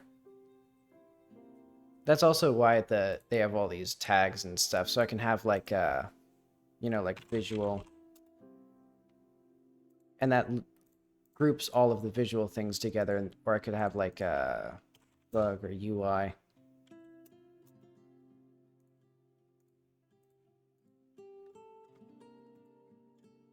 Hmm.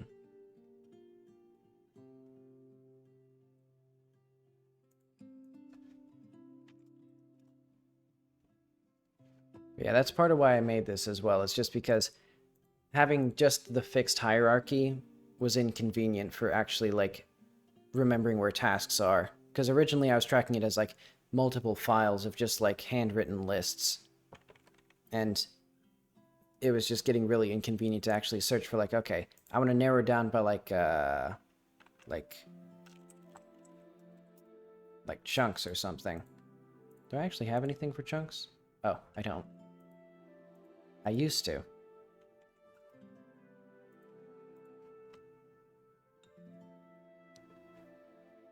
But yeah, so that's why I have basically just this hierarchy, which is just more for like conveniently ordering things and like being able to collapse certain things that I don't want to work on right away.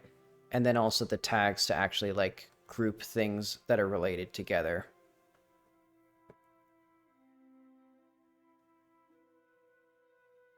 Let's see. Oh yeah, these two have to... I think this one...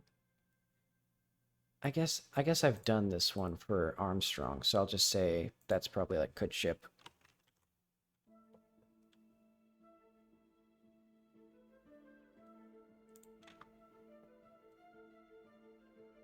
Mm-hmm.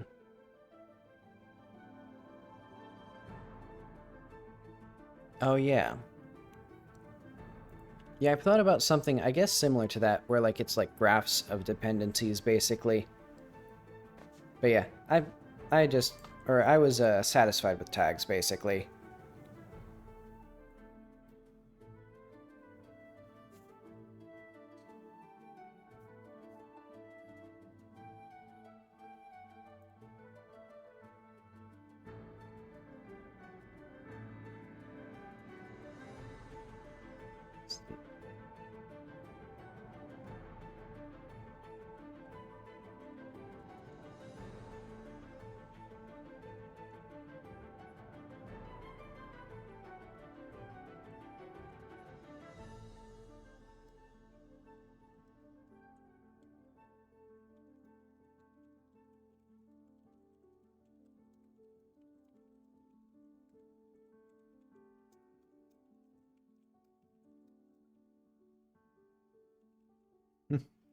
Mm-hmm.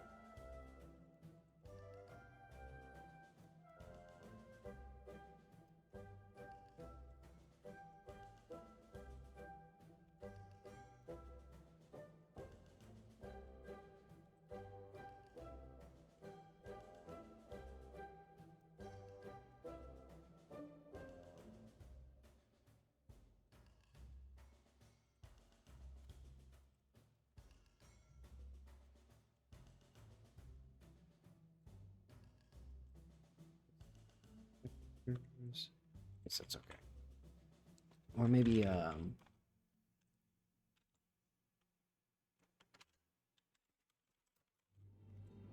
we go.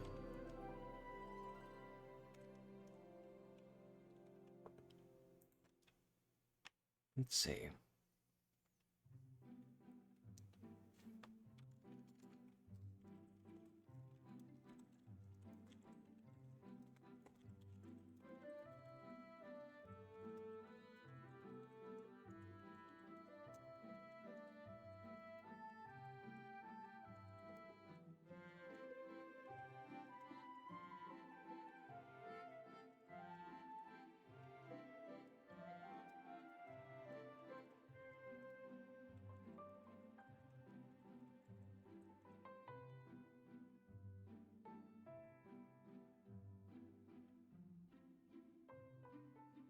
Let's see, what is the most existential thing your character in the game should solve or should find? In terms of inner growth.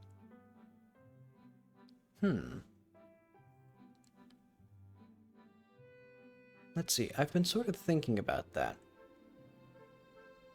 So I think because this game is a lot about subjectivity of a person's memories, since, you know, she's basically having a computer read her brain to make a person based on that. So I guess a lot of the questions are sort of like, how much can she trust her own perception or her own memories of the people around her? I guess.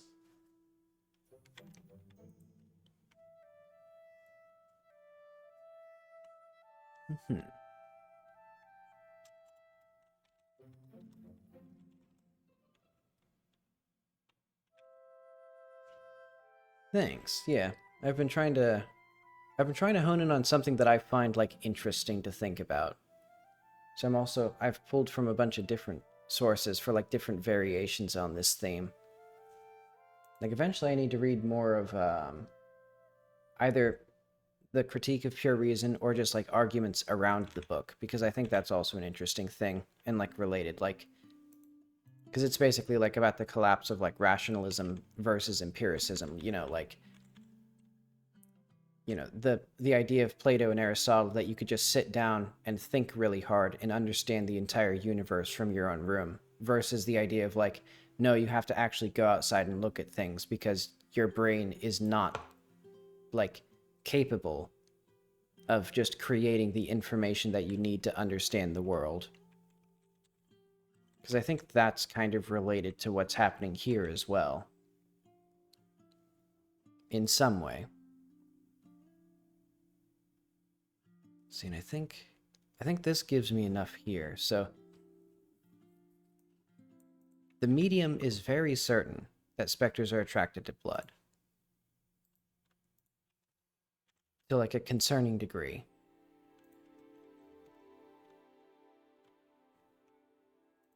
Let's see. It's an alternate path. Let's say this will be like later, because I think some of these other ones will add those tasks.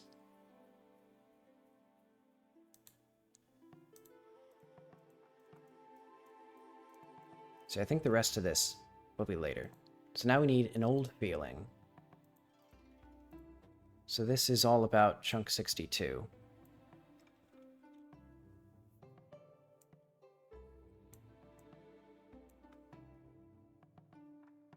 Actually, and I'll say, yes, he does help you.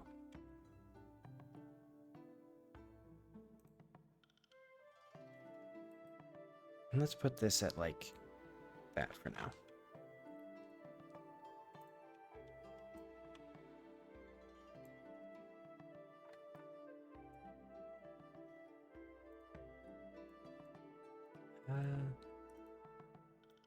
Say that. Or, I guess it's not that anymore.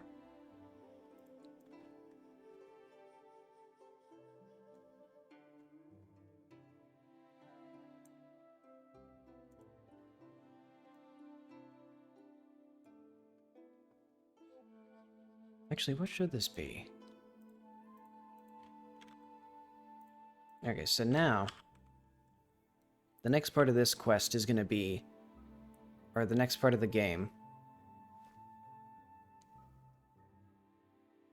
is going to be up on the plateau. So let's teleport, or let's do, I guess let's get out of here.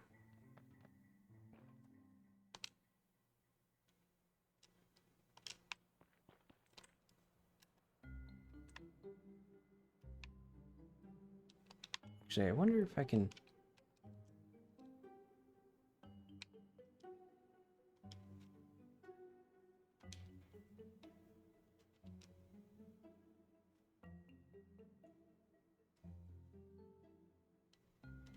Oh, actually, that's a fun one.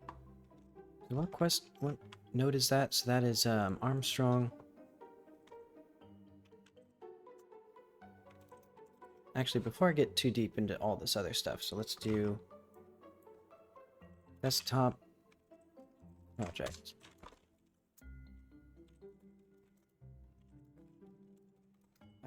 Lots of work. Wait, is this just... Oh, okay. I forgot to commit all my changes, but this is lots of work for the unwelcome visitors.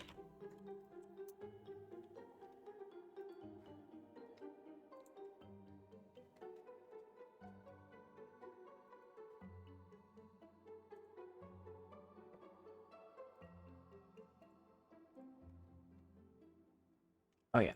What I was doing next was Yakazi/names.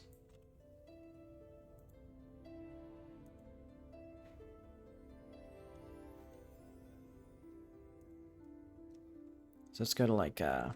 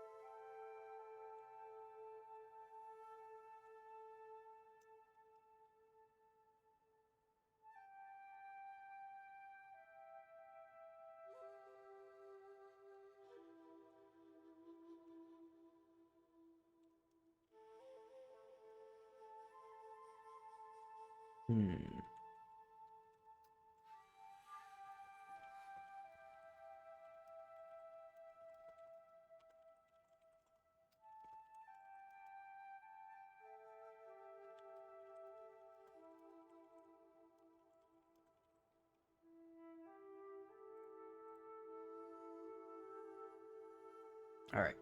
That gives us a little extra note.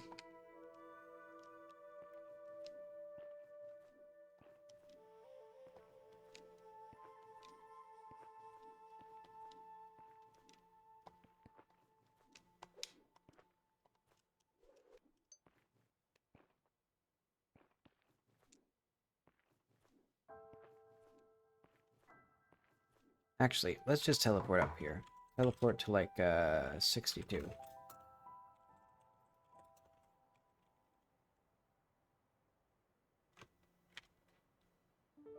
So we get up all the way up here.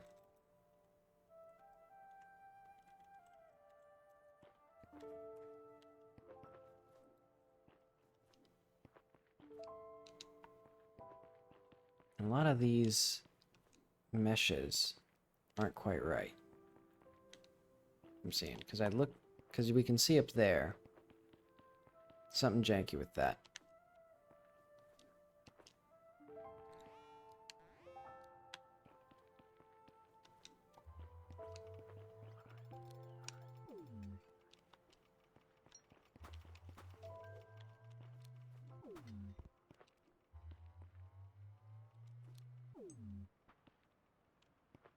Huh. Oh right, that's a cube from I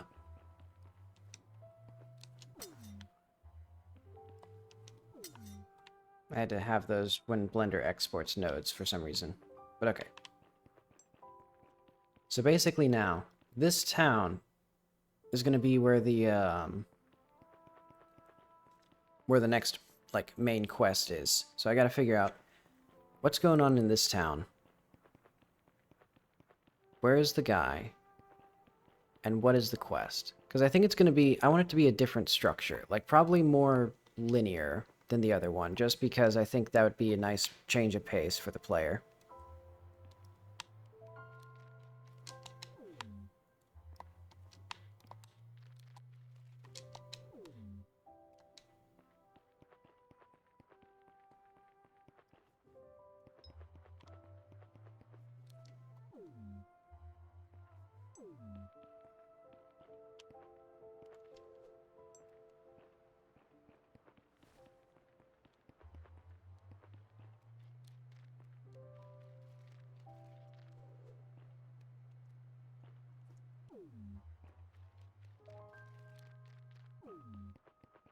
Hmm.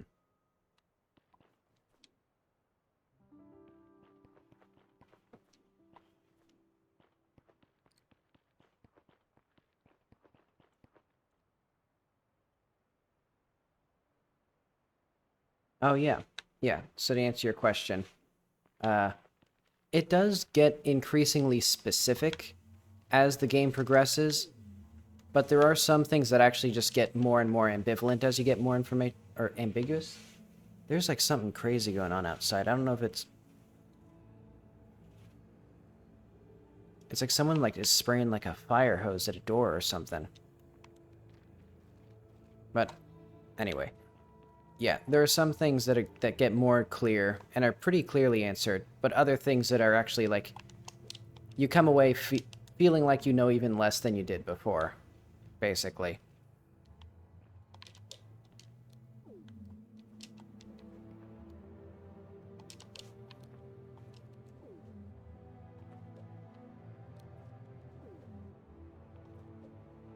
Mhm.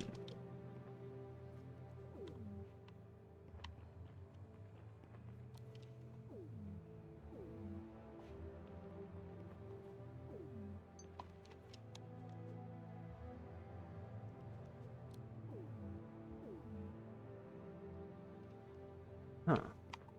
For some reason, at a certain point, the gun just becomes unresponsive.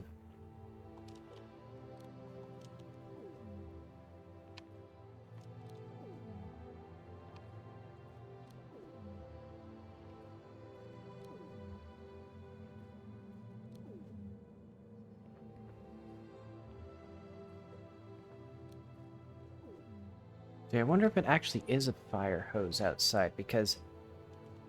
Well, no, that wouldn't really make any sense, because you would assume the fire alarm would still be on, because there's also a fire alarm a few hours ago. And I think it was a roommate, or I think it was like a tenant's, I mean, because I could hear like a smoke detector in one of the other tenants' rooms, so I think it was an actual fire, but... Yeah, I don't think it's actually a fire hose.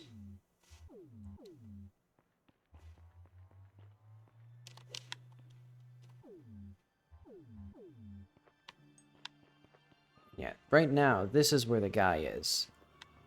At this place. Why is this eye here? What am I doing with that? So let's go, hang on, let's go to my buttons. Or util. So there's multi-line button here.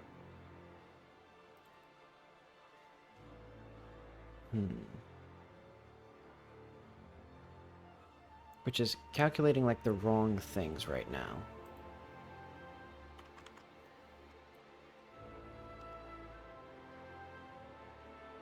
Let's do like...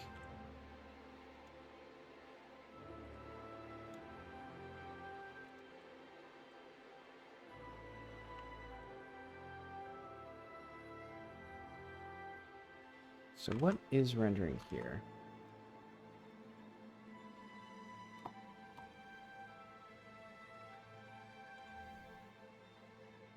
Oh wait, dang it. I need to,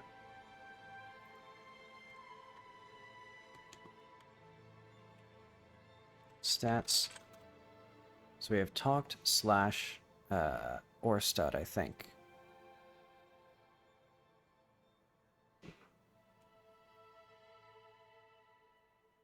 Should be in here somewhere. Oh yeah, okay. global set stat talked or stat. I'll give him amnesia. So now, if I do multi-line button. Okay. So what's our text now?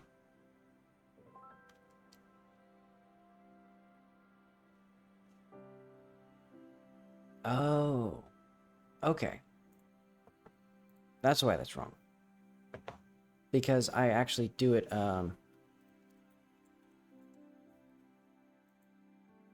find. Wait, do I not? Hang on.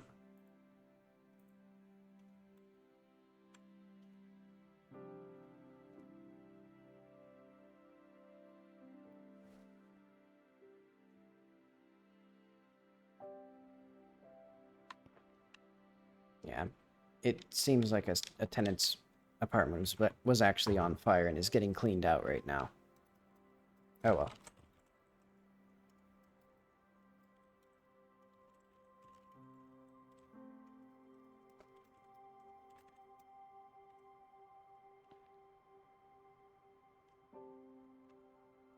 Okay, so let's see the stack here. List replies. Ah, we already do that. So we're double interpolating. That explains that.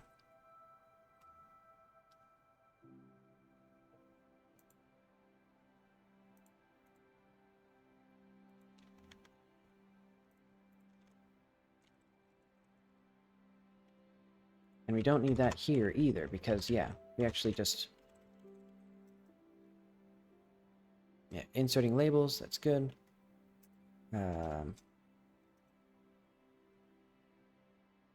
Oh, wait, crap, though. Because these actually do need to be... interpolate, and then we can do... So... Hang on. Utility, font override null, rich, markup, or like false.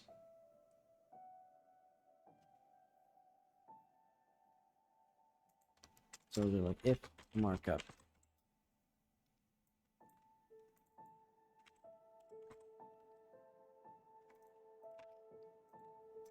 Else L dot text equals text.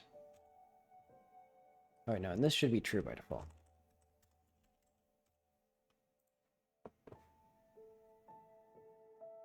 Because basically, in most of the instances, when we're doing multi-line button, so here, false.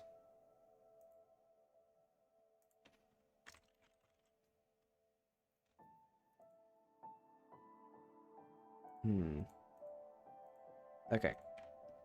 And the reason I need to do this interpolate here is because this actually does some more stuff. And then it does the rich markup. So I was actually just applying that twice.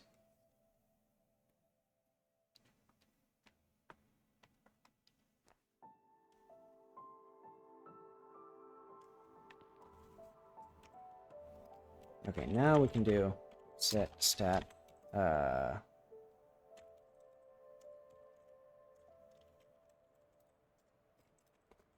0. And then I don't care about that. Because, oh. Oh, wait.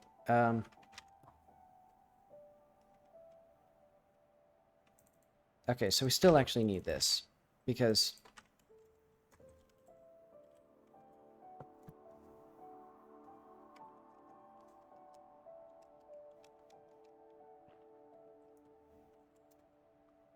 Poor Orstad will never remember my name. Okay. There we go.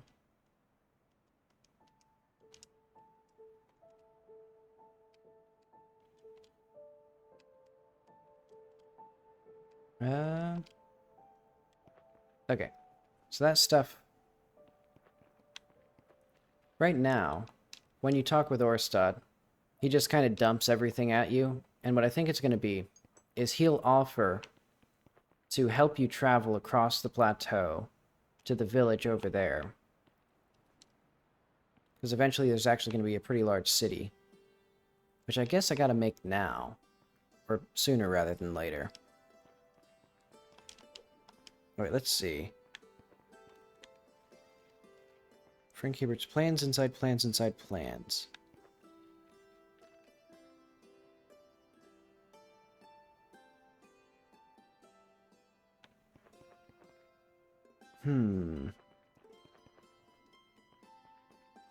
I guess I don't really know those points of reference. Like, I've never seen, yeah,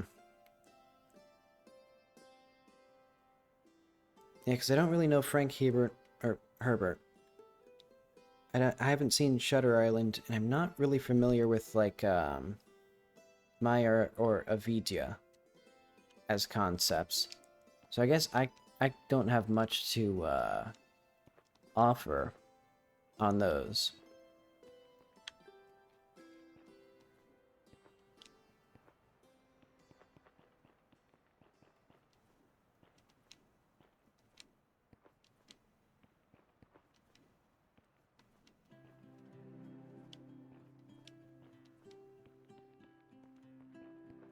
See, I guess I should do more with this town.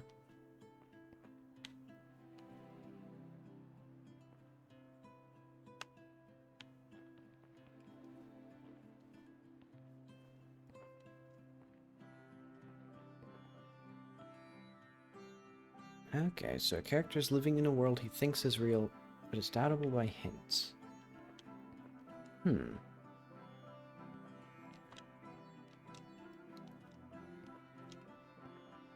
Yeah, that's always an interesting concept, and I think it especially works well in, like, actual, or especially in games.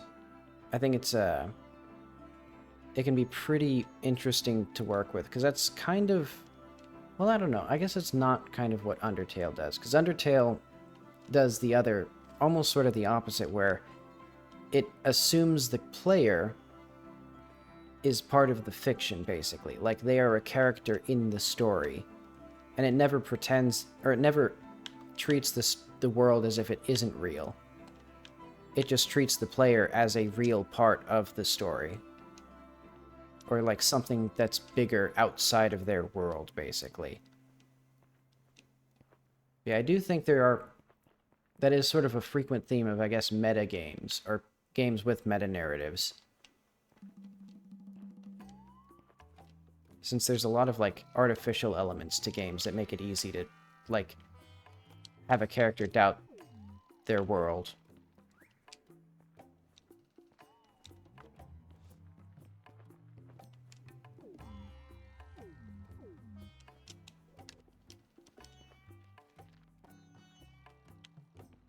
Yeah, I'm kind of just running around now, because I think the next step will probably I'll need to think on it more. Basically, like, well, one, what do I want to do with this town? Because I think it'll be that I want to have the player be able to find out where people are, because this is going to be a much more vertical place. Oh, yeah. Yeah, actually, I'm not sure what soundtrack we're in. Oh, the Spiritfarer soundtrack. I haven't played this game yet.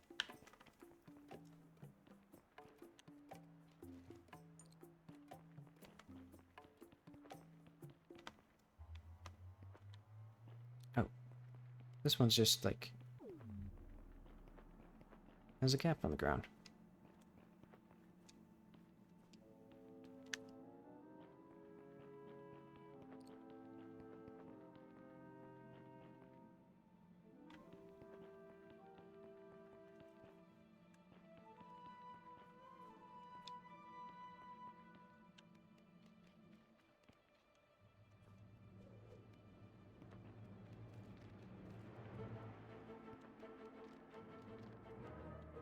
Nope. There's something jank with this. Like, there's a weird interaction. Ah, there's some... Huh.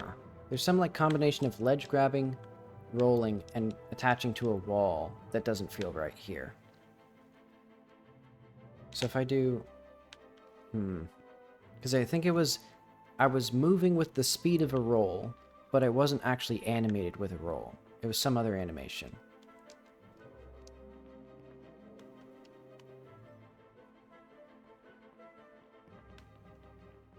Where do I go from here?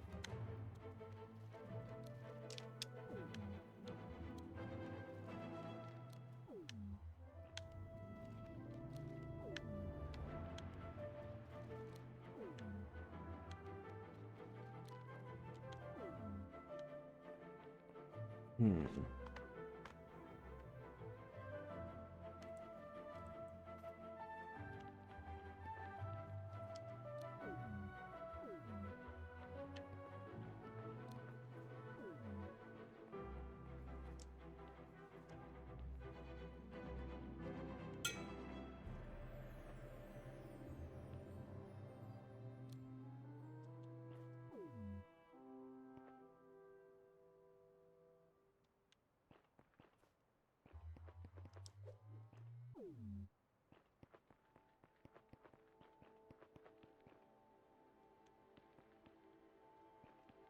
Hmm.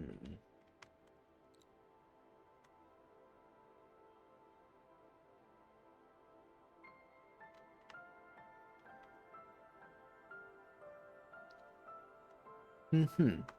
Yeah, I try to, especially since I don't need to make the game like meet any commercial goals. I've been more interested in trying to like, I guess, just make something that satisfies my own desires for like what a game could do. Like that's part of why there's the complicated dialogue mechanics, because I just wanted a game that has more like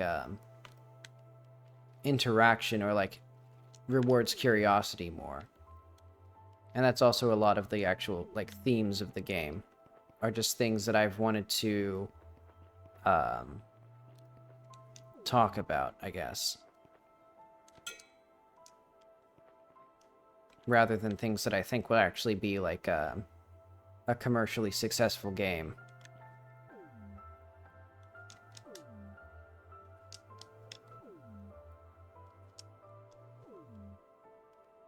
That's a tricky jump.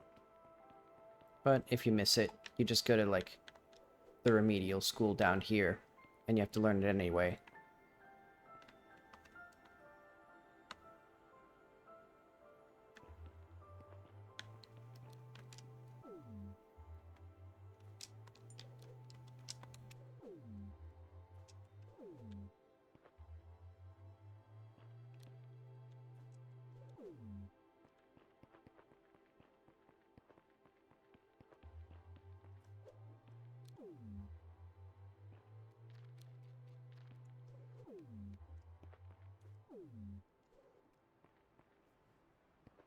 Wait, where's the... Oh, right.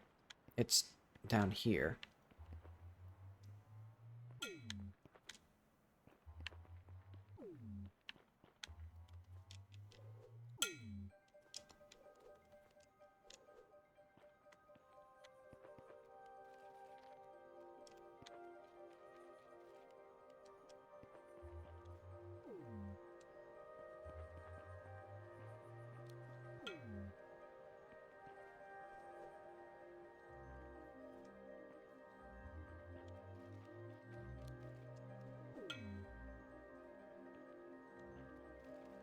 See, how do I get up to here?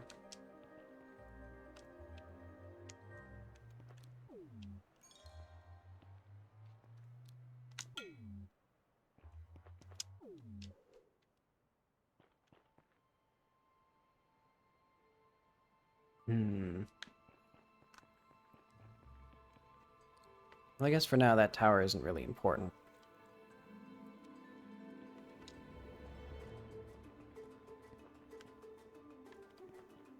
Okay.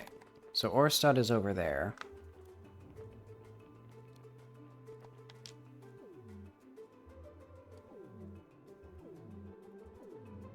And right now that's just the... That's a pretty easy strategy. Okay.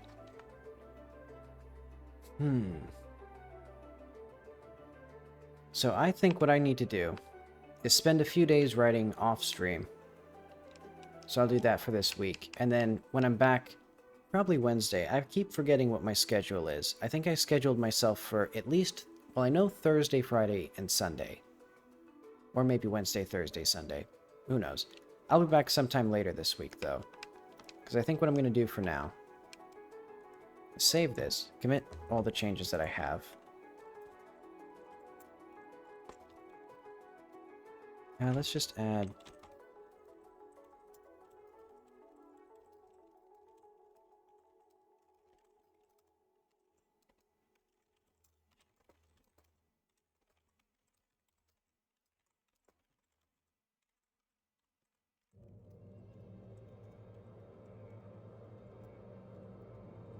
There we go.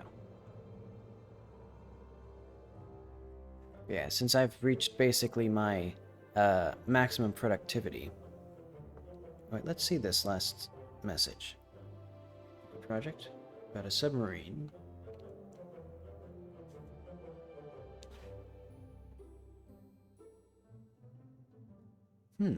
Interesting.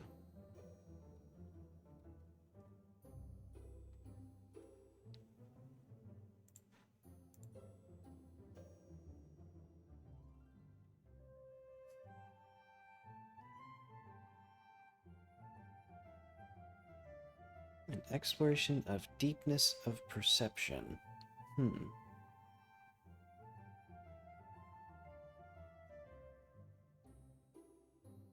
Yeah, I think there's a lot of exploration with that.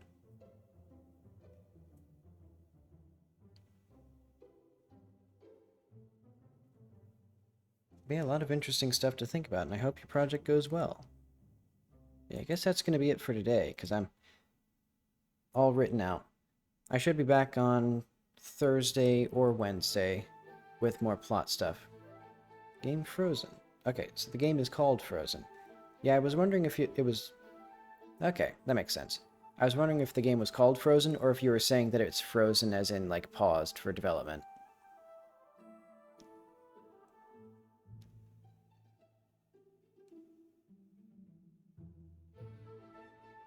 Ah, okay. So it was frozen as in paused.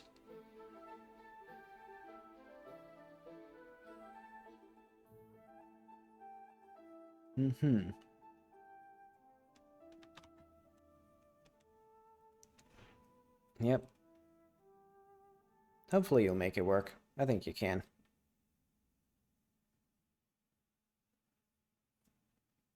Yep, I'll wish you I guess it's a morning there. So I hope you have a good day. Talk to you later.